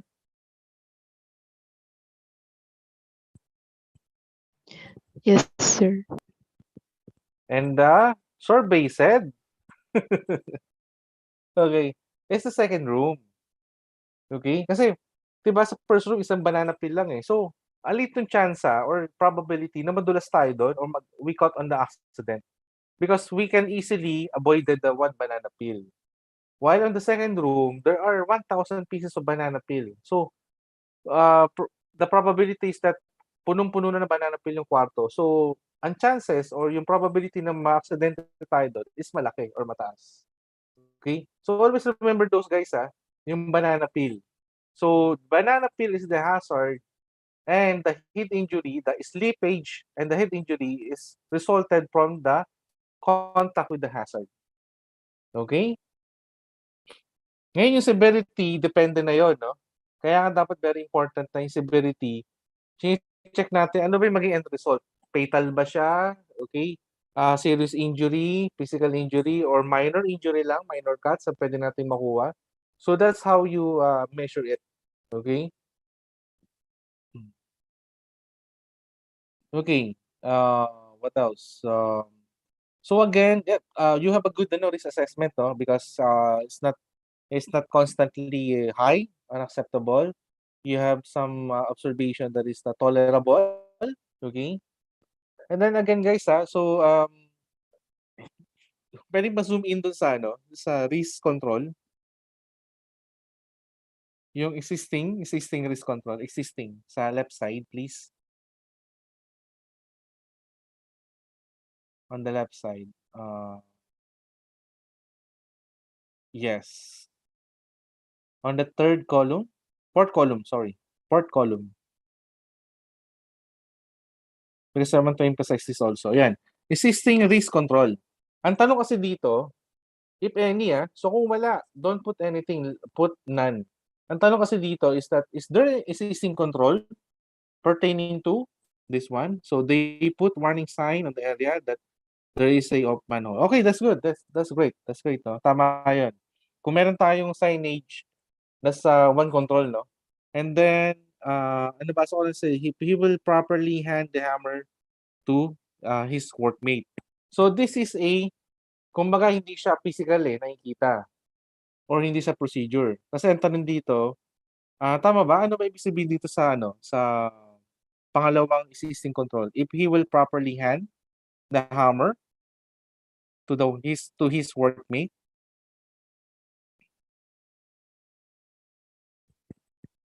Tapos basahin ko na rin yung pangatlo. So go ahead, sorry, Miss Bethleen.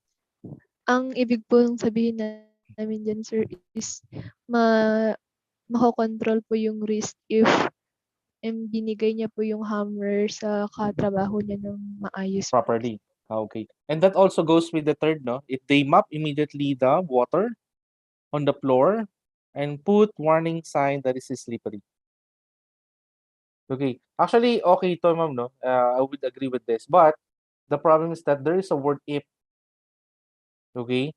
Because please remember, on this column, you need to put existing risk control. Meaning, meron ko bang procedure o meron ko bang control on this one particularly? So meaning, ito sana yung ginawa. Tama ba? Yun po yung mean niya dito if ko nagawa lang siya. Pero the thing is that, if you say existing risk control, kung meron kang existing risk, ito tama ito yung unang ginilagay niyo po, no? They put a warning sign. So, may existing warning sign na that there's an open manhole. So, that's a good control, no? And it will lessen the probability, no? Okay, of the accident. Correct? So, but on the second and the third one is that this is a cases of the possibility if you have done this. Okay, so if there's none, so palagay lang natin none lang. No problem with that. Okay, and that's the good thing about risk assessment. You're going to make the control. Okay, let's go to the this control measure na. Yan, thank you very much. Now, On this one, that's good thing because you have considered engineering control. Okay. Isolate the people. Now, the question is that how can you isolate the people from the hazard? Because this is, again, is a very generic one. No? So we need to be specific on this one. And remember guys, yung control measure natin, dapat nasasagot yung hazard. Pag hindi kasi nasasagot yung hazard, it will not be effective control measure. Okay? Like this one, cover the manhole and put warning sign. This is a good control hazard. Yes, because this is very specific. Takpan mo yung manhole, open pala, takpan natin. And then put warning sign, no? There's a manhole. That's good. That's good control measure. The second one. And then the third one, administrative control, change the way people work. So again, that's very generic, no? Paano bang pwede natin gawing pagbabago? Di ba? Ayan ang mga pangako ng mga, anyway, we don't want to talk about politics. So dapat very specific yung ating control. So for example, we can do training on proper working behavior, BBS, okay? Kasi kung behavior ang problema. Second, you can do some you can also some violations, disciplinary action. For example, you have existing procedure tapos it doesn't follow. You can reprimand that person. You can state that also. Yes. You can also give a reward recognition to people who's doing the proper job. Okay? Kasi yun lang po yung ano natin ma-address pag behavioral eh. Reward system and disciplinary action. Okay? Kasi kung hindi sila makukuha sa good behavior, positive behavior reinforcement, we can do the negative or negative behavioral reinforcement. Okay? And then last is that practice the proper way of handling tools. So ito, gawan nyo to ng procedure. Paano ba yung proper handling tools? Parang katulad kanina, 'di ba? So manual handling, 'di ba? Paano merong pictogram kung paano siya gawin step by step. Pwede yung gawin nyo, guys. Actually, sa mga manufacturing, no, saka sa mga processes sa trabaho, sa mga planta, meron ng mga step-by-step procedure na nilalagay and then pictograms. So, pwede natin gawin yan. And then elimination physical, remove the hazard, PPE, protect the worker. So, ito medyo generic again, no? Elimination, physical, remove the hazard. Ano ba yung hazard dito ulit? Sorry, yung third one. I forgot. Wet floor, sir. Wet floor. Okay. So, tama yung elimination, no? They eliminate the water. Pero, eto guys, ang tanong, bakit nagkaroon ng tubig doon? Ba't nagkaroon ng wet floor? Ano yung naging dahilan? You must dig into much deeper. Huwag tayo mag-stop doon. Kasi, hindi nagtatapos na pinunasan mo lang, tapos na. Paano kung on the other day, meron na naman tubig? Correct? So, there's a reason why merong basa doon. So, you must dig deeper. Okay? So, again, diyan papasok yung pagka-police natin, pagka-investigador natin. Safety officer must investigate further. Hindi yung matukontento na tayo na, andyan yung basa, andyan yung hazard. Pinunasan na natin yung hazard. Okay na. What if kung paulit-ulit nangyayari yung hazard? So, you must address the root cause, no, of the problem. Okay? By identifying where is the source of that water. Pwedeng yung pala, tumutulo na pala dun sa ating aircon because barado na yung drain. Okay, but tumutulo yung aircon. Doon papasok yung YY analysis. Guys, then magiging effective yung YY analysis. YY analysis is one of the most effective tool, no, in doing or conducting investigation and of course is investigating some hazards. Kasi bakit nagkaroon ng tulo? Ay galing doon sa aircon, doon sa sa gilid. So pa-check natin sa pwede tayo ba mag-check? No. Yung competent person. Sino ba ang competent person sa office natin o sa workplace natin na pwede mag-check ng aircon? Yung mga facilities, technicians. Okay? Kasi may NC2 certification dyan. Sila talaga ang competent. Hindi safety officer, Yun pong wrong impression. Pagka may nakitang hazard, punta mo nga safety. Checkin mo kung hazard ba yun o ano nangyari. Hindi ibig sabihin na tayo mag-check because we're not jack of all trades, Hindi natin master lahat. Okay? Although kahit saan pwede tayong pumunta, kahit saan pwede nating i-check, pero not all things we need to check on ourselves. So, tanungin natin yung technician. Technician pa i-check nga ba tumutulo. So, sasabihin sa yung dahilan. Normally, ang problem dyan, sir, barado po yung drain. O kaya, sir, dahil nagalaw siya, tumagilid, kaya hindi po nagpo-flow ng tama yung water sa drain. O kaya, meron din problema dun sa ating sa aircon. May problema dun sa ating sa motor. Diba? So, dapat malaman yung cause. Tapos nun ma-address yung cause natin. So, pwede natin ilagay na further investigation. Kunyari, nakita natin galing sa aircon. Verify the aircon or the air conditioning system because of the possible source of water. Ganun lang. Okay? And then PPE, again, sabi ko nga, very specific. Anong klaseng PPE ang kailangan natin, if ever? Okay? Is that clear? Klaro po? Yes, sir. Yes, sir. Question to anybody other than group 2? Okay, thank you very much. Ay, sorry, nakain na natin yung oras sa break time. So, let's take a break na. Or do you want to continue with our lecture? Break muna, sir. Break muna, sir. Sige, sige. So, break muna tayo. So, let's go. 3:15 today, ito na, my time. So, let's go back 3:30. Okay? Thank you, sir. Okay, welcome. Thank you, Ms. Betlin.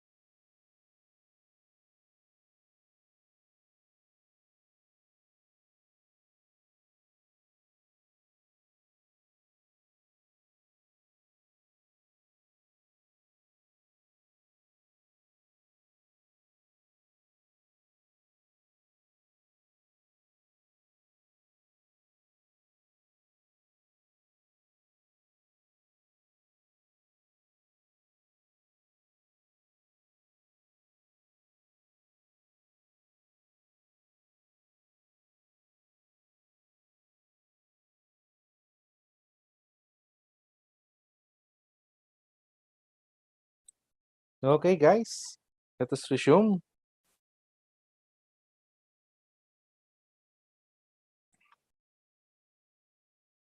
Can you turn on your cams?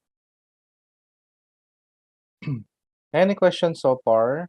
Any question, clarifications pertaining sa hierarch? May gusto ba kayong balikan sa hierarch natin na gusto niyo i-discuss ulit? Wala naman, sir.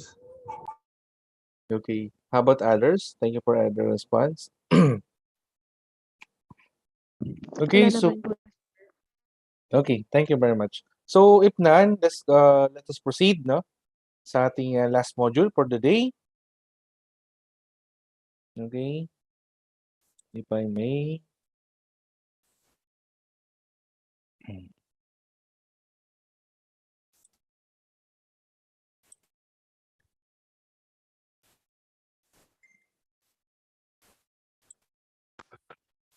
Does everybody can see my screen now? Yes, sir. Okay. So our last module for the day is accident causation.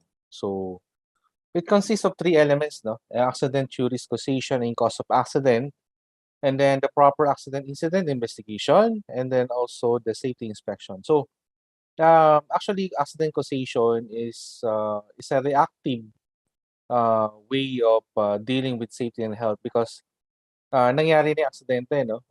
There's a failure with the system, there's a failure with our program or plans. So that's why we need to conduct investigation because the most important thing is to know the root cause of the accident, and then we should address the root cause and to prevent the recurrence or the recurring of the accident itself. Okay?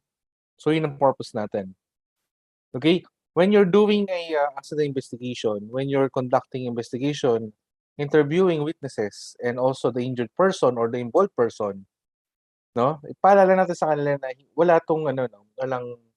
It's not a fault finding, no? Wala tayong sinisisi sa nangyari. The accident that happened it already happened. So what we need to do is to find out what is the root causes so that we can address it properly and to prevent the recurrence of those accidents. Okay. So element 1, accident theories, causation, and cause of accident.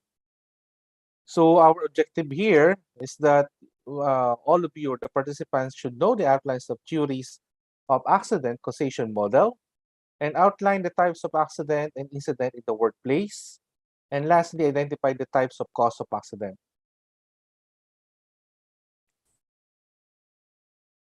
Okay, let us define first, no, the important terms that we need to discuss or that we're going to encounter during our work, no, sa trabaho, no. So accident, incident, near miss.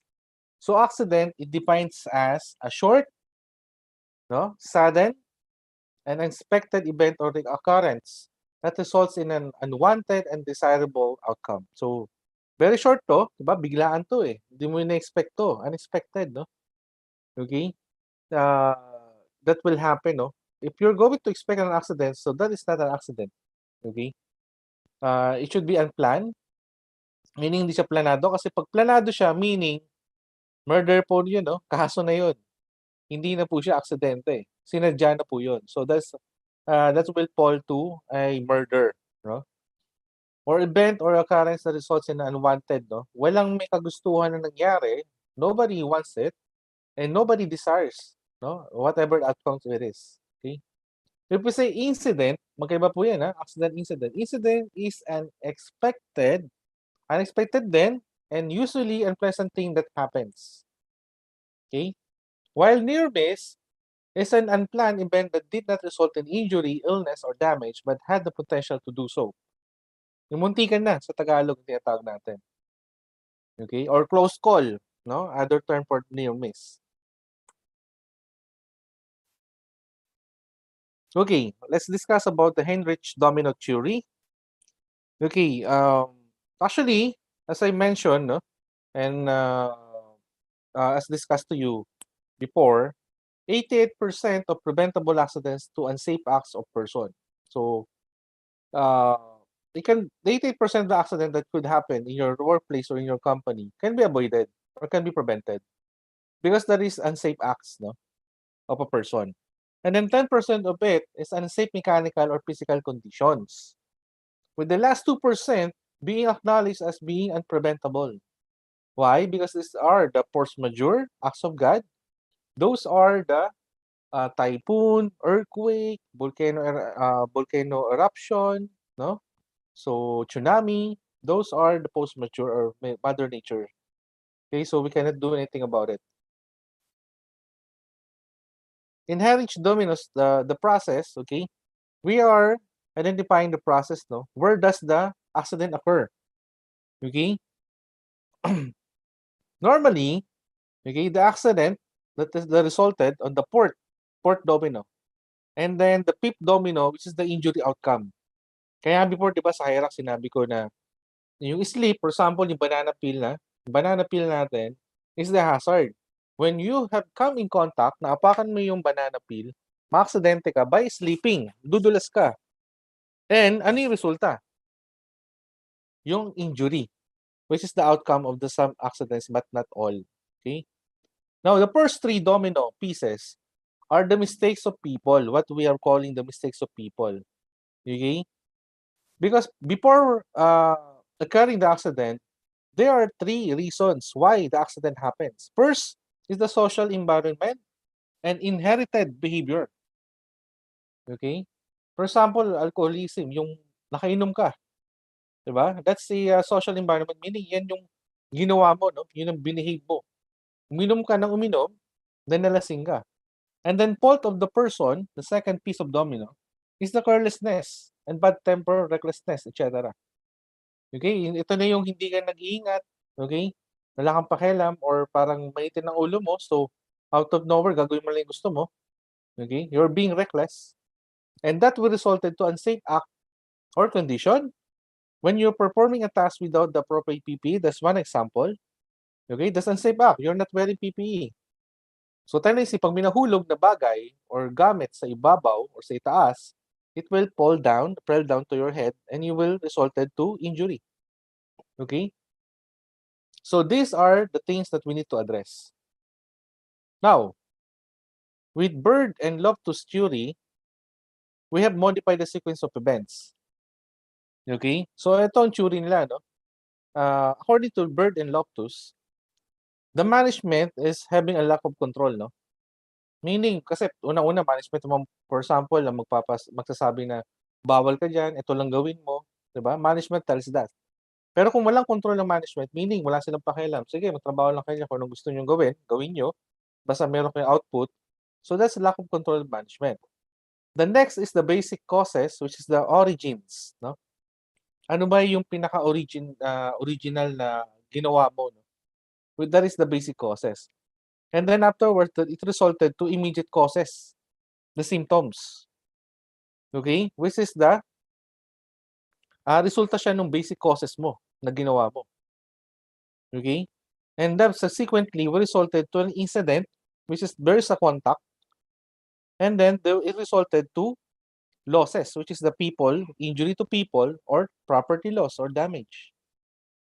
Okay? Okay, we have also one theory, which is the multi-causal theory. Okay? Ang aksidente raw o yung injury o yung accident itself, it happens because of the unsafe act, either unsafe act or unsafe condition. Now, the unsafe act or unsafe condition has multiple causes, no? Kaya nangyari yung unsafe act. And then that goes also with unsafe condition. There are different kinds of causes that resulted to this one. Okay? So that's what we call the theory of multi-causal theory. Now we have also another theory, which is the epidemiological theory. Okay? On this one, there is a predisposition characteristics, and it depends also with the situational characteristics. Okay? If we say predisposition characteristics, these are susceptible of people, perception, yung pananaw, environmental factors, yung paligid natin. For example, kung mainit. So, tendency yan, pag mainit, tatanggalin yung hard hat mo. Okay? Kasi nainitan sila eh. Subsequently, tatanggalin yung ibang, yung protective gear mo, yung safety glass, okay? Para lang magawa yung trabaho. And then yung situational characteristics is the risk assessment by individuals. Kung paano siya mag-assess ng risk, no? Yung taong gagawa. Minsan siya ba yung taong tipong wala na siyang pakialam, basta gawin lang yung trabaho? Result-oriented people? O siya yung taong carefully checking or assessing the situation bago niya gawin isang bagay? Peer pressure, yun yung pagka pinipressure ka ng mga kasama mo or ng boss mo or supervisor mo. Priorities of supervisor, okay? And then attitude, your attitude. So ito yung mga situational characteristics. Ito daw dalawang bagay na ito ang pwedeng mag-cause ng accident or pwedeng makapag-prevent ng accident, no? Depende sa kondisyon. And then there's another model, which is the reasons model, which one is active failure, and next is latent conditions. Okay? Ito yung palaging, kumbaga, there's a reason on behind of every accident, no? Okay? There's either active failure, no? Failure from the management, failure from the methodology or the procedures, failure from wearing of PPEs, okay? So let's go to any questions so far on our theories. Yun yung mga theories natin, no? 5 theories kung bakit nagkakaroon ng aksidente. Okay? Now, what are the types of accidents, no? We called struck by, struck against, contact by, contact with, caught on, caught in, and caught between. Very particular, kasi when you're doing or making a incident report, ito yung mga terminology na dapat natin gamitin. Pag sinabing struck by, okay, yung bagay or any object hits you. Kaya diba, pagka meron na sagasaan ng kotse or being hit by a vehicle, he was struck by a moving past car. Okay? Pag struck against, ikaw ang bumangga sa bagay o ikaw yung tao mismo nag-hit doon sa isang bagay o object. So, baliktad. Okay? Pag contact by, okay, yung isang bagay is make a contact with you. O isang chemicals nag-contact sa'yo. Okay? Contact with, rather, ikaw naman yung nakakontact dun sa bagay na yun o sa chemical na yun. Okay? Pag caught on, okay, pag sinabing caught on, ikaw yung, kung ba nasabitan ka, merong hanging wire o kaya hanging hook, tapos doon umaandar siya in the conveyor, then nasabitan ka. Pag caught in, okay, naipit ka sa isang bagay, no? Pwedeng na bumagsak yung cabinet o table, naipit yung cabinet mo. That is caught in. Pag caught between, dalawang bagay na ipit ka sa dalawang bagay o sa dalawang object. Okay? Klaro po ba? Clear? Yes, sir. Okay. So, depende po itong words na ito sa gagamitin natin. Depende sa investigation natin. Kaya please very careful. Pag fall to surface, okay, same level.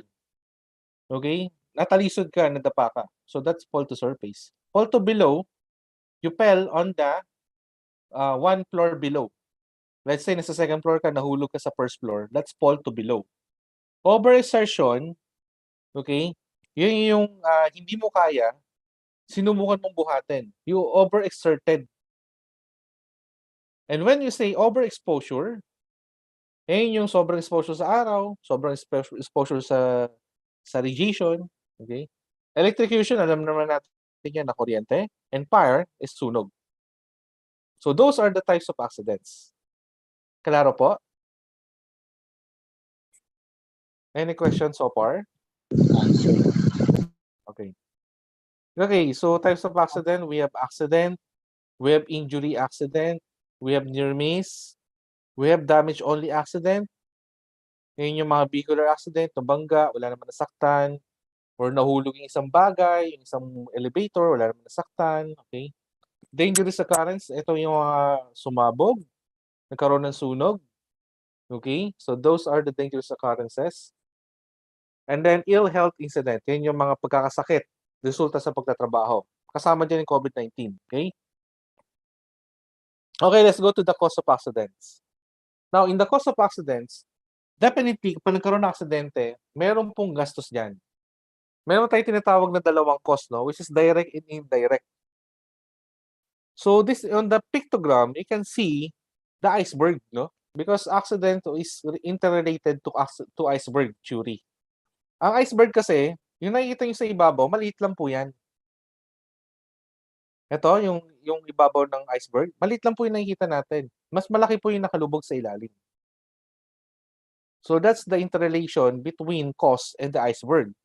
Kasi yung direct cause is the definition of the top or the tip of the iceberg above, shown above the sea level, and the iceberg submerged in the below sea level is in the indirect cause, which the pictogram says that indirect cost is much more expensive than direct cost.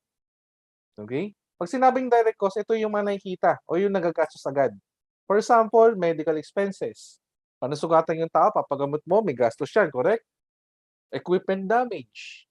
So, pag nabangga ka ng vehicular, na-damage yung vehicle, so meron equipment damage yun, may cost yun, correct? And then wasted raw materials. Okay, let's say yung bakal is nahulog, so nagkaroon ng dents, hindi na siya pwedeng gamitin, tapon na yun. So that's wasted raw materials. Insurance premiums. Okay? Yun, ito ba, yung mga sakyan natin, yung mga vehicles, mostly are insured. So, that would be a cost also, no? Pagbabayad ng insurance natin. And then litigation expenses, kapag mayroong kasuhan na nangyari. Pag hindi nagkasundo, nagkaroon ng kasuhan, so that falls under direct cost. So kung isipin nyo, malaki na yun, ha? Correct? Doon pa rin sa medical, tsaka sa equipment damage, tsaka sa litigation, malaking gastos na yan. Eh, how much more yung indirect cost? Kaya guys, ito ito yung susi kapag ka nagpe-present sa management, pero kung gustong pa-aprobahan sa kanila na programa mo o kaya procedure, no? Or bibili ka ng mga equipment sa medyo mamahalin o kaya trainings. Ito kasi yung pwede nating i-present sa kanila. Sir, we're buying this or we're going to take this or do this with this cost, comparing if there's an accident happens. How much are we going to spend? So that's one key that you can do to present to your management to approve your budget. Okay?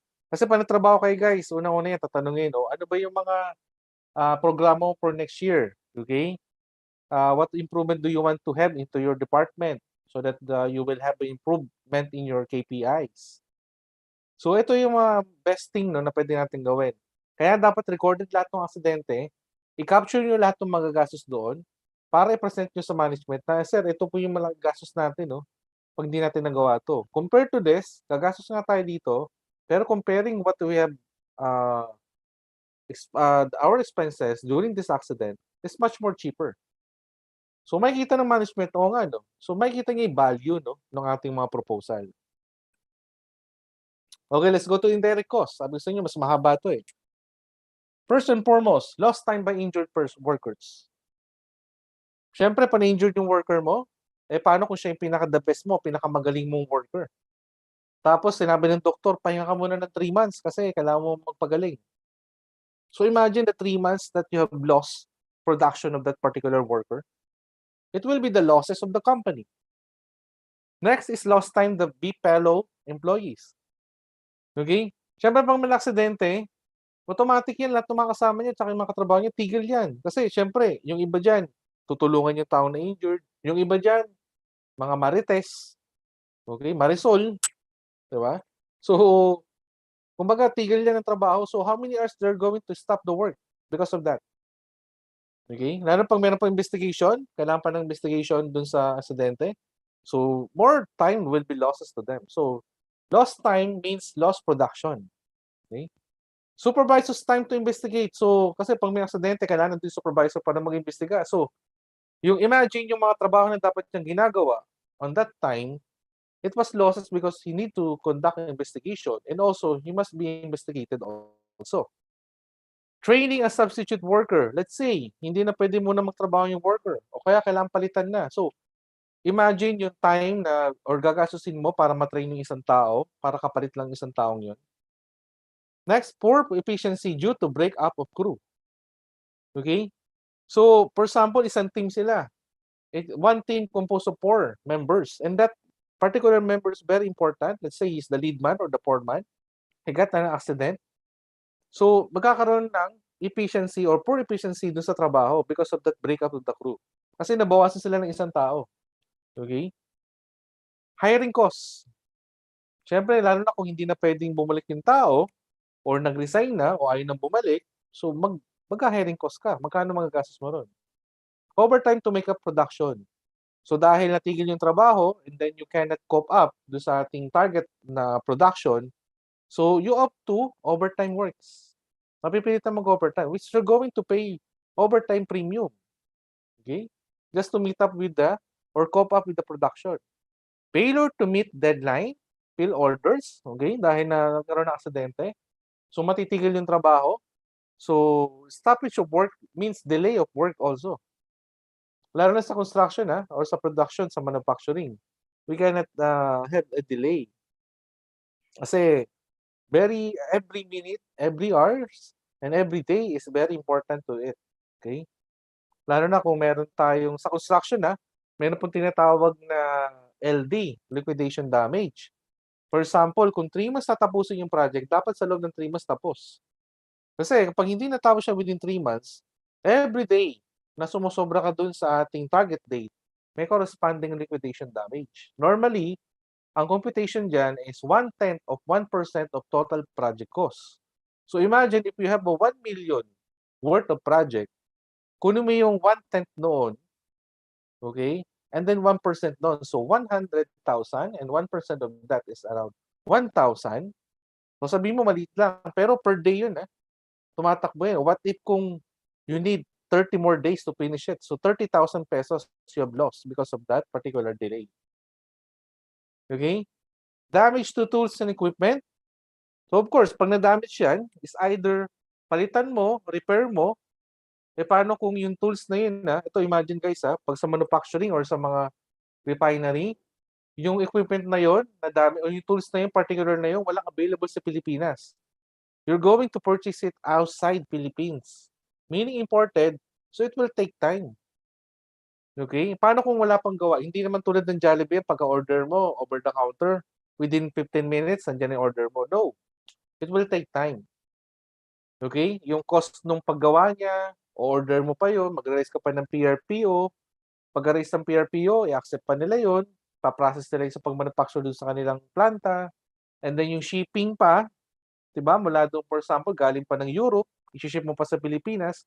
So, that will very big loss to the company. Loss of goodwill. Okay? So, syempre, yung mga tao, mawawalan sila ng moral, no? Dahil, syempre, may kasama sila na aksidente. So, tendency, bababa yung moral nila, bababa yung kanilang productivity. Loss of production. Okay? Because definitely, it entails a stoppage of work. Okay? So, we must delay our activity also.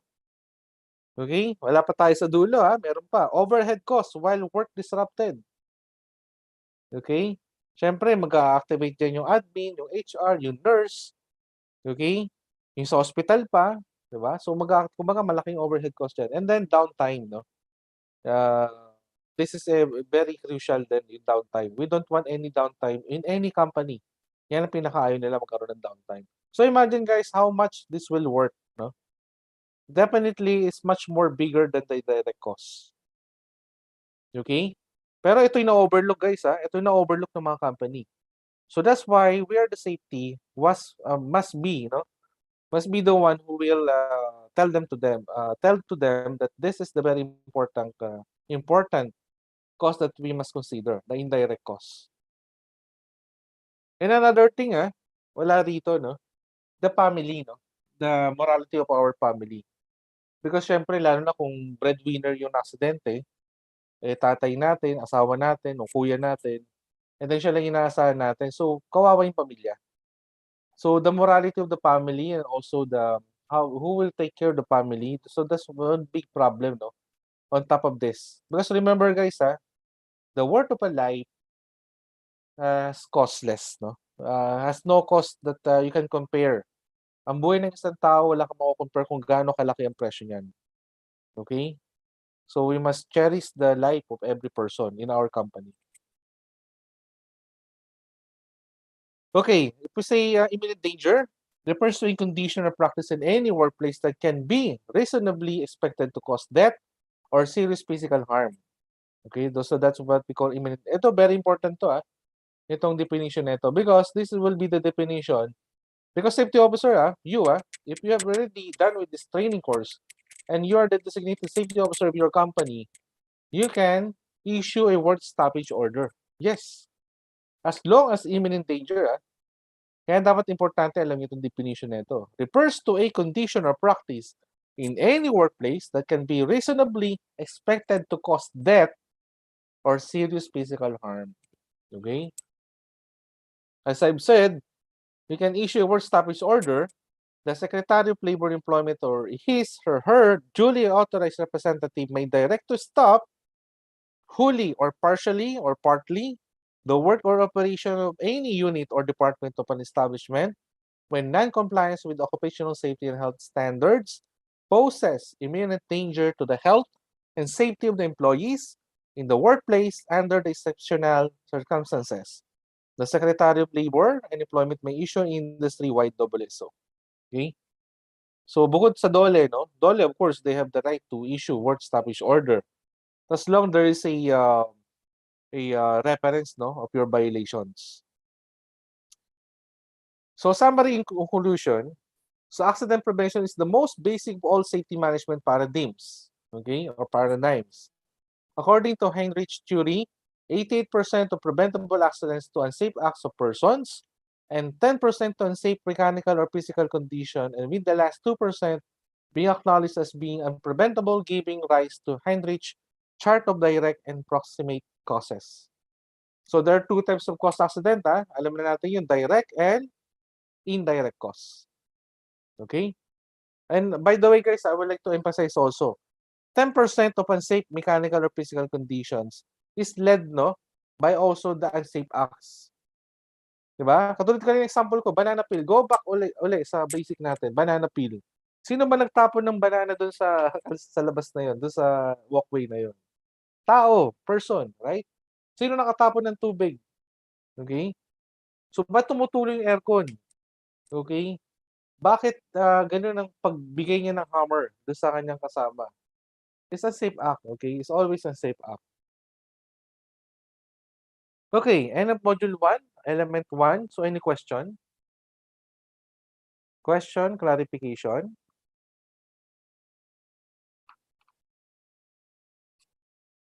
So, if none, silence means yes. So, let's go to next element. Okay, so element 2. So, this element 2, learning outcomes, discuss benefits of OSH investigation in organizations. Ano ba benefits na ito? Ba't tayo nag-iimbestiga? Bakit natin kailangan imbestigahan? Determine the root cause of the accident incident. Develop recommendations for prevention of injuries and illnesses. And also DOLE, reportorial requirements related to accident reporting and recording SR and FR, which is severity rate, frequency rate, under Rule 1050. So definition of terms again, we have investigation. This is defined as the systematic, minute, and thorough attempt to learn the facts about something complex or hidden. If it is open, formal, and official. Accident, any undesired events that results in injury and or property damage, as defined earlier. And an incident, also defined earlier, an event or condition that doesn't cause harm, but has the potential to do so. Okay? So why conduct investigation? That's the big question. First is to collect the information. Siyempre gusto natin malaman yung information. Ano nangyari? Okay? Sino na involved? Anong oras? Saan lugar? Okay? Paano nangyari? Okay? To identify the cause of the accident or incident. What is the root cause? Bakit nang-resulta dun sa ganong aksidente? And then to get information needed for the insurance claim. Especially kapag ang company natin, no? Or meron tayong mga equipment na insured. Okay? Kasi sa mga planta, sa mga manufacturing plants, refinery also. Actually, refinery pala hindi na insured yan. Kasi masyadong mataas ang risk. manufacturing plants are being insured, of course, para pag may nangyari, merong makukuha pera yung company or business para mapatayo uli o ma-repair yung ating na-damage doon sa ating planta. Okay? Sa construction din, meron din po tayo mga insurance na tinatawag yung CARI, Contractors All Risk Insurance. That will be very important to them also, no? And of course, lastly is to find out the cause of an accident. So malaman natin yung cost, no? Magkano ba ang nawala sa kumpanya because of that particular accident. Dapat natin malaman. So these are the categories of incident. We have near miss. We have accident. We have damage only accident. We have dangerous occurrence and ill health. Yes, question? Is there any question? Okay. So how do accidents and incidents happen? First, immediate causes. Unsafe actions or lack of action, for example, operating equipment with missing guards and bypassing interlocks, using the wrong personal protective equipment. Yan ang may example ng immediate causes. And unsafe conditions, for example, damaged tools and equipment or high noise and low lighting levels. So those are the immediate causes, no? Yung mga obvious causes na tinatawag ko. Underlying causes naman, yun yung mga underneath causes, no? Na kailangan natin imbestigahan thoroughly. Those are the factors that allow the unsafe actions and conditions to happen. The majority of these are related to the way our organization manages health and safety and how people perceive risk. For example, sobrang init, no? So, tendency, tatanggalin talaga ng tao yung personal protective equipment. Kasi mainit eh. So, that's underlying, ano underlying cause niya? Because the area is not properly, ventilated or there's no proper supply of fresh air. Okay? So, yun ang underlying causes. So, who should investigate? Sino dapat mong imbestiga? First of all, of course, management. Kasi, basta pag may cause yan, management ang involved lagi. Diba? Paano na yung pera nila? Okay? Siyempre, basta may cause, lagi yan. Members of the safety committee. If we're going to establish safety health committee, they need to involve in our investigation also. Union, steward or union representative. So kung may union tayo sa company natin, they should be also involved in the investigation because it's their representative. They're the representative of the workers or the labor, no, in your company. Next, someone familiar with the work location. Kung sino yung familiar, sino yung expert doon, invite natin kasi siya yung pwedeng mag-discuss sa inyo or mag-explain kung bakit nangyari yun. And lastly, of course, the supervisor or manager from the work location. So, syempre, tao nila involved eh. So, dapat kasama sila sa investigation. So, nag-iimbestiga. So, benefits of investigation, first, reduce the danger to employees. Syempre, pag naimbestigahan mo, nalaman mo yung root cause, action na natin, it will reduce the danger to the employees. Kasi mamaya, mag-recur yung aksidente kung hindi natin bibigyan ng action. Next, prevent company resources loss. Diba? Because we identified that accident can give losses to the company. Improve operating efficiency. Kapag nag-imbestiga tayo, the operation will be improved. Okay? Because the workers will improve because of their high morale, and then of course there's no accident recorded, so definitely tuloy-tuloy ang ating production. Provide protection against litigation para walang kasuhan, diba? Kasi minsan pag may aksidente tapos hindi sinagot ng company or limited lang yung sinagot, nagrereklamo yung empleyado, nauwi sa demandahan. Comply with workers' compensation kasi kasama po sa requirement yan sa DOLE, so they need to do investigation. Lalo na kapag sa magka-claim sa SSS saka sa ECC. Okay? We all know SSS, no? Siguro sa ECC hindi ba tayo familiar. Pero there is a separate module for that, no? On the last day, no? On the 5th day. Okay. What is needed for investigation? Of course, kailangan natin ng mga gamit, no? O yung mga balat baril natin, no? Bilang investigador. Of course, camera and film recorded scene so that we can capture all the scene, ma-preserve natin, no? Okay? And then paper, pencil, forms, and clipboard, record information. So, kailangan importante clipboard kasi mahirap magsulat pag walang clipboard. Kailangan may matigas kang patungan, no? Pag nagsusulat tayo sa paper. And then copy of regulations and operating procedures provide interpretation. So, dapat, kung hindi natin kabisado, may kopya tayo. Para ma-interpret natin, uy, kaya pala nagkaroon ng aksidente, hindi sinunod yung procedure natin. Okay? Magnifying glass examine minute pieces. Okay? Para pag meron tayong mga gustong makita na maliliit na detail doon sa scene, pwede natin makita. Gloves, protect yourself and not contaminate evidence. So, kailangan natin ng gloves, no? And then, high visibility tape mark of the scene. So, sabi ko sa inyo, kung anong ginagawa ng pulis sa pag-iimbestiga sa isang krimen, meron din ginagawa ng safety officer. Diba? Naglalagay tayo ng high visibility tape mark. Do not cross police line. Sa atin naman, caution tape lang, no? Wala pa naman tayong particular na ano. And then we wear gloves to protect ourselves and also not to contaminate the evidence. Maganda din ginagawa ng police. Magnifying glass, ginagawa rin natin yun. Copy of regulations, kung ano yung particular na binviolate ng kriminal, ganun din sa atin. Paper, pencil, forms, and clipboard to write down, and then we take camera and photo. Ba pares lang din? Okay. And then one is needed also, cassette recorder, tape records, statements. Pag nag-imbestiga tayo ng mga witnesses, graph, paper, sketch, or draw scene to scale. Okay? Kasi kaya importante rin yan, meron tayong graphing, no? O sketch, no? For example, pag vehicular accident, kailangan may sketch tayo. Ano ba nangyari? Tape measure to record distances accurately.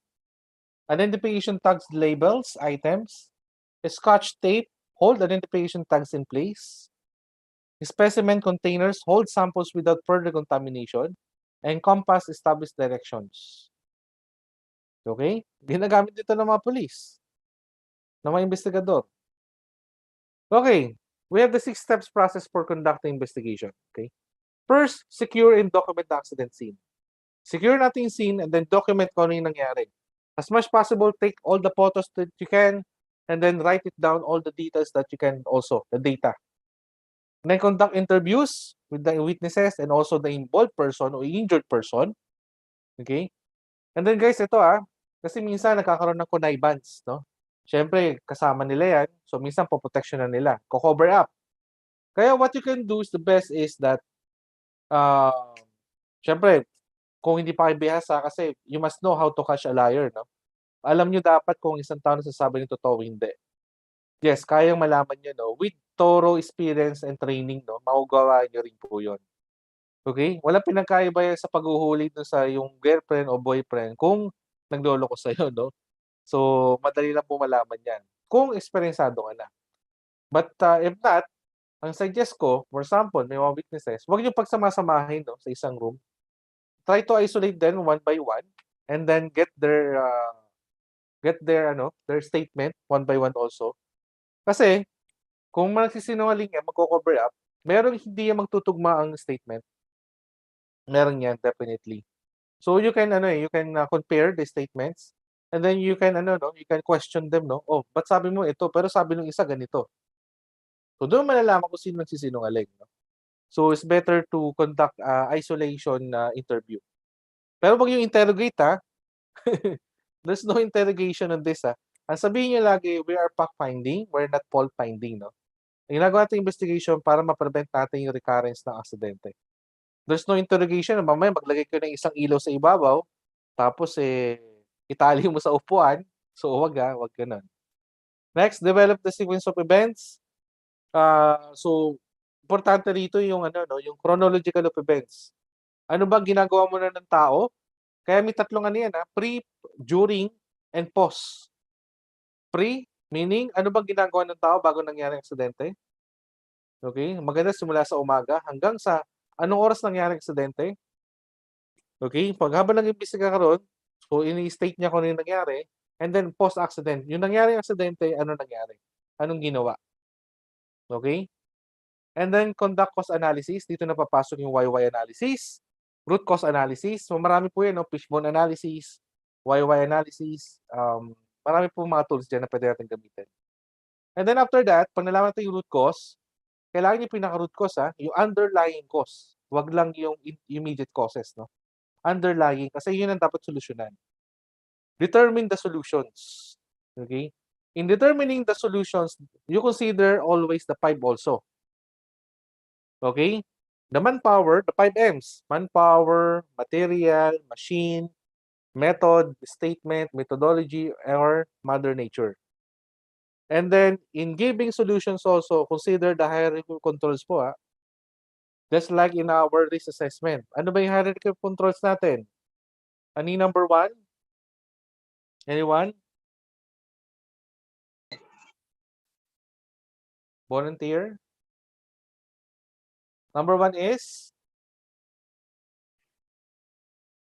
Remember that, baka lumabas sa exam yun. Yan, bibigay na ako ng mga hints. Ano yung number 1? Hierarchy of controls? Elimination, sir. Elimination. Very good. Next, number 2? Substitution, sir. Substitution.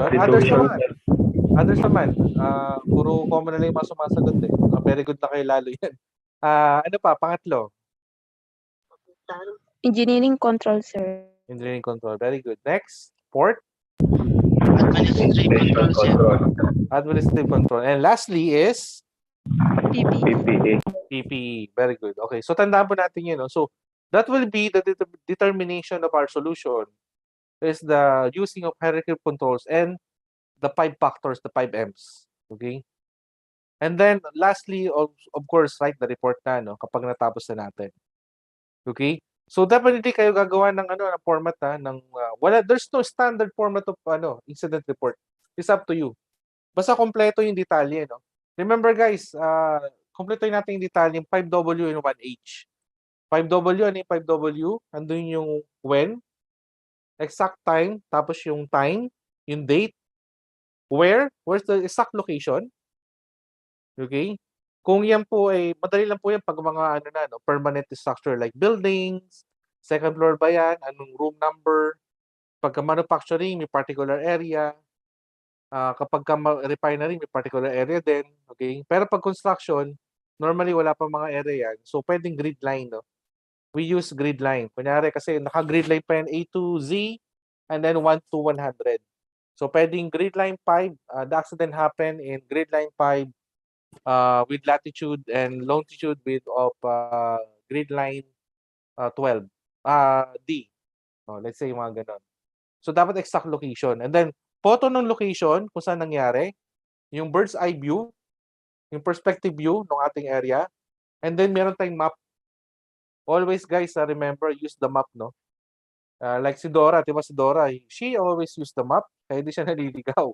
So, ganun din tayo. Kailangan, meron tayong copy of map ng ating workplace, and then doon natin ituro. Okay?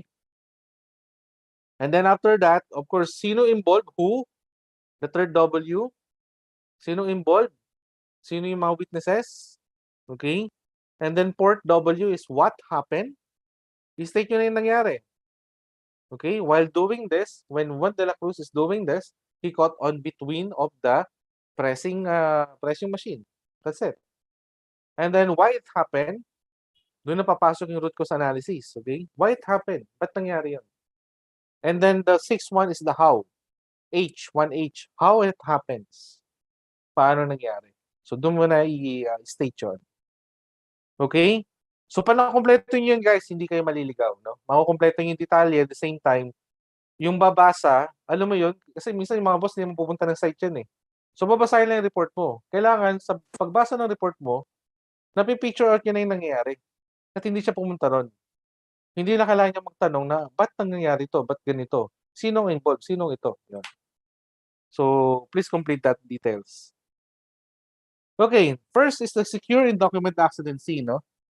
So, secure the scene so as you can have time to make sketches, take photos, kasi para hindi ma-disturb yung evidences. And then take measurements and obtain. For example, may nahulog na bakal, measure it. Sukatin natin. How long? Kasi ganito yung guys eh. Iba yung impression na kapag a structural steel fell from second floor to the ground and hit the head of Mr. Juan de la Cruz. Okay? Iba yung impression na kapag a 1 meter 16 mm rebar fell from second floor and hit Mr. Juan de la Cruz on his head and he was not wearing hard hat. Okay? Iba yun compared dun sa a 9 meters I-beam weighing 20 tons fell and hit Mr. Juan de la Cruz in his head. Tama? So dapat kapag meron na involved na nahulog or merong na-involved na pagka merong bagay na na-involved, no? So dapat exact dimension, exact measurement, and yung weight din kailangan may lagay din natin. Kahit approximate lang kung hindi natin kabisado. Pero guys, sa engineering, meron tayong strength of materials. We can determine the weight of a material in construction by determining its unit weight. Pag may unit weight ka, kung alam mo yung dimension, you can get the exact weight. Okay? So, apply natin engineering, natin dyan. Engineering principles. So, kaya pagka nakita ko yung safety officer, engineer, gamitin mo yung strength of materials principle natin, kunin mo yung exact weight. Huwag kang mag-approximate. Okay? Kasi minsan sa approximate, minsan nagkakamali pa . Okay? Okay? Take photos. Okay? Measurement. And then, kunyari, vehicular. So, kailangan ilagay natin kung anong klaseng sasakyan, no? Or equipment na involved. Tapos nun, ilagay din natin yung plate number. And then, who drive it? Sino nag-drive? Sino nag-operate?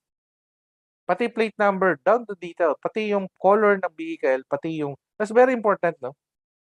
Those important details should be included in our report. Okay? And then, to secure the accident scene, use yellow caution tape or warning codes.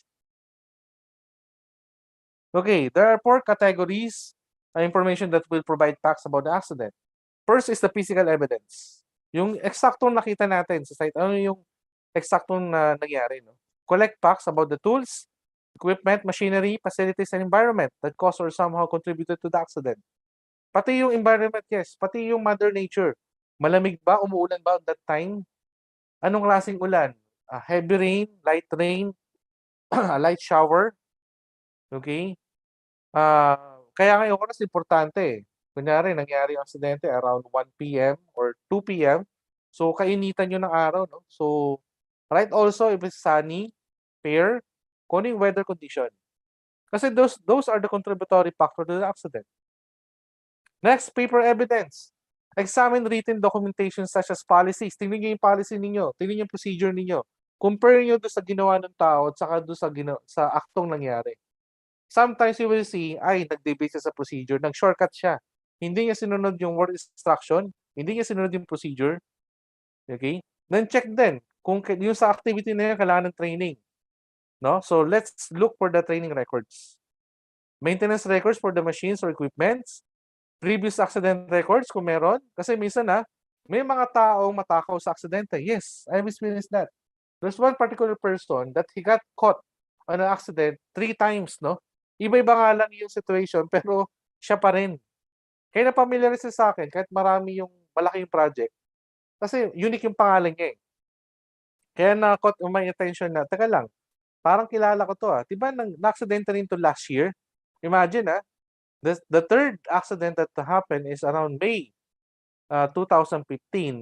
And the previous accidents happened is around September 2014. Okay? And the first accident he caught to was around June 2014 also. So imagine, pare-pares yung kanyang there's a problem with that person. That's why I'm saying this. Okay? Meron kasi yung mga tao talagang tako aksidente or talagang very lenient sila. Yung attitude nila ang problema. And then, check for HSE alerts and bulletins, risk assessment, job hazard analysis, and tailgate safety meeting records. Kasi, mamaya niyan, yung nangyari aksidente, very unique. Hindi pa siya na-encounter. So, at least, may isama natin siya na kailangan meron tayong HSE alerts, bulletins, isama natin sa risk assessment kasi hindi natin siya na-consider. So, para at least, the next time na mag-conduct tayo ng training, maasasama na natin siya sa trainings natin, tsaka sa mga alerts and bulletins. Next, people evidence. To gather people evidence, make sure you get written eye, ear, witness information. So, conduct interviews with all parties, such as the victim or victims, kung marami, co-workers, supervisors, maintenance workers, and trainers. And lastly, of course, the picture evidence. Take photos of material evidence where it is also take photos of the accident scene, starting with faraway shots and moving in close. So, unang picture dyan, labas yung kabuuan ng ating area, no? Okay? And then, habang pumapasok tayo, habang lumalapit tayo, yung mga vital sa tingin yung information, no? Picturean natin lahat.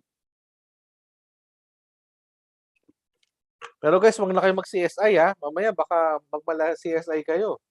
Bumili pa kayo ng ultraviolet light, tapos na nagpa-DNA pa kayo. So, wag naman sa ganong ano, no? So, simple investigation lang tayo. Hindi naman tayo yung pinaka in-depth na thorough, no, na investigation na CSI na. Unless kung meron pong criminal, no, possible criminal. Kasi meron din case na ganyan, na although alam namin aksidente, yung pala, may, let's say, tinulak. May tumulak. Tapos kasi upon investigation, may nag-witness, may nakita raw na may tumulak. So, hindi na siya simple aksidente. Sabi ko nga guys, iba ang aksidente dun sa murder, no? Murder is a premeditated, no, crime. Kumbaga, pinilano mo yung pagkamatay ng tao. Kaya ibang usapan na yon. So, that's the involvement na talaga ng totoong pulisyon. Out of jurisdiction na po natin yon. Okay? Kaya in that case, very important din ang mga CCTV footage, no? Para we understand what happened. Madali lang po yan sa mga manufacturing at sa mga buildings kasi may mga CCTV footage. Mahirap na sa construction kasi right on the start, hindi ka naman pa naman makapaglagay ng CCTV. So, talaga nagre-rely lang kami sa investigative skills ng safety officer tsaka ng mga participation ng mga victims tsaka ng mga witnesses. Okay, conduct interviews. After the site visit, interview the ear witnesses and others. So eyewitnesses may be your best or only source of information for determining the accident sequence of events. It is important to interview as soon as possible. Kasi ang tao, pag tumagal yung nangyari, nakakalimutan na yan. Kaya pagka nangyari yung aksidente, siguro right after the taking photo, interview na natin agad yung mga witnesses para ma-preserve yung kanilang memories. Okay, how to conduct interviews, questioning the interviewee. So ito yung mga tanong, no, possible questions. But not limited to this one, Pwede kayong magdagdag, no? What did you see and hear? Okay, could you tell me more about that? So pag sumagot na siya, and then what you think might have caused the accident? And how can we prevent this accident in the future? So ito yung mga important questions para at least malaman din natin. Kasi ang mga workers minsan meron silang mga great ideas. Yes, may mga great ideas yan. I would like to share to you, no, one experience of mine is that meron kami isang project, no, sa bandang Central Luzon, no. We're going to construct a expansion of refinery, no. Refinery. We're going to construct an expansion work. Now, we encountered a problem, no, kasi upon excavating, meron pong malaking bato, no, na nakita. Malaking bato. As in malaki. Kasi laki siya ng isang bus. Ganun siya kalaki. So we don't know how that came there, no? But the problem is that how can we remove that because it will tatamaan siya ng building footprint, no, ng building namin. So marami nag-isip, no, how to solve it. Mga consultant, mga veteranong engineers, mga magagaling na matatagal na sa construction. But nobody, no, hanggang sinubukan nila yung breaker ng excavator, hindi kaya. Tapos 3 breaker na gumagana, hindi pa rin kaya. And then there's someone who suggests na pasabugin ng dynamite because that is not hindi pwede yun, no? Bakit? Kasi katabi ng refinery. As much possible there should be no spark, no. So actually ang nakasolve lang, no, nagbigay ng solusyon yung excavator operator. Okay? Sabi niya, why can we bakit di natin magukay ng malalim tapos ihulog natin sa tabi ng bato mismo. Magukay tayo ng malalim tapos iusog lang natin, igulong lang natin. Tapos iwasan lang natin yung height ng footprint ng building, yung foundation. Makes sense, 'di ba? Simple solution. Okay? Given by a simple person, part of the construction project. No skyrocket computation, no? So sometimes, no, workers can give you the best solution there is. So wag natin sila malitin. And then, they are the heart and soul of our operation. So let's take care of them. So that's why we're here, no? The safety officer is to take care of our people. Okay? So interview dues, anong dapat nang ginagawa pagka interviewer ka? Read the witness written statement if available before the interview. Develop questions from the statement. So pagawa mo na siya ng statement. Bago yung interview yung tao, una mo na yung statement. Pwede rin namang interview na bago yung statement. Pero kasi doon mo siya mahuhuli. Na kung nagsisinungaling siya o hindi. Kasi pag nagsulat siya ng statement, tendency kung gusto niya mag-cover up, iba yung kukwento niya. Tapos, pagka nakita mo na yung statement niya, doon ka na mag-conduct ng line of questioning sa kanya. And then kapag hindi consistent yung sagot niya doon sa sinulat niya, so meaning meron siya tinatago or nagsisinungaling siya. Make sense? Okay? And then next, explain you who you are and what you're doing. So explain nyo na, ako po ang safety officer designated. And we're conducting an investigation dahil wala tayong sisisihin dito, no? We're only after to the facts, no? Kung ano nangyari. Because we want to prevent the recurrence of the accident. Okay? As much possible, syempre gusto namin safe kayo, ay namin kayong bumaba yung moral, and then gusto namin ma-address yung situation. Okay? Be sensitive to the emotional state of the individual. Kung medyo naiyak na siya, o malungkot siya, or natotrauma siya, or traumatic, so medyo yung muna siya, no? Bigyan siya ng bottled water, okay? Bigyan siya ng kung gutom siya, so tingin parang gutom siya, pakainin niyo para at least medyo maging comfortable siya. And allow witnesses to tell the story in their own words, no? Do not interrupt. Isalaysay niyo muna, no? Yung isalaysay niyo lahat ng nangyari from start to the end. Tapos pag natapos niya yun, pag wala na siyang sasabihin, that's the time na you can ask questions, no? Do not interrupt kasi minsan pag na-interrupt, minsan naiinis sila. Tapos doon na yung time na talagang minsan hindi na sila makapagsalita ng maayos. Okay? Distinguish thoughts from feelings, no? Magkaiba po yan, guys. Thoughts is iba sa feelings. They're not the same. As for both, what is your thoughts? Reflect ideas. Ano yung thoughts mo, sir, doon sa nangyari? Tapos, ano yung pakiramdam mo yung nangyari? Describe how the person felt about something, no? So, doon mo malalaman kung talagang totoo o hindi totoo yung sinasabi niya. And then also, you can get some good recommendations, no, solutions to the accident to prevent it from recurring it. Next, tell the interviewee why he or she is being interviewed. Tell them why it's important to get the facts and that they can be a great help in that effort. Okay?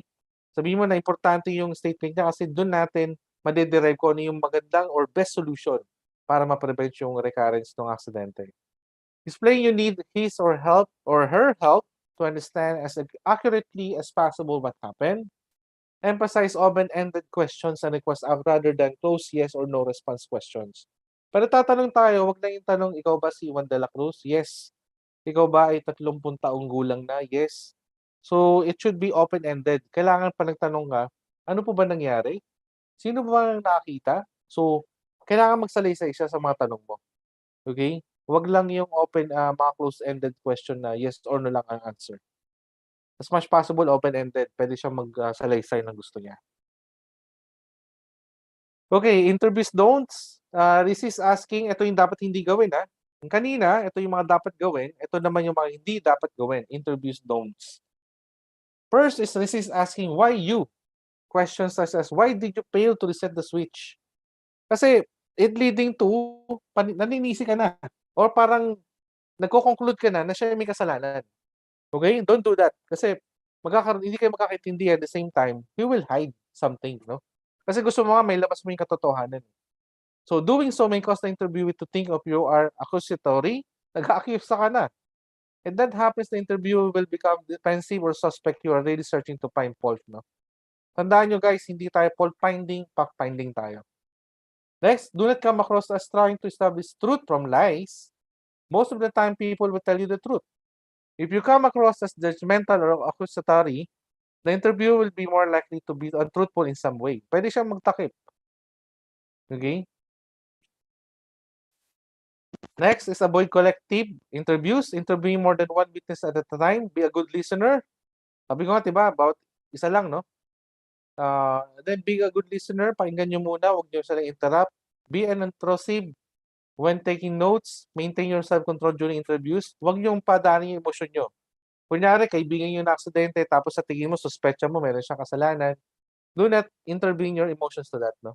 Don't become emotionally involved in the investigation. Do not assist the witness in answering questions. Yung kunyari, pangungunahan nyo siya sa pagsagot. No, hayaan mo sila sumagot. Okay?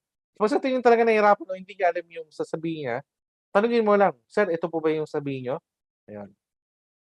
Okay, avoid revealing items discovered during the investigation to the witness. Huwag nyo manang ilabas yung ano. For example, may nahulog. Parang siya naghulog. So, huwag nyo manang ilabas yun. No? So, tuloy nyo lang kung ano yung ipipicture out niya o yung sasabihin niya. Okay, naintindihan po ba? Conduct interviews. Any questions? Huwag nyo interrogate ako, baka interrogating nyo ako. Or huwag nyo gagamitin ito sa mga boyfriend, girlfriend nyo, Okay, biro lang. Next, below are some people you may want to consider interviewing. First, the victim, of course, co-workers, direct supervisor, manager, training department, and personnel department. Maintenance personnel, emergency responders, yun ang responde. Medical personnel, police, other interested persons, the victim's spouse and family. Yes. Kasi minsan mamaya baka may problema pala yung tao. Okay, iniisip niya. Karamihan yan, not most of the time, but some of them, kaya na-aksidente kasi merong iniisip na malaking problema. Nag-away sila mag-asawa, wala sila pambayad ng kuryente, okay, naglayas yung anak. So, tendency, iniisip niya, dinala niya sa trabaho, and then na-aksidente siya. Okay? Next, develop the sequence of events. So, there are two types of events, no, which is actual and assumed events. In actual events, these are the events that you are able to determine actual occurred, no? While assumed events, these are the events that must have happened but have not yet been verified. Flag this somehow as a reminder that more investigation is needed. For example, hindi malinaw yung nangyari. Walang makapagsabi kung ano talaga yung nangyari. Walang witnesses. Okay? Ang pwedeng gawin dyan is that yung reenactment na tinatawag. Okay? Para reenact nyo dun sa injured person o yung sa mismong taong na involved. Kung walang witnesses. And then, doon na tayo makakagawa ng ng actual events, no? Out of reenactment. Kasi minsan may mga tao na hindi nila ma-explain or hindi nila ma-explain thoroughly, no? By detail. So by reenactment, mas maintindihan natin kung talaga yung nangyari. Okay, non-events, although these describe events that did not occur, they should be captured because they may help discover conditions and behaviors relevant to the investigation. So minsan, yung mga yung mga gawa-gawa lang istorya. So although, syempre, hindi natin siya ma-define, hindi natin ma-establish na totoong nangyari, i-capture pa rin natin kasi malay nyo, pwedeng makatulong to sa mga investigation natin in the future. Simultaneous events, it is possible for two events to occur at the same time. Each event will describe different actors and actions. Okay? So ito naman, kapag pwede naman tayong magawa ng dalawang tawag dito, dalawang aksidente or sometimes dalawang pangyayari na interlink, no? For example, nahulog and then nahulog yung isang bagay and then may aksidente sa kabila. Yung pala, interconnected din yung aksidente doon sa kabila. Okay? Under the surface and root causes, first is the surface cause of the accident describes a unique, individual, or single hazardous workplace condition or unsafe, inappropriate employee behavior that directly causes or contributes to the accident. So ito yung ibabaw, no? Yung parang skin lang, no? Yung balat lang na pangyayari. And then root cause, of course, the most fundamental reasons for the failure or efficiency process. Examples of root causes are safety program design and performance weaknesses, and generally including missing or inadequate supervision, training, accountability, and resources. So ito yung determine natin yung root cause. Okay, let's go to determine the solutions. It is important to divide your recommendations into the categories below. First, immediate or short term. No? Corrective action to eliminate or reduce the hazardous conditions and or unsafe behaviors related to the accident. For example, nagkaroon ng spillage. Okay? So, short-term solution doon, clean up the spillage, no? And then, kunyari, may nasirang bulb, ayusin yung bulb para matigil yung kanyang continuous flowing of liquid. Okay? That will be the short term. And then there will be long term. Ito na yung pag-aisipan na natin ng maigi, no? Pag-iimbestigahan natin ng maigi. Ano ba yung maging long term solution natin? With system improvements to create or revise existing safety policies. Ito na yung pagre-revise ng policy, program, plans, procedure, or minsan may cost implication na hindi agad magagawa. So ito yung mga long-term solutions. No? Okay, last is write the report. So after yung conduct investigation, you must report your findings to those who have authority. Siyempre yung boss mo. Kung ito yung involved accident sa DOLE. Accountability and can take action. All work accidents or occupational illnesses in places of employment resulting in disabling condition or dangerous occurrence as defined in 1053.2 shall be reported by the employer to the Regional Labor Office. Okay? Ito yung WIR, yung Work Accident Illness Report na ginagawa natin. So ito po yung mga report requirements, no? Ito po yung DOLE BWC HHD IP6. Kapag meron tayong aksidente, ito yung ginagamit na form. The formal report shall be submitted to the employer on or before the 20th day of the month, no? To the DOLE, no? DOLE po pinapasa to following the date of occurrence of the accident or when the illness has happened. So ito po yung WIR, Employers Work Accident Illness Report. Ito naman yung measurement of performance. Ito naman, no, ito yung pwedeng natin establish na masasabi natin na yung in-place nating program, policies and procedures are effective by determining this. First is the frequency rate and severity rate. Frequency rate is the total number of disabling injuries, no? Basta disabling, meaning hindi makapagtrabaho yung tao. Per million employee hours of exposure, that's why 1 million. Over employee hours of exposure, meaning kung ilan yung man hours natin. Okay? So that's why very important, mini-measure natin yung man hours natin. Kasi ito yung magiging basihan ng computation ng frequency rate. Ang severity rate naman is the total number of days lost or charged per million employee hours of exposure. So total number of days lost na. So ito yung kung ilang araw siyang hindi nakapagtrabaho. Okay? Times 1 million over or divide by employee hours of exposure. So again, the man hours. So ito lang yung dalawang tatandaan natin. Frequency rate and severity rate. Okay? Question? Clarification? Okay, good. Next is the measurement performance again is the submission of annual work accident illness report, data report. Okay? Yung WIR kanina, monthly yun. Ito naman, annual. Okay? Taon-taon. So, kailan ito sinasubmit is that on or before the January, katapusan ng January and the following year. So, kung 2021 report ang isasubmit natin, kailangan on or before January 30 of 2022. Okay, sample computation. So, we have, for the year 2019, the number of employees is 150. Okay, our company name of establishment is ABC Food Corporation. Nature of business is food industry. Address is located in San Pedro, Laguna. Okay, so total hours work day by all employees during this year is 374,400. And then to all disabling injuries, 0. Kung 0 siya, ito, computation. Pakita natin, So, 150 times 8 hours per day, diba? Ang trabaho ng isang tao, 8 hours per day, times 26 days per month, and times 12 months. So, that's 74,400. And then, we have total all disabling injuries. Meron tayong recorded na isa. Let's say, halimbawa lang. As we have 10 total ng disabling injuries. How can we compute frequency rate and severity rate? Frequency rate, going back to this formula, ito, frequency rate is total number of disabling injuries times 1 million over employee hours of exposure. So that goes to, ilan ba yung disabling injury natin? 1. 1 times 1 million is 1 million divided by, ilan yung man hours natin? natin? 374,400. So the result of that is 2.67. So that is frequency rate. Severity rate naman, okay, is that 6,000, no?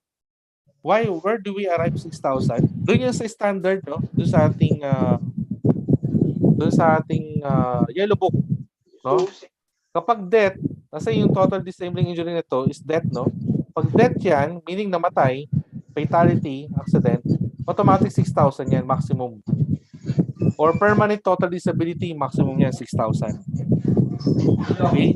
6,000 times 1 million, that's 6 billion.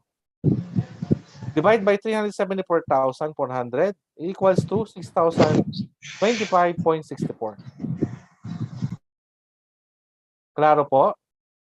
Simple lang yung formula natin dito. No? So, madali lang siya matandaan. At the same time, madali lang siya din gawin. Okay, case 2. Compute for total hours worked by all employees during the year. Compute for SR and FR. Type your answer in the chat box. Okay, so kayo naman ang gumawa.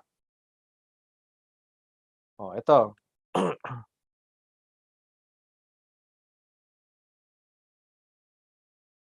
So what will be our FR and SR? Yung fatal tsaka permanent total disability, 6,000 yun. So yun ang magiging value yun sa ating formula para sa severity rate.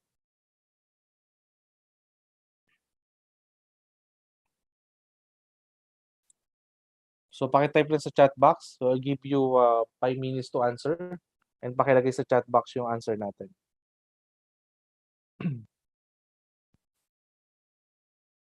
Yung formula, ito, para hindi natin makalimutan. Ayan.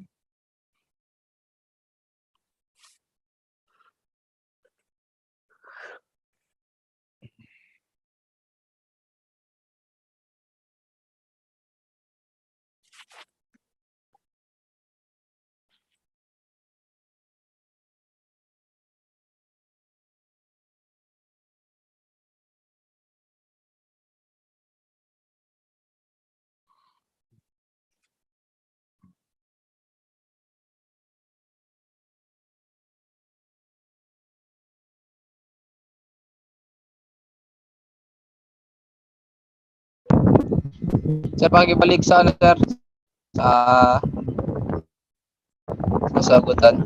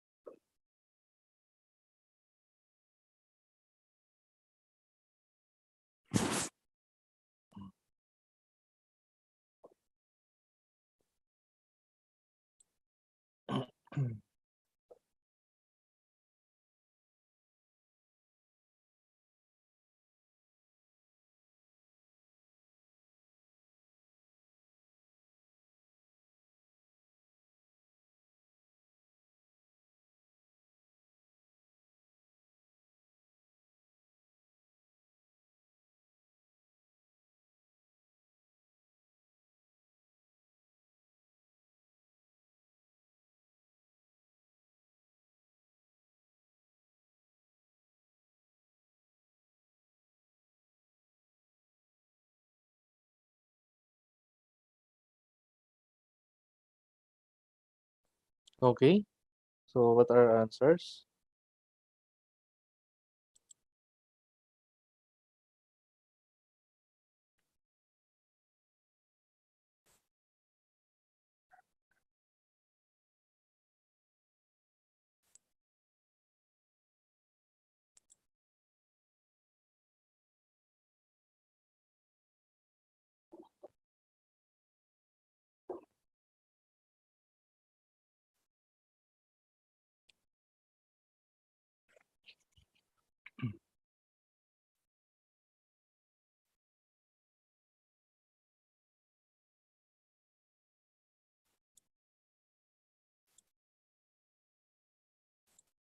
The FR is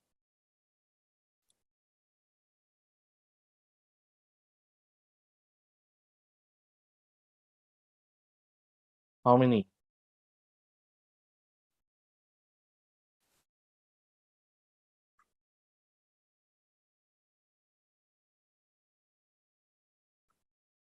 For FR, to compute this, we have two, no? Two disabling injury times 1 million, that's 2 million, divide by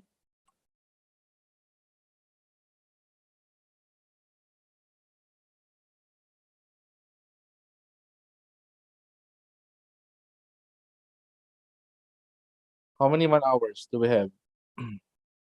First, determine the man hours, no? 200 times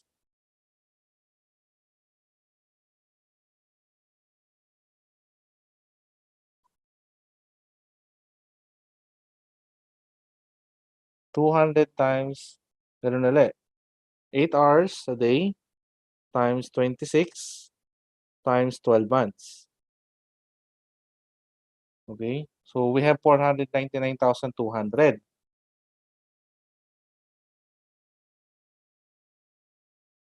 And then 2 million divided by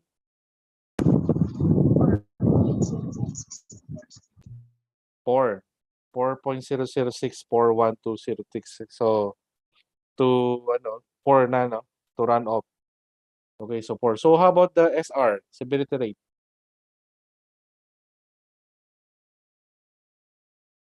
So, since we have 6,000, no? Per fatality and one is permanent total disability. 6,000 din uli yan. So, plus 12, 6,000. So, that's 12,000. Okay, so times 1 million again. Divide by 409,200. So we have 24,038.46. Okay? So actually, in non-disabling injury, hindi siya kasama sa computation. But we need to record that also. So very important here is total disabling injury and the man hours, no? For the total hours worked by all employees during the year. Okay? Question? Clarification? Okay. So accident investigation, first is the accident description, findings, recommendation. Actually, mag-show na lang tayo ng video, no?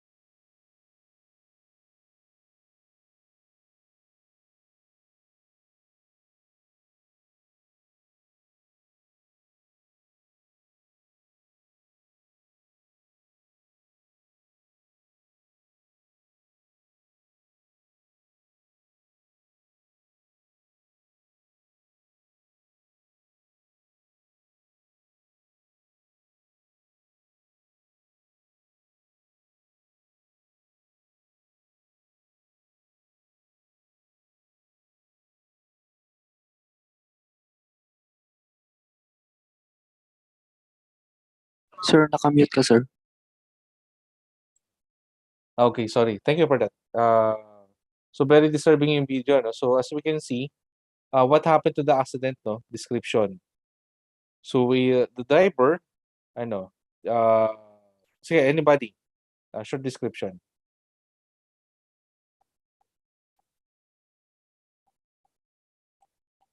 Anyone? Volunteer?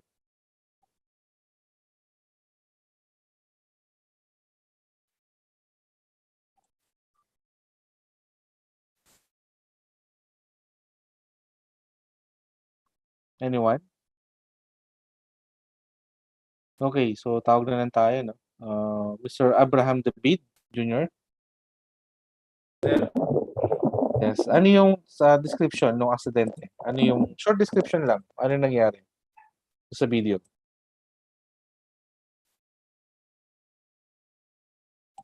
Yung brake niya, sir, is hindi niya na ano yung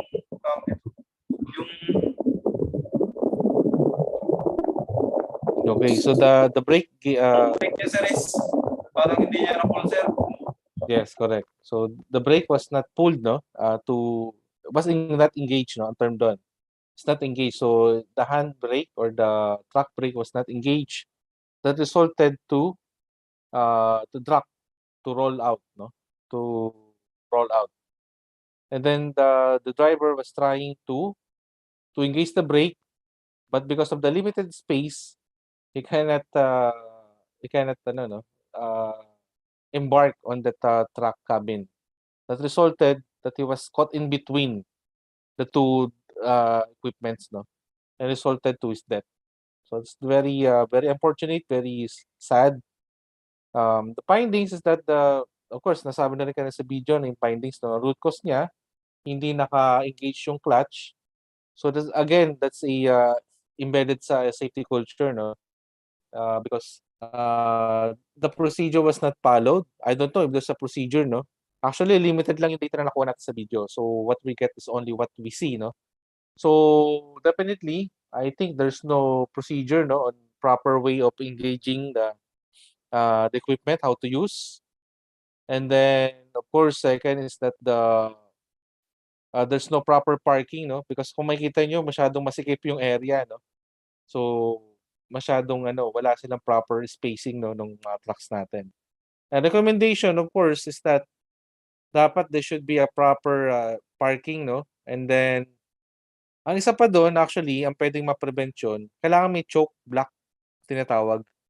Yung choke block, yun yung nilalagay, o kalso sa Tagalog, nilalagay doon sa gulong para maski ma-disengage yung brake natin, hindi siya continuously magro-roll out.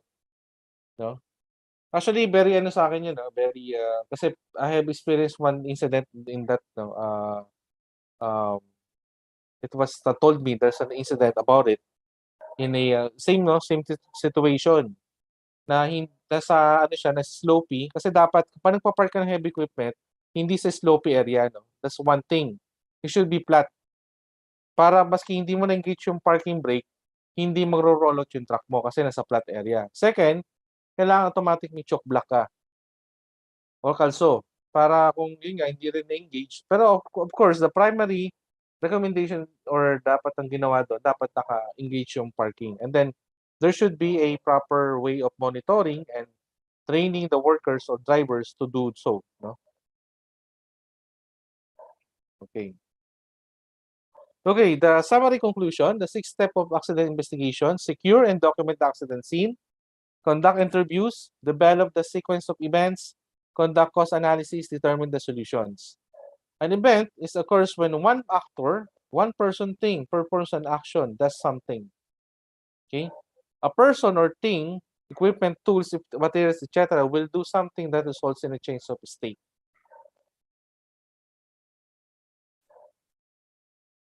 An accident may be the result of many factors simultaneously interconnected, cross-link events that have interacted in some dynamic way. When an accident or some other type of incident occurs in the workplace, it should be investigated and recorded.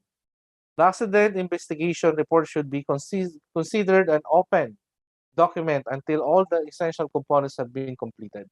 So meaning kailangan hindi pa close ang isang investigation hanggang hindi na close or hindi na in place yung corrective action.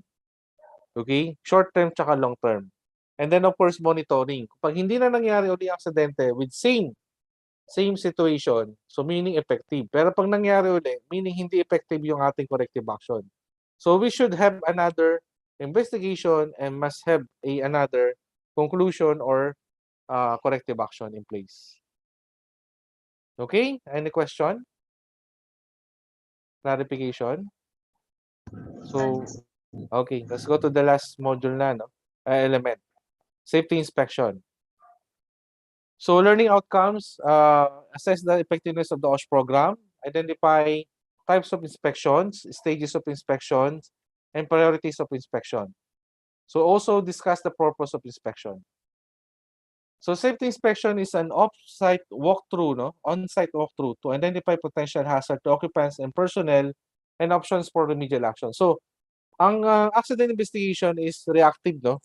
Nangyari ang aksidente, doon pala mag-iimbestiga, doon pala maggagawa ng inspection. Pero yung safety inspection, proactive. Hindi pa nangyari aksidente, pinaprevent na natin. So purpose of safety health inspection is first, identify health and safety hazards.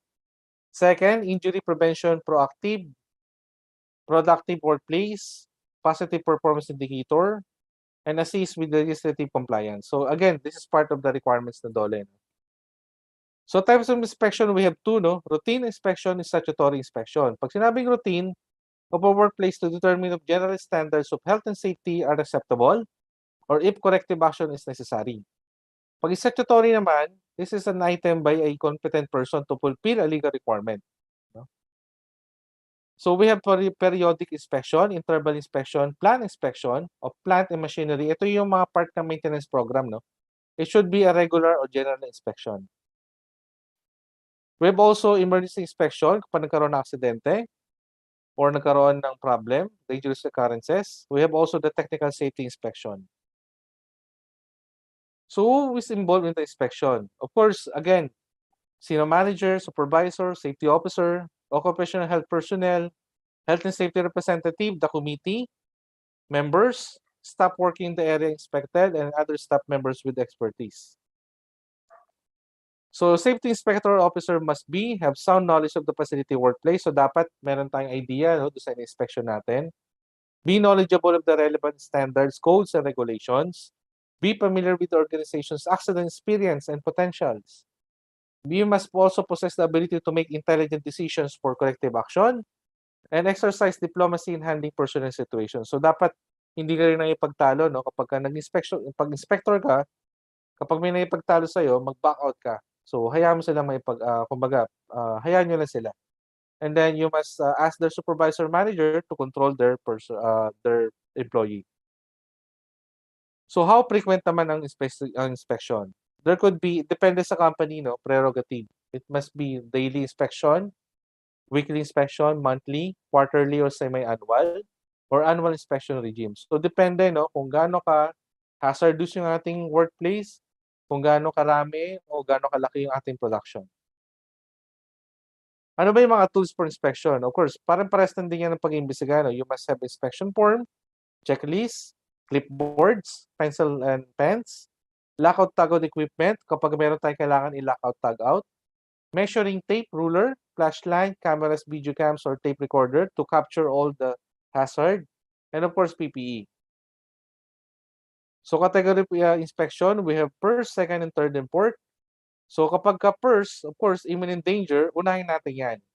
Kapag nagkaroon ng fatal accident, catastrophic accident, so pangalawa yon. Pag may mga complaints sa referrals na kailangan inspectionin siya, third yon. And then, pang last na yung program inspection o yung routinary inspections. So, corrective action o yung CAPA, corrective and preventive action, consists of improvements to an organization's processes taken to eliminate causes of non-conformities or other undesirable situation. Okay? So, ito yung pag sinabing corrective action, ito yung short term, no? Yung preventive, ito yung pang-preventive, meaning pag may anticipate tayong possible hazard, ginagawa na natin yung preventive action. Pero sa ISO po, no, wala na po yung preventive action. Is-CAR na lang po siya. Corrective action report. Okay? Immediate or short term, if we say corrective action to eliminate or reduce the hazardous conditions and or unsafe behaviors related to the accident. It can be long term also, which is a system improvement to create or revise existing safety policies, programs, plans, processes, procedures, and practices identified. The basis of safety inspection consists of first arrival, and then opening rep conference, yung meeting muna kayo bago mag-inspection, and then walk around inspection, and then after inspection, close reference uli, meeting uli, and then citation and response and follow-up inspection. So, sa citation, doon na ilalagay yung kailan yung commitment na ma-close yung mga nakitang hazard o finding sa site.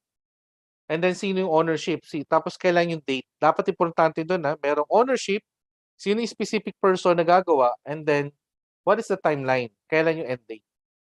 And then, of course, follow-up inspection. So, pupunta mo na on the timeline na ibinigay nila, na committed, and then see if they were done. So we have checklist, no? Sample checklist. Of course, there is a checklist of inspection from as per OSH rule for 1047. One of the duties of safety man, safety officer conduct health and safety inspection as member of the committee. So summary, plan of program of inspection. You and your representative can plan a program of inspection in advance. Pwedeng weekly, daily, weekly, monthly, semi-annual, or annual. And then agree of number of representative. Hanggang maaari, wag po masyadong marami, no? Kasi pag masyadong marami, medyo magulo. At the same time, magkakaroon ng mga debates yan, no? O mga debate. So, mga key personnel lang. Coordinate inspection, plan inspection if there is more than one representative because they can then coordinate the inspection to avoid unnecessary duplication. Inspect together. It will help your relationship with the representative if you inspect together. And then consult specialists. Kunyari, hindi kayo magkasundo nung ini-inspect mo. So, kailangan meron kayong specialist as advisor. O kaya there should be a safety officer. And then lastly, break down tasks for larger workplaces. It may not be practical to conduct a formal inspection of the entire workplace in a single session. So, kung masyadong malaking area, so hatiin muna natin sa sub-areas.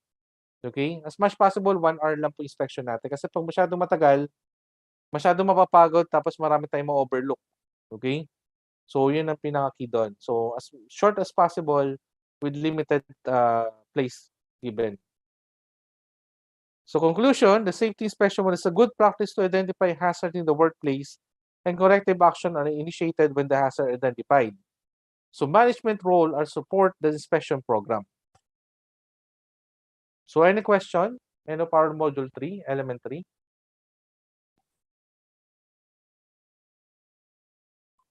Okay, none.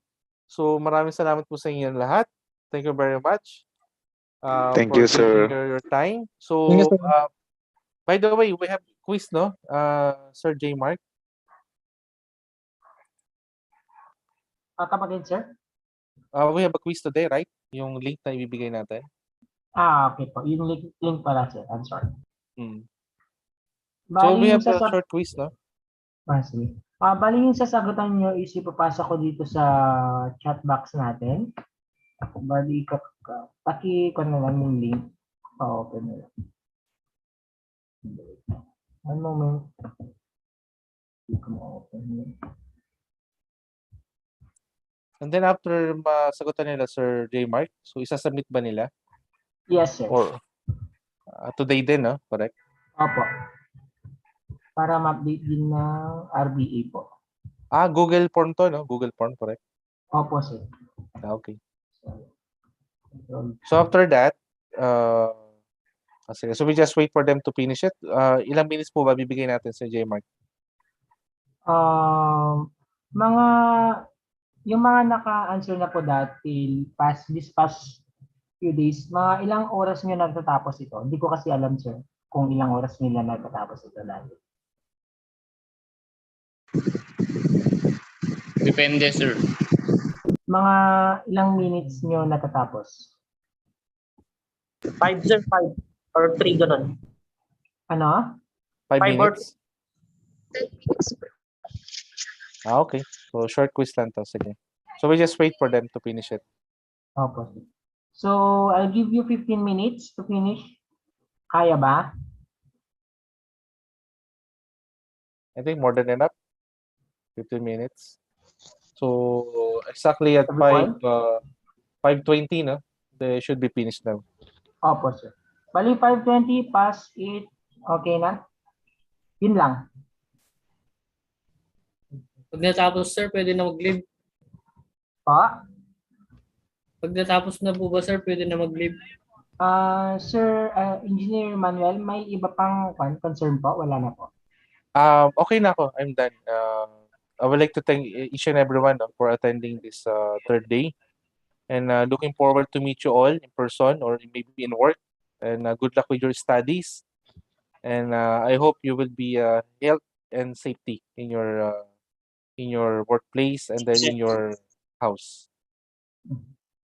All right. Thanks, sir. And Engineer Manuel, thank you so much for conducting us for today's lecture. And I hope na makikita ka namin sooner. Okay, I will. So, I hope I can do a Tugigaraw someday. sir. So, yun. Pakipasa na lang by 5:20 lahat ng panyo, yung sinasagutan nyo, and then you may leave na kung sakali. Natapos mo. Thank you, sir. Sir, pala, gas lang ba yung sinend mo sa GC? Sa dito? Oo, just the same. Sige po, sir. Sir, pwede na po ba mag-leave pagkatapos, sir? Oo, okay na, okay.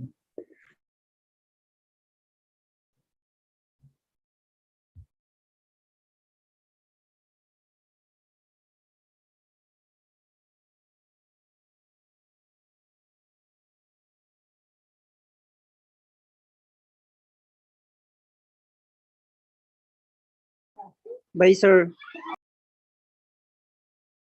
Sige. Salamat sa pag-attend ng training for today.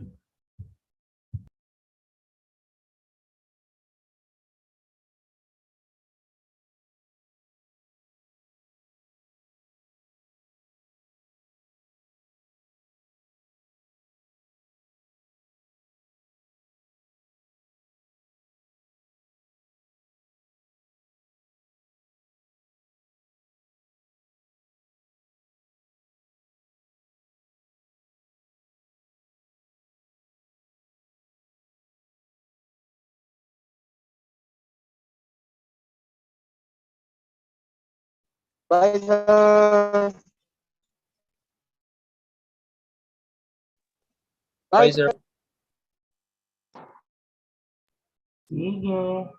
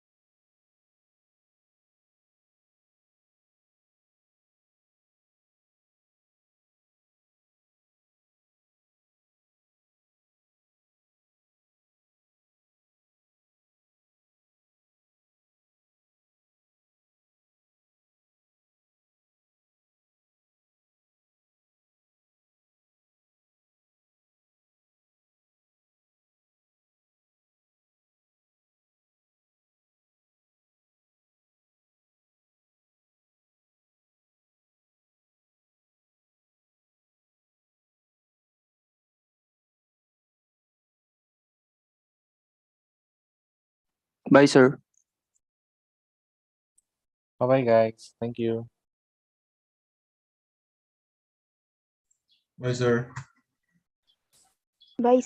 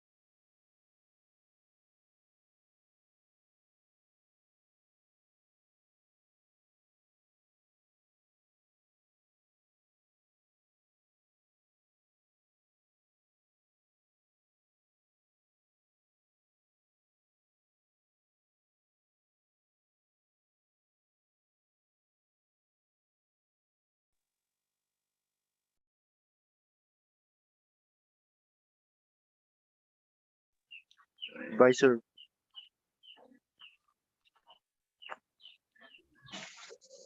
So make sure yung mga nag-end ng pan natin, yung session natin is natapos natin yung sasagutan natin, ha?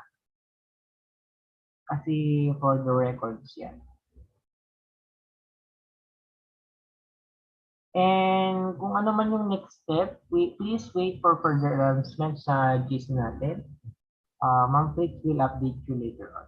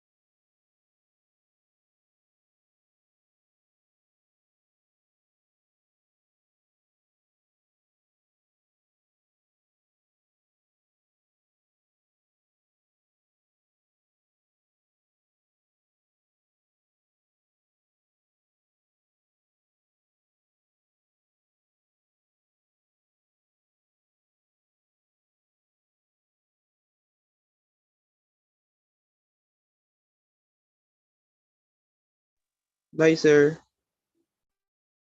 Sige, salamat.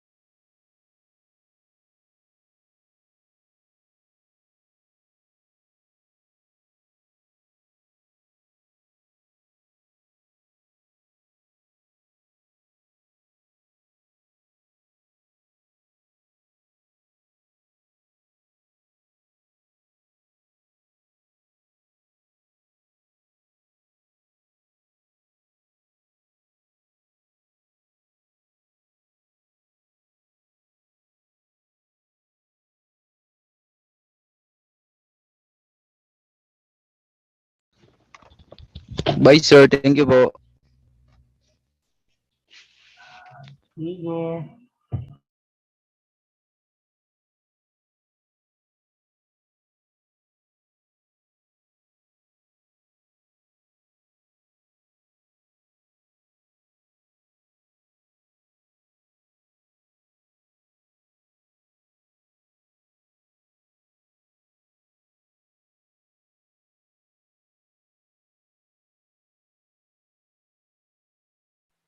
Bye, sir. Thank you po.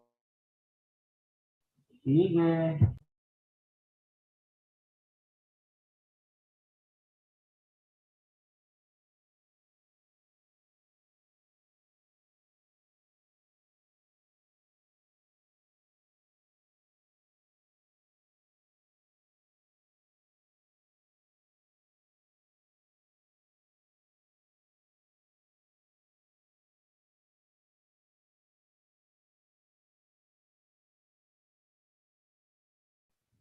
Bye, sir.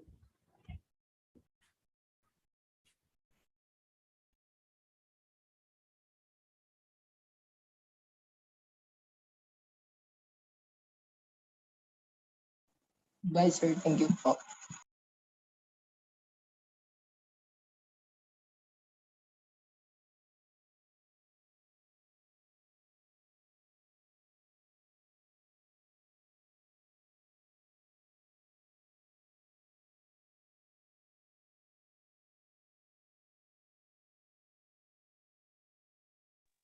Bye, sir. Sige, sige.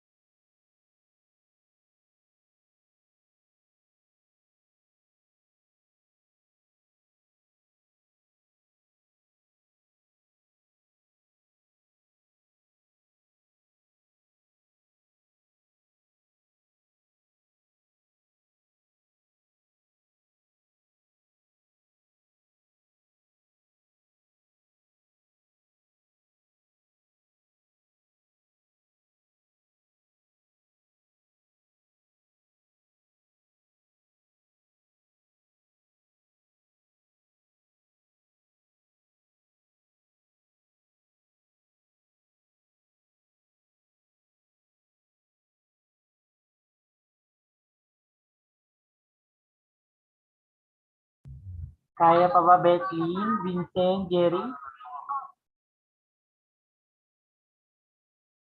Kaya pa? Tapos na po, sir. Thank you po.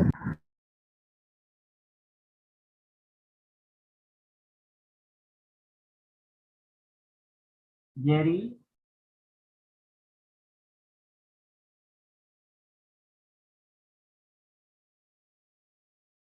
Kaya pa ba?